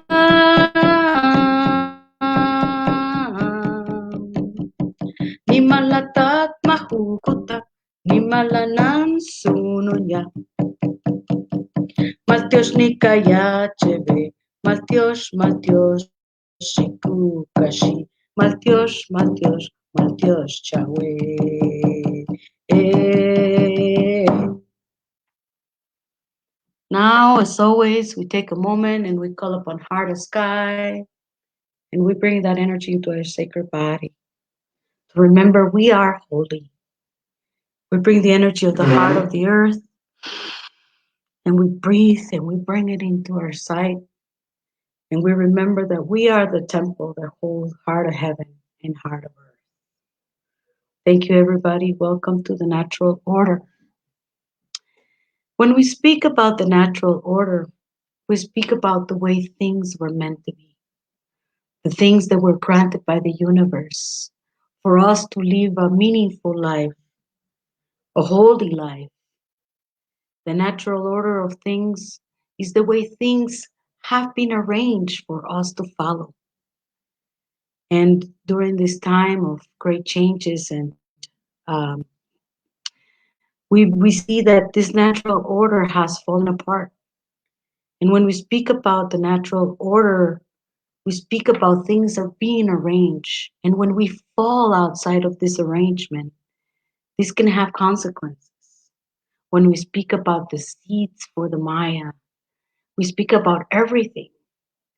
When the Mayans created the great Mayan calendars and the great Mayan counts, they were basing themselves on the seeds that we are. The first seed of creation that we were born from our mother's womb. That became the zero.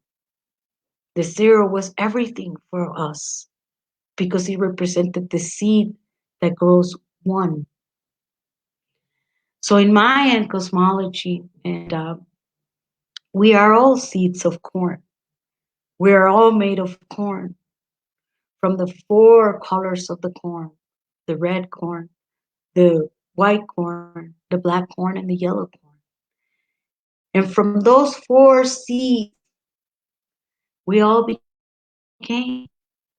We all became the white race, the indigenous race, the black race, and the oriental race, representing those 4 colors of seeds in that process of growth that it took, where we all find a place in the world, just like the natural order. We know that there is this order that is followed by the universe. And this order has teach us the moral to understand that we need each other to survive. Everyone is important. When we talk about Mayan cosmology, I'm not just talking about Mayan cosmology. I am talking about human cosmology 101. The understanding that all kingdoms need each other to flourish. There is no separation. Every kingdom needs each other to survive. And all of us have really just forgot about it.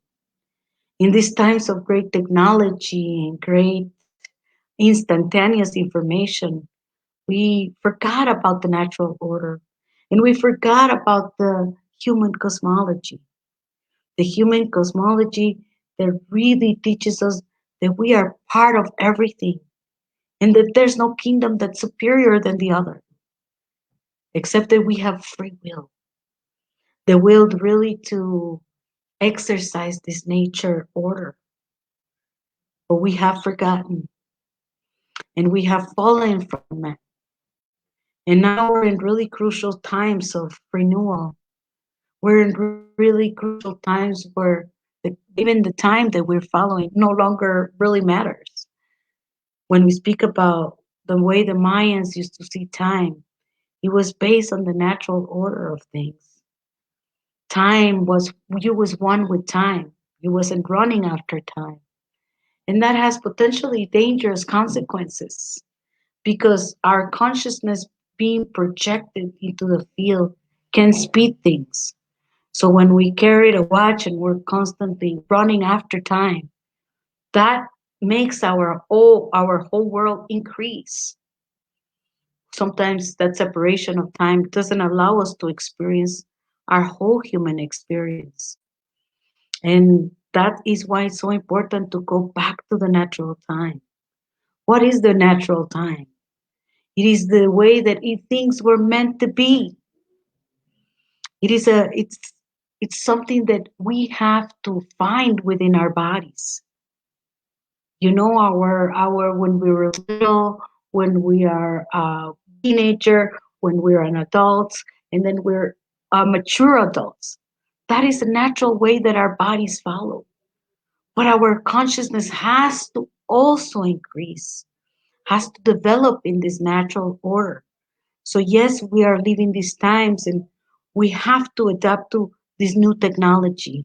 We have to adapt into such a new ways of thought and also society. But that has a consequences, because these consequences has allowed us to forget about what is natural. Natural is knowing that we are sacred, that we are part of this rhythm in the universe that has a beginning and has an end. And so the opportunity for each one to really connect with the more natural cycles of time, not time in your watch, not time in cycles. I would like to disclose, because many of you do not know, why are you following the Gregorian calendar? Did anybody came and ask you about the fact that you wanted to follow this calendar? From the time that we are born, there's things that are imposed in each one of us. I'll give you an example. The first things that we learn when we are in school is we learn how to tell time from a watch. The Mayans didn't have a watch. The Mayans had a sundial. And that was the way to keep natural time, observing the skies, connecting with the cosmos, connecting with nature, observing the seasons, observing the equinoxes, the solstices. All this was a natural clock for each one of us. We see the Mayans began to create their Mayan sacred count of times, their calendars, by observing nature, by observing humans. They created an amazing count that is the 260 count called the Soul King, that is based on humanity, on 260 days, which is 9 months of the gestation of humans. They saw that we had 10 fingers that connect us, 10 fingers that connect us with the heaven. And they saw that we have 10 toes that connect us with the earth.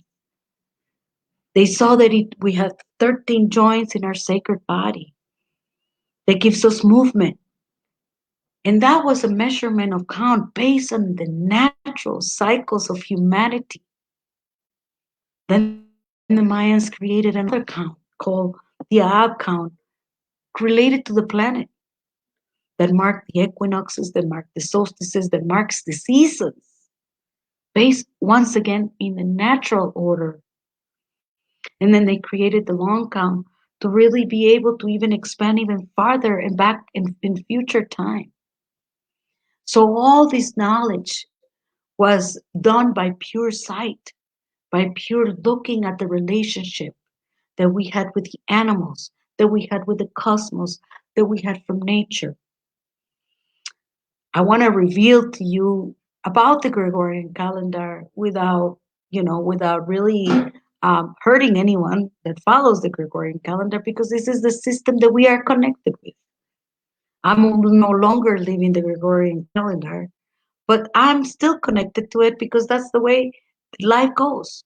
But I want to tell you that there's an alternative.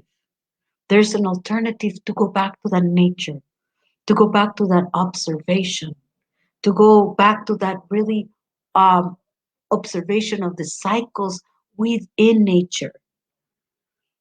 You know, just from the moment that we think about the Gregorian calendar, how we go in an endless carousel from Monday to Friday, wishing, yeah, it's Friday. That's not the way things were meant to be. That was just an alternative that we were given when we were little, and we follow it. But I want to reveal to you where this calendar, and I want each one of you to begin asking a little bit about the time that we are all following. The Gregorian calendar could be the biggest conspiracy ever created to control us. So we have to open up to understand, where does it come from? It was created by Gregory the 13th in 1582, and it was created in a. If you look at it, the Gregorian calendar has many mistakes. Once again, the word. Let me just begin by telling you a little bit about the word calendar. What does it mean? It comes from the Latin calendas, which was the book where Romans wrote your taxes. So the word calenda means money, means taxes, taxation. So from that moment, you begin to know that there's something wrong. Then we begin to really, really dig a little bit more into the Gregorian calendar. And then we see the month of December means dies in Latin, but it's the 12th month. And the month of November means nueve, 9 in Latin. How did it become the 11th month? This is because Gregory XIII was in charge of it. And there was Julius Caesar says, wait a second, I need a month of this year. And July was instigated. I need a month, meaning I need your money. I need a month of calendas, he said. Then Emperor August says, wait a second, I also need a month of calendas. I need a money. And August was instigated. Now, December, the 10th month became the 12th, and November became the 11th. We have months that are 30, 31, 29, and that is uneven. So this calendar has really detached us from the natural cycles of time, because we go in this calendar working holidays. We go working when to pay our bills, when to schedule things. But I want you to know that there is an alternative. There is a more natural way of keeping time, that it is about your own creation and your own manifestation. It's not about paying bills.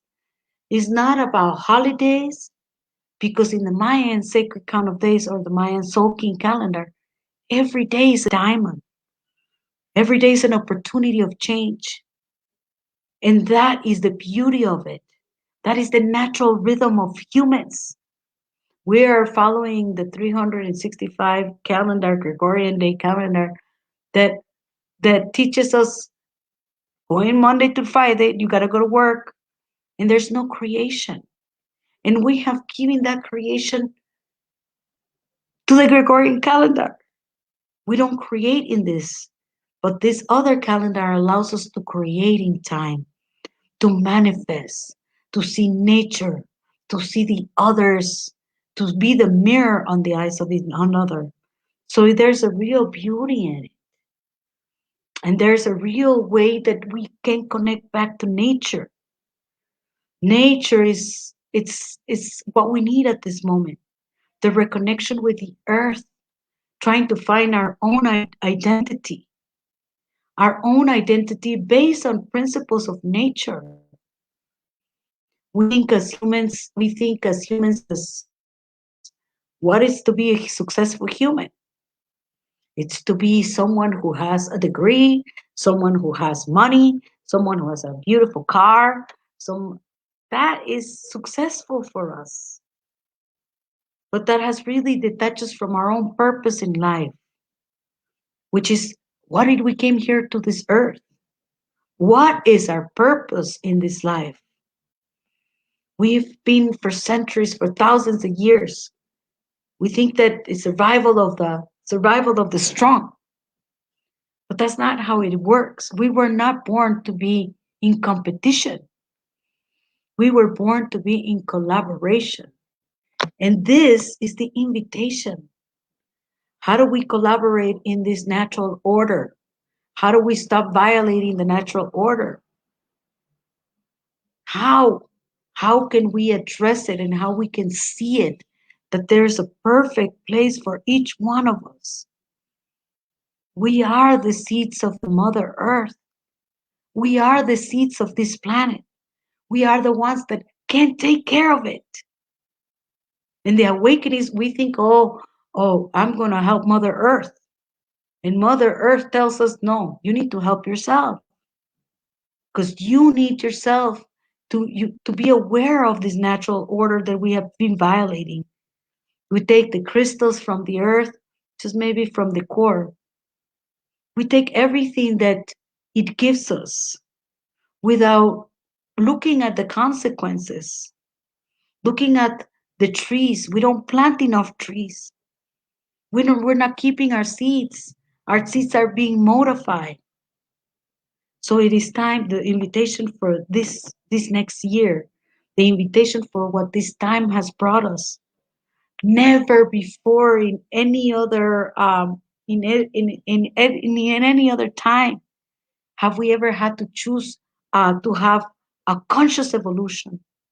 We look at the pandemic and what is it bringing each one of us? It's bringing us, if we begin to see the awakening that each one of us have had to do this period, that we are being brought to this evolution. We are being called to remember where we come from, who we are, what is our natural rhythm. Our natural rhythm is to connect with everything. The opportunity of being alive is one of those opportunities that comes in once in a lifetime because it's your lifetime. And it teaches us that we are here to make the most beautiful work of art that is our lives, in understanding where we come from, who we are, and where are we going. What are we planting for our future generations? What is the greatest gift that we can leave them? It's a better planet. It's an awakening human. When we speak about being the Homo sapiens, it's not that. We're holy sapiens. And we have forgotten that. We are the seeds that can spread the word. We are the ones that can manifest a complete environment that is green, that is holy, that when we breathe is holy, that when we walk is holy, that when we come together, it's holy. So this is the holy time. When we speak about the 2002, the end of the end of times is here. The Mayans didn't say that. The Mayans said it was going to be change of time, a transformation of consciousness. But we think, oh, it didn't happen in the 2012 and just passed. That's because our mind is micro. But the events that were recorded in the Mayan codices were from the macro. So in the heavens, it's not a year that this transformation will take place, but it's a period, an opening, a gate that has allowed each one of us a change of ascension and of ascension of being. And that is now. From 2012 until 2032, the gate is open for all of us to really understand the holy sapiens that we are and how everything influences us. The way we see, the way we eat, the way we project. This third eye here, it's projecting us, it's manifesting us. You know, in Mayan cosmology, we learn about the simple things as offerings. I know so many people that says, "Oh, I come to God and I ask and I pray." But what about you offering? What about embracing the gratitude? This little bow, a bow that makes us sacred. This is what I'm here to remind you. I'm here to remind you that every act of humbleness, every act of bow to the trees, you bow to the earth, you bow to the stars, you bow to your mother, to your elders. This one makes you holy, makes the difference between an ordinary human being and a being men of maíz, the true men, los hombres verdaderos. The true men are those that are willing to go underneath and thank the creator and former for their existence. The gratitude, simple things. One of the Mayan cosmology, number one, the most important one is gratitude, is the key of happiness. The more grateful I am for what I have, for my children, for my food, for my house, for my work, the happier you are, the more that this third eye awareness opens for each one of you. So the lesson here is not just being natural, but being holy, being who you were meant to be. We're beings that influences everything in our body. And the recognition that if we don't have the bees, humanity will not survive. If we have no trees, there's no rain and there's no water. So it's all an entire, like I say, it's a kingdoms. The kingdoms that are within us. The kingdoms that is in each one of us to open our eyes to embrace. How can it be prettier to see yourself than to be in nature? When did we forget about what was beauty? What kind of beauty does each one hold in the eye of the beholder? This is what we need to come back. Right now, we are in a very crucial time in human history where we are here to embrace the new change. We are here giving the opportunity to, we might have 10 years of this earth if we don't do something about it. We have the capabilities, we have the intelligence. Why do we have to wait until it gets to this? Unfortunately, that's how things they are. But the opportunity of all of us awakening into what is real, natural, it's there. What is important to each one of you? We see that we're coming in this Christmas, and many of you don't have money to give. Many of you don't have even to celebrate because of things going on. People losing their homes, hurricanes going here in Guatemala, children dying of hunger. And we're here thinking, when I was building my Christmas tree, I was like sad. I was like, should I be celebrating? And then I said to myself, every light that I put in, I am lighting out the world. I am lighting something. And my intention, because your intention is very important when we speak to the natural order. Your intention. What was my intention? It is my intention of celebrating that I am alive. It is my intention of celebrating for those that can't, for those that won't. So what is the greatest gift? What is the greatest gift? Your presence, your time, your attention. Many of you, if you want to really be Christmas and really want to give something, give that. Give the love. Tell the people that you love. Maybe you're not going to be able to be holding hands with everyone or hugging them, but make time to call them. Make time to tell them. We don't know if we're going to get sick. We don't know if we're going to get sick and we're going to make it. So why wait?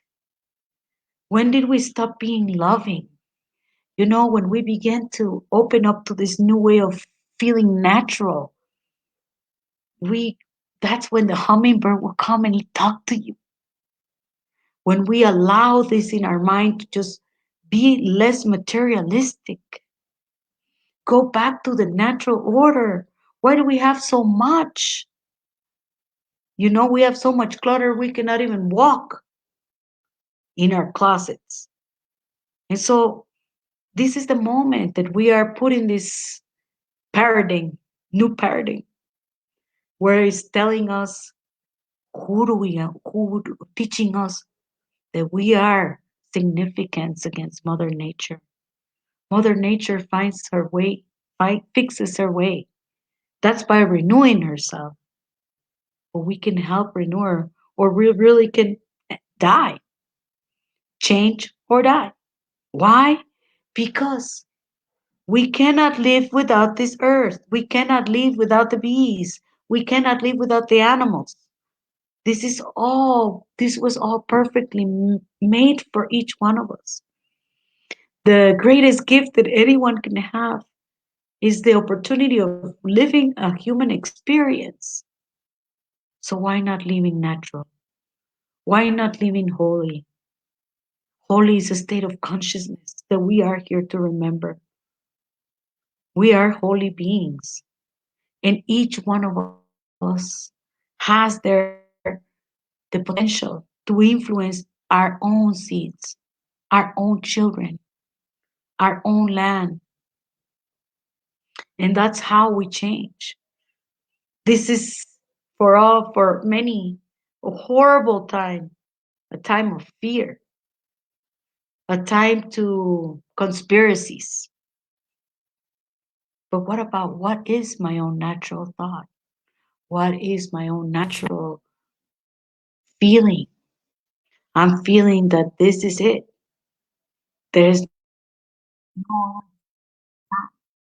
but this time, this is the time for each one that we all been waiting for. The time where we show who we are as human beings. The time to show that we know what the natural order of things is. That each one, the plant kingdom, the animal kingdom, they need each other to survive, and we need them too.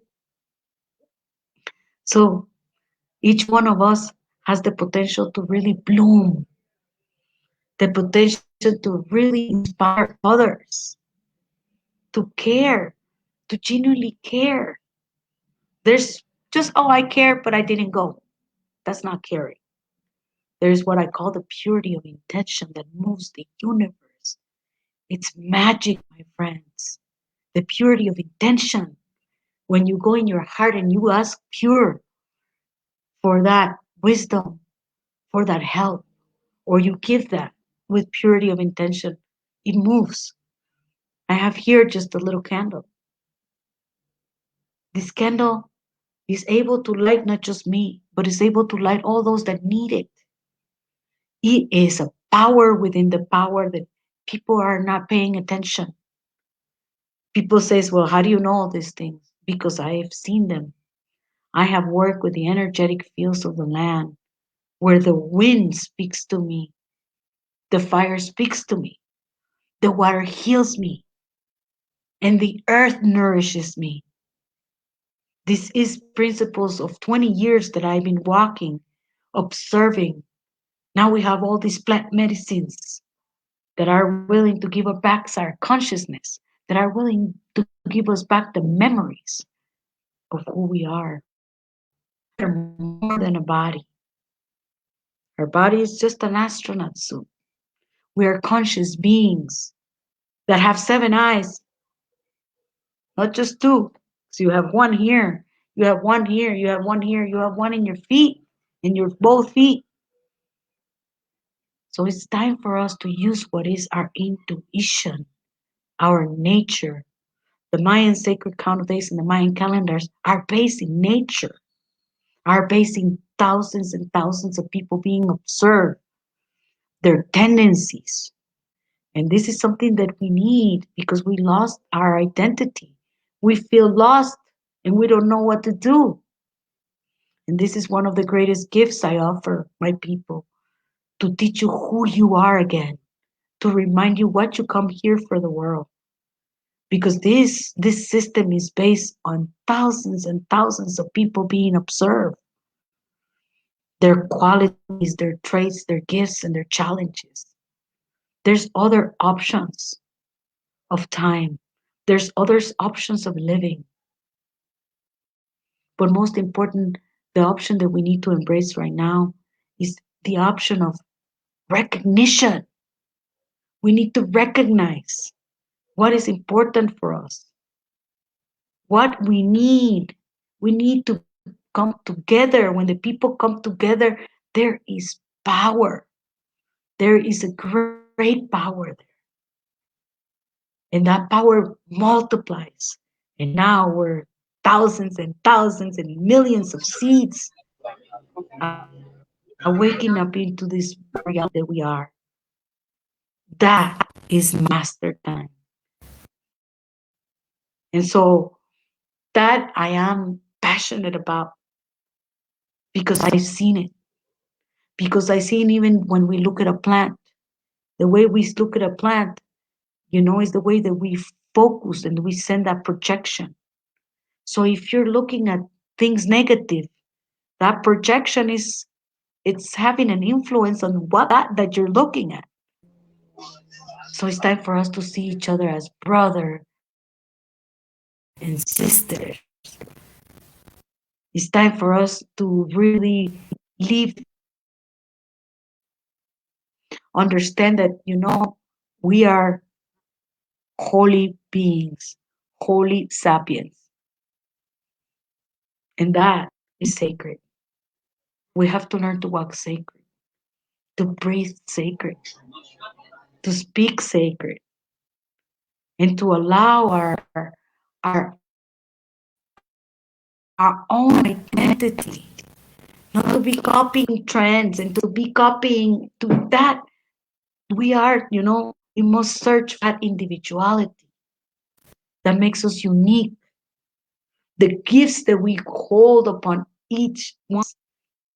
The Mayan calendar teaches us that we are all different, but there's a perfect place for each one of us. And how magical can that be? How powerful can that be? To really be able to know that we are one perfect, individual, unique seed in the world.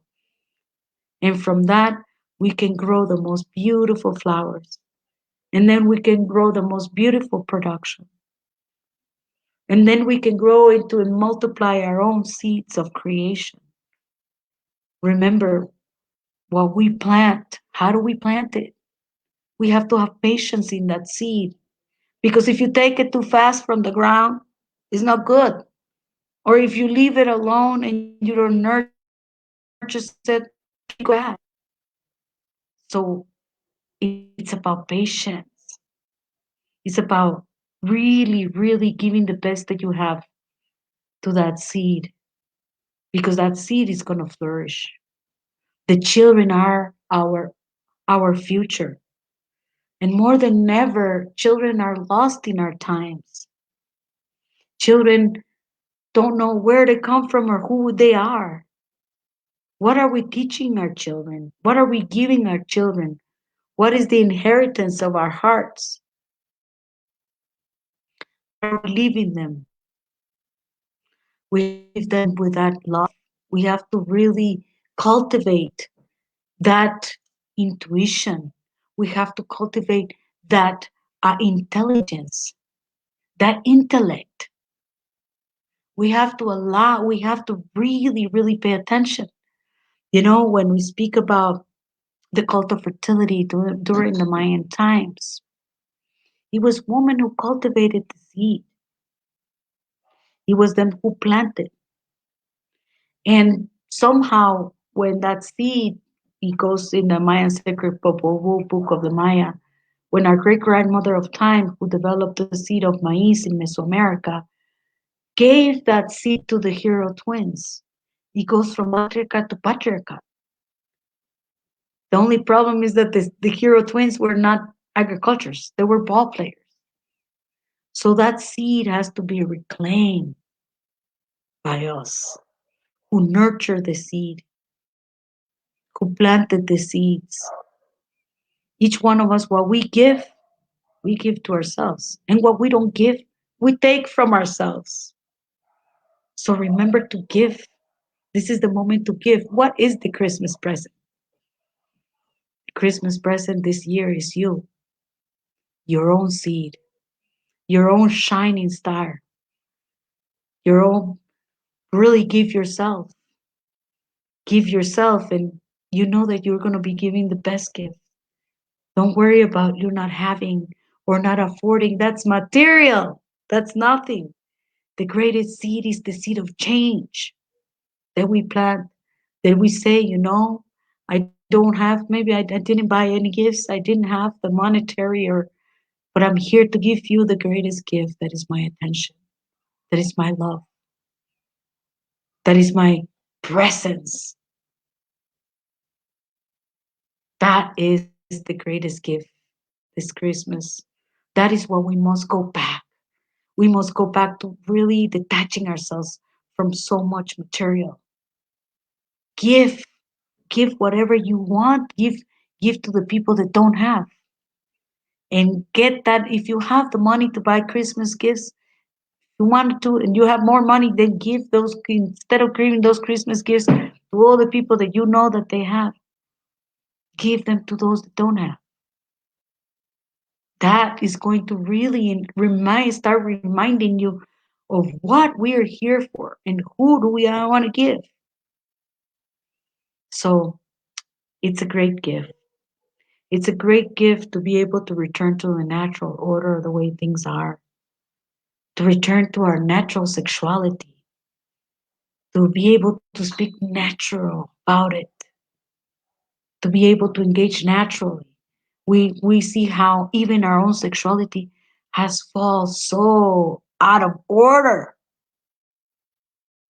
So we have so many things to fix. We have so many things to fix right now.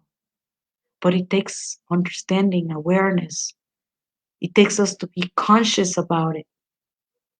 But we'll begin little by little, individually, one-on-one, doing little things. Little things like waking up in the morning and saying that gratitude, that bow once again. Gracias, universe, because I am alive. That morning gratitude. If everybody in the world will have that morning gratitude, everyone, our world will be different. And just to say a simple thank you. Let's begin with that. Let's begin with appreciation of our own closest beings to us. Let's go with appreciation of what nature has provided us. Let's look at all that there is for us to embrace. When we think about, we have forgotten the relationship that we have with the sun, Father Sun.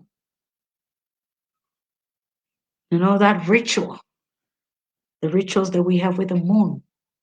If we didn't have the moon, we would completely be out of orbit. We would be like Jupiter. But if you look at the universe was perfectly created for us in perfect time and in perfect harmony to be here. And that's what I speak about, the natural order. I speak about that because if we wouldn't have the sun, we wouldn't have life. But if we didn't have the moon, we wouldn't have the orbit around us. So everything was perfectly made for us. That was the gift for us. And now it's time for all of us to be the gift that returns to Mother Earth, the love of the natural order. How do we go back to nature? But just by looking, by observing, because once we give name to things, that kind of strips us from learning.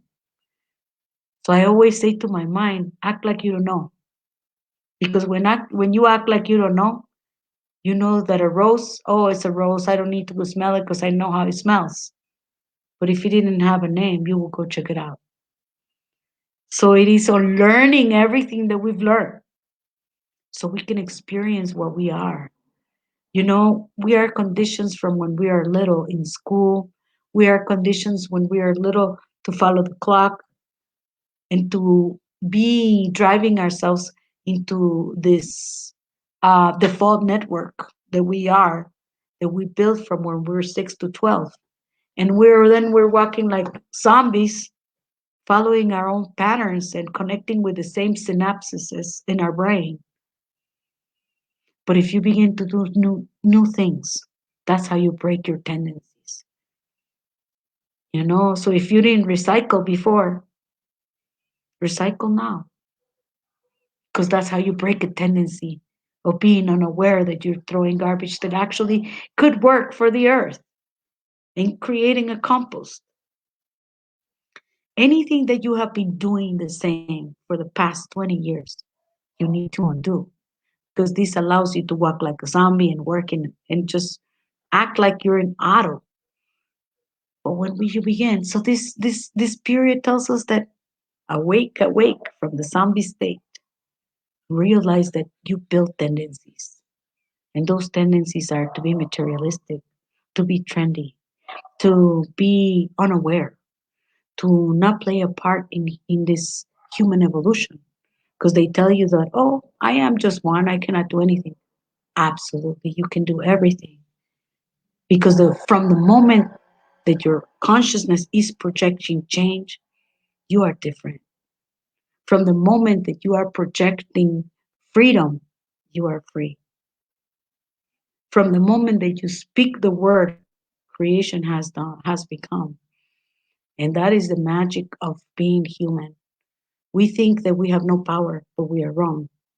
As I say, I work with the energetic fields, and I see how color affects us, food affects us, word affects us, our own projection affects us, our own lineages affects us, our own areas affects us. So awake, human, awake.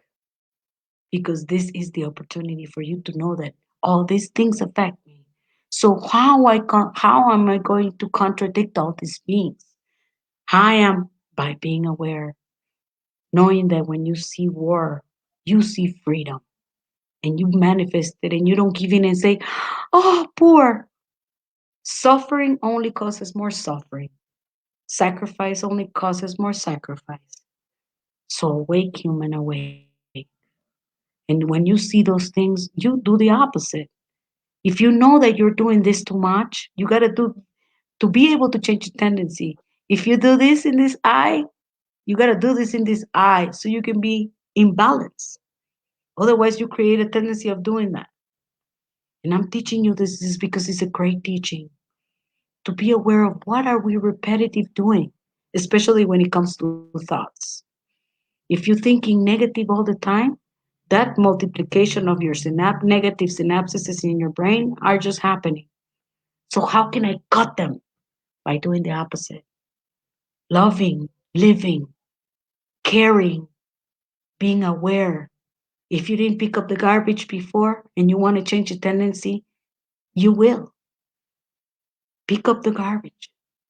It's little things that really begins to form that sacred, holy sapiens that I'm speaking about. It's little things in your state of being. Let's go plant to the earth. When did we forget to plant the earth? You know, there's only a few small people still planting, keeping their seeds. You know, other big companies trying to manipulate our seeds. Stop planting them. Let the machine plant them.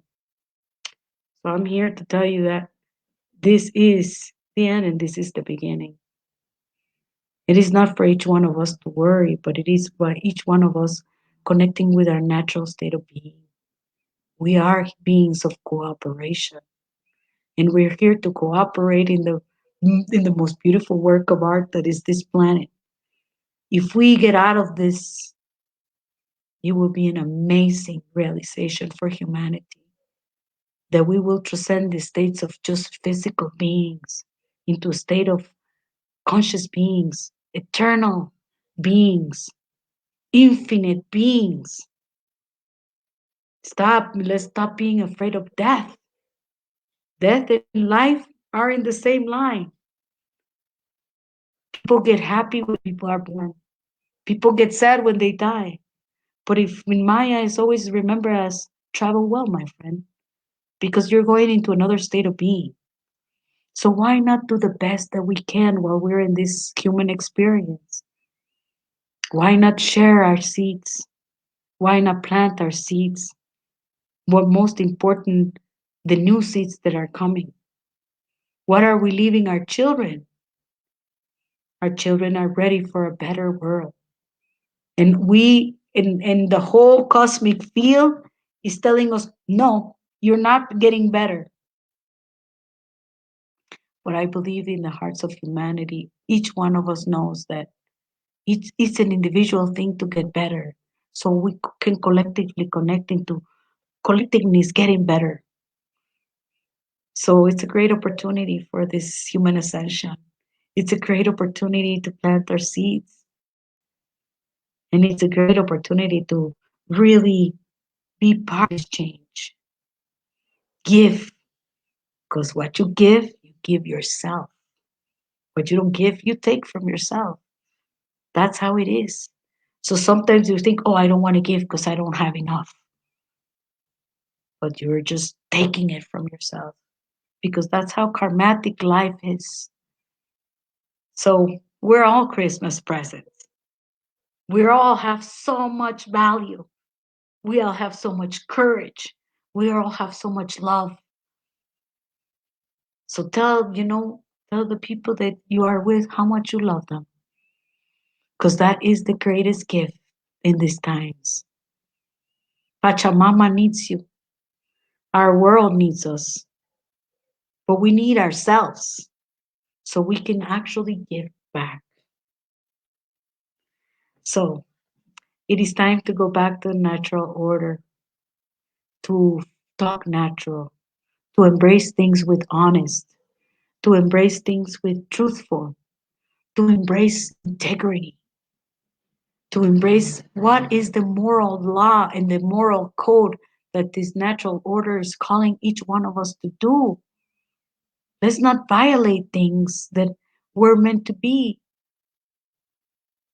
but let's react, let's awake into seeing how is things and how natural we can be about it. So I want to thank each one of you for listening to what this next phase comes. It is a great moment in time where we all can shine through our own cosmic seed. We are all cosmic seed that fall from the heavens into our mother wombs, and we are born. Sometimes we look at our bodies and we think that it is just our bodies we have. Your cosmic seed is in your heart, is in your truth, is in your soul. It is the beauty that really represents who you are beyond the human body. What you speak, what you give, acts of kindness. Remember caring. Caring. When did you stop caring? When did you stop loving? When did you stop being gentle? Why did we become so hard? Why did we become so stubborn? When did we become so materialistic? That's not us. Awake, human, awake. That is not us. We are so much more. We are so big and we are so capable of just loving and caring and giving and being happy. And obviously, being sad is so many human conditions. But if we don't awake and we don't intend to look and care, then we're going to let everything just go by. There won't be seeds, there won't be humans, there won't be planet. And that's what we don't want. We want everybody to have that upload of energy. We have Monday an amazing eclipse coming. An eclipse that is going to really give us an upload. Then we have a conjunction of Saturn and Jupiter that has not been seen for 800 years on December 20. And then on December 20, there is a portal of opening for each one to upgrade. So just take 20 minutes of your time to sit and bring an offering. Remember me. Bring your offering. Light your candle. And in that moment, just receive and say thank you. Receive that upload. Intended for your body to evolve because only the human mind can allow that. If you don't do nothing about it, and if you don't open about it, it never does. If you know you have magic, you can make it.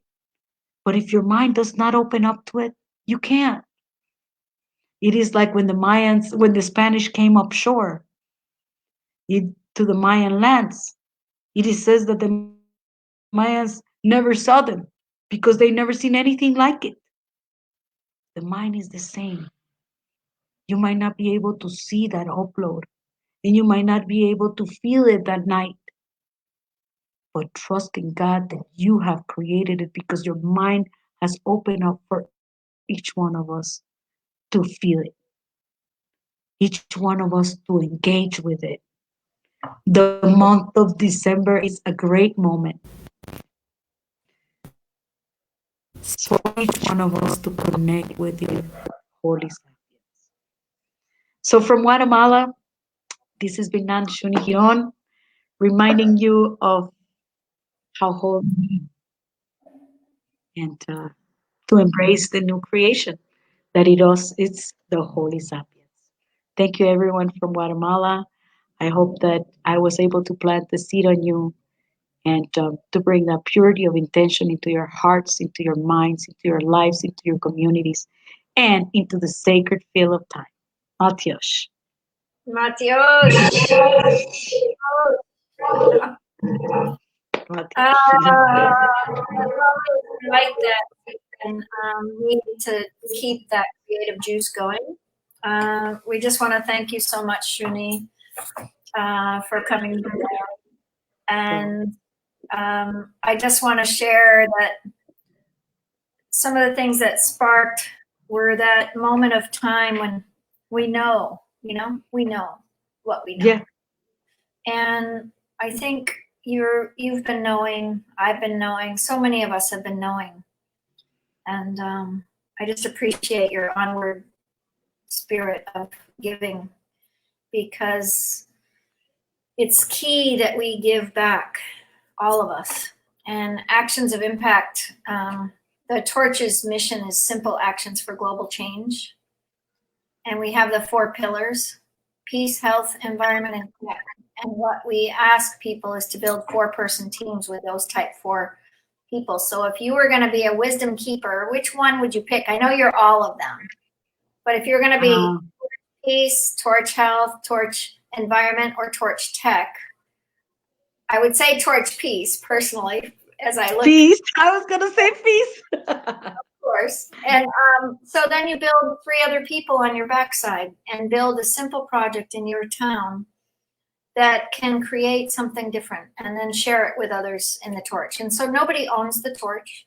It's a shared leadership. So you are the torch. You've already lit the candle umpteen times in this lifetime and many more. And I just honor you so deeply. And why we're here today and this week for Torch Health, this is our 3rd conference of the year, but on Earth Day, Shuni came in at the end. I didn't know Shuni.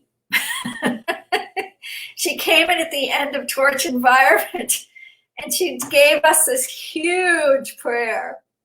And it was just like such a lightning bolt. And I said, I want to know this lady. And so since Torch Environment to now, we've been journeying. That was April when I first met you. That's true. I've been part of the Jaguar Council with Shuni, and she leads a group. She'll start again in the new year, and she does astrology. She does a lot of different independent work. So definitely, is there a website that people would want to come? Absolutely. Where should we put your website, sweetheart? Sure. You can reach me at I'll put it in the chat for you, nanashunigiron.com. I'll put it up for you. And then do you have 2 more minutes, Shuni? Can I show you the school when I first started the video? Yeah. It's only a 2-minute video. I share it with everyone because it's a kind of why we're doing this and what happened to a school on the border of Afghanistan, 100 orphans. And the 100 orphans were really in need of a lot. They were sleeping on the floors. They didn't have any, their playground was completely cement. And so I'm trying to play this a little bit more at this event because Torch Health is this mission started on the Environment Day, where we made that claim by next Earth Day, we want to get 10 million seeds into 1 million children's hands. And that's what this came from, because one man took action. And my friend coined the action of impact. And so anyway, I'm going to just show you it quick so you can see the school and how much seeds impacted. And you can imagine before you look, there were no gardens in the schoolyard. There was one solar panel that was broken and one solar panel. There was no computer lab. So here we go. You ready? Sure. Here it goes. Hello friends, I would like to show you our school. This is our school signboard.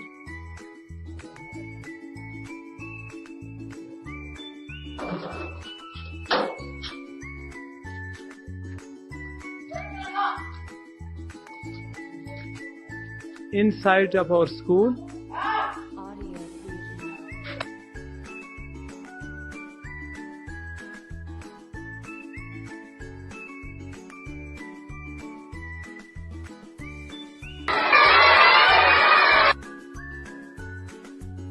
friends, this is a solar school. You can see our solar.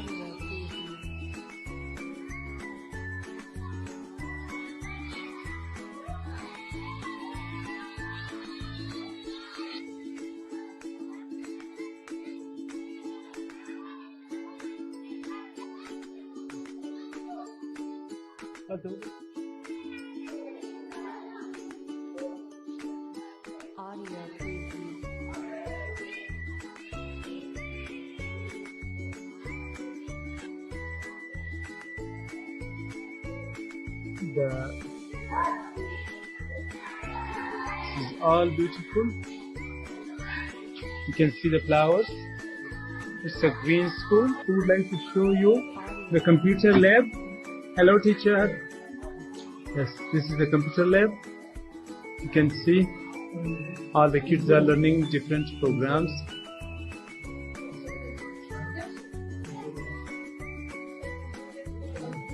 So, hello Isanda, what are you doing? I'm listening to soccer. Yes. What would you like to say about Taj family? Long live Taj family. Hello?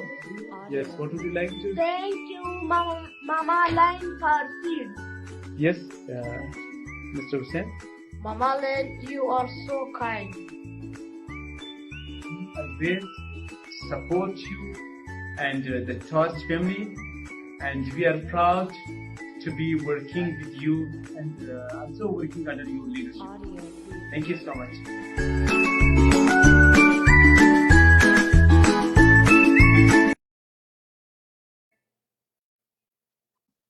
That's our little school. Wonderful. And it's grown to... That's lovely. That's lovely. You're gonna need to put... Yeah. I couldn't... This was... You know, it really inspired me to do something in Guatemala. Exactly. So go to Guatemala. Definitely. Torch, and we'll support you to do that. Like you can be the torch of Guatemala. You already are. So I remember we talked about how it can grow, but it grew into 55,000 children in Pakistan and 20,000 more now. Wow. So like 5,000, there's 14,000 kids in Africa that we're trying to get seeds to, and then America in general. So we have a lot of seeds to get done. So build you definitely are part of the vision. We already have, a lot that we've moved, but I just am moved that you said yes and you came on and you got to see a little piece of this and realize that, Torch Health, if you want to do anything, if Dono wants to come on this week for a little while and share his wisdom, I would love to have him. That's Shuni's partner. He's an amazing wisdom keeper. And we're going till Tuesday, Shuni, and there's a couple of really cool things. There's beautiful music on Monday and Tuesday night at 7. So really sacred music. And there's great speakers coming. So it's going to be really filled with a lot of good people. So thank you so much. I'm going to get my Christmas tree with my grandkids. So that's where I'm headed, to go get my Christmas tree. And remember, every time that you light the light, Yeah. let's put the lights and enjoy Christmas. And remember that you're lighting the world for the others that don't have. Amen. And Shuni, tomorrow night we're going to do the lighting of candles all over for Torch. So We're great. That's really good because we are in the cycle of offering, which is the strongest Mayan cycle in the year. wow, So beautiful. I've light my candles for the past 13 days. I usually light a candle every day as a ritual. Yeah. And sometimes I feel lost when I don't do it. Oh, So same. it has become really a thing that we do. So doing this as collective multiplies. Yes. So tomorrow night, I don't know what time we'll do it. It just depends. But I don't want to decorate my tree by myself. And every Advent season, which tomorrow's the third weekend of Advent, it's a preparation. It's a preparation for something. And so Hanukkah's here, preparation. Here's the Mayan calendar. Everyone, please join us for the Festival of Lights tomorrow. At what time tomorrow? I think we just need to look at the calendar, but I think we can do it around.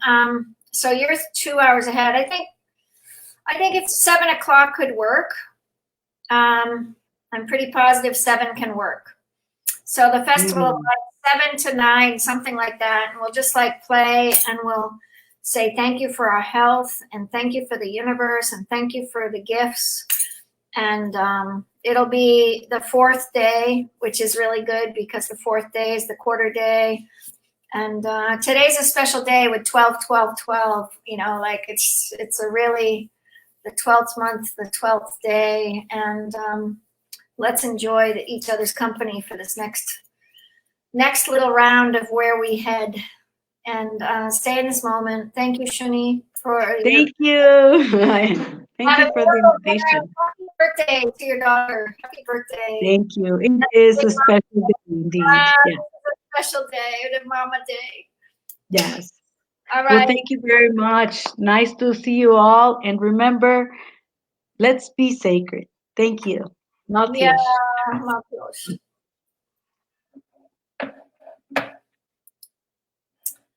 So Shuni just brings to us this wisdom of so many of indigenous cultures, as I've worked with many myself, and we are brought to the gifts of her spirit, the gifts of her lighting the way, of bringing in the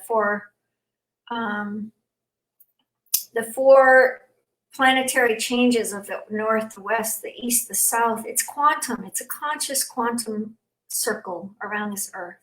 And we are a circular nation. We're a circular people.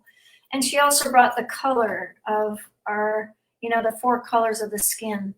The Creator giving us this beautiful mountain of bounty.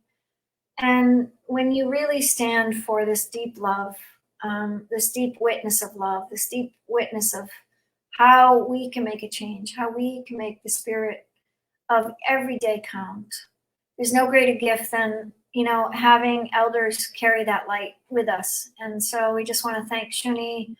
I really love walking beside her as a sister. I love her presence. The Jaguar Council is really important to me. I haven't been on for quite a while, but we walk together, and we know we walk together as sisters. And the sisterhood is coming together really strong and really powerful. And we're here to walk beside to really help each other. So help Shuni with the Jaguar Council. We'll put her information here and let that sit on our channel here for the weekend. We'll keep popping it up, and it'll also be in the back office.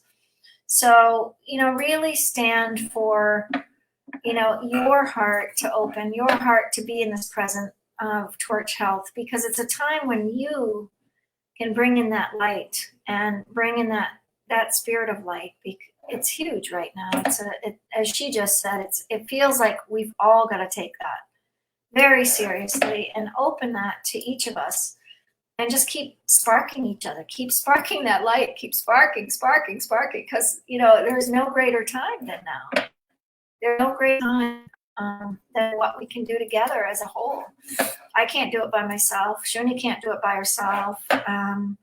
None of us can do it by ourselves. And this is a group of entrepreneurs. She's an amazing entrepreneur. We've helped each other. We've helped. Here's her website. So please look her up. And don't forget to go on our website and really take a stand it's www. I think she just missed the comma. She put the comma, but that's okay. I just want you to really stand for that vision that what do you think 10 million seeds could do for 1 million kids? I mean, seriously, it's a huge, huge time for us to step up, take a part. Nobody owns the torch. Yes, I founded it, but it was kind of like, you know, it's like Shuni doing things and knowing it's not coming from her, or me knowing it's not coming from me, or any of us doing something of graciousness to give back to this amazing planet, this amazing earth. And heirloom seeds, they're missing, you know. She talked about the corn. My native name is Kwaskwimkwe, and it's corn woman. But the elders, I remember the naming ceremony when I was in the naming ceremony, because I didn't know I was Native American until 99. And I had already been given a peace pipe, and I buried it saying I'm not Native American, and I had gotten addicted to tobacco, and I buried it. And then I brought it back, and I gave myself the witness. I gave myself the witness to say, no, my ancestors come from this land, and this land is important to me, and it's always been important to me. And the spirit of this land is so important in every place, in every corner of this earth. And the seeds have to be able to regenerate. And we will regenerate with eating those seeds. So really stay tuned. We've got a beautiful 7 o'clock show next. So we've got a big break right now. We've got a 4-hour break. And it feels good to take a 4-hour break right now for me after. This is 7 hours today, and we're on the 7:18 hour, and it's super great. We had a beautiful day, and the keepers of this amazing gift of this planet, they're everywhere. So if you have teachers, you want to come in, there's some few more slots. If you have people that want to come teach, we definitely have slots. And tonight we have Shawaz Baloch. He was blinded in an accident from the army. And he's actually the manager of Pakistan Torch, to manage the business part of Torch in Pakistan. And he is an amazing keeper. He's got an amazing story. It was only 6 years ago, a plane went down, and he got blinded, not by the accident, but by the doctor and the surgery that happened after. And he's got a big story, so he'll be in tonight. So I hope you come back at 7 o'clock, which is 8 a.m. Pakistan time. We've got Miriam. She's doing a share about some of the beauty and the earth consciousness. She and her husband have been taking walks, and they're beautiful. And Miriam is a Torch member, and she's just got some beautiful photos. And I said, you've got to share this. So she's been going to different places, and you know, the journey of growing organically is that Mark Lund said it great yesterday. It's the creative movement for business to be creative together, but care. And I started this C2C Earth about 6 months ago, and I said, it's not going to be B2B anymore. It's going to be C2C Earth, and it's going to be a care to care, collaborate to collaborate, creativity to creativity. Shuni is a creative soul. Shuni has a creative consciousness. Shuni has creativity running through her bones and her blood and her consciousness. And, you know, she's just got that soul life. And each of us has to really claim that for ourselves. And it's so important right now, you know, for you to claim that. And we need to witness the children with their own light, so that they're not hearing rhetoric out of us as adults, that they're not hearing, you know, things coming out of here. What you put in comes back out. And you have to remember the beautiful quality of life that we've been given. If you put natural way in, natural way will come back out. So go back to a natural, eating. So we've got a cooking class. I definitely did a cooking class yesterday. So later when I get back from my tree, I'll turn that dessert that I made yesterday in the cooking class to a really yummy, a second dessert out of the 2 desserts I made yesterday. So then we're going to have 2 beautiful cups, and I'm going to show you that later. So we'll do that little clip when I return from the Christmas tree. And I don't want to decorate my Christmas tree alone. And I said this morning, oh my gosh, it's the 3rd night of Advent tomorrow. It's the Festival of Lights with Hanukkah.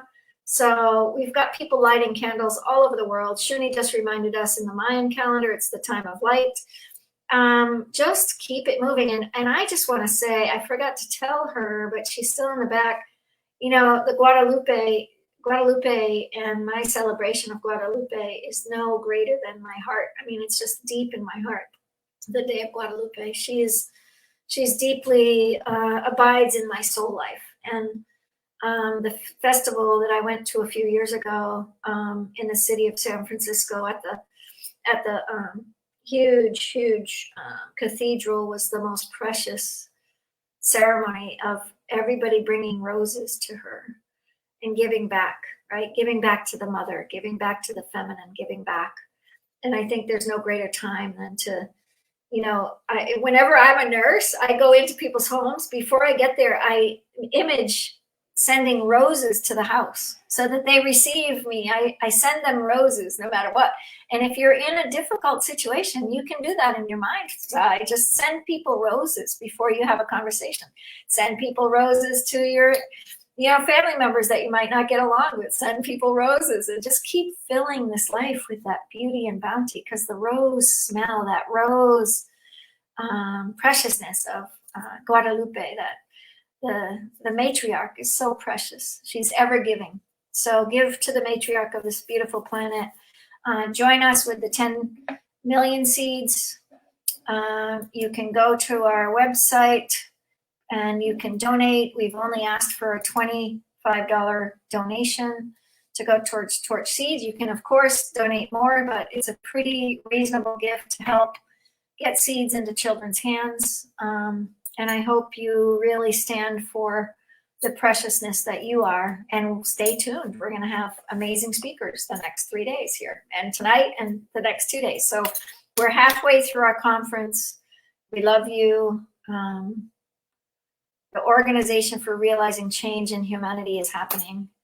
And it's happening because everyone has said yes. And everyone is sharing in this idea that it's not owned. The land is not owned. We're not owned. We're not owned by our businesses. We're not owned by anything except all of our hearts beat. And when our heart beats, it's the drum beat. Like Shuni had said, it's the drum beat of the mother that lights the way in the drum beat of our hearts as a unity of this planetary beauty, that we are of nature. And nobody makes your heart beat. So remember, it's the natural order. So beautiful talk by Shuni Giron. Thank you. Blessings.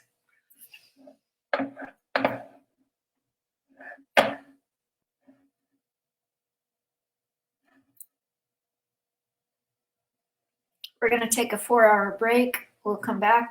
I'm going to stop the broadcast now, and we will enter back in at 7 p.m. Blessings.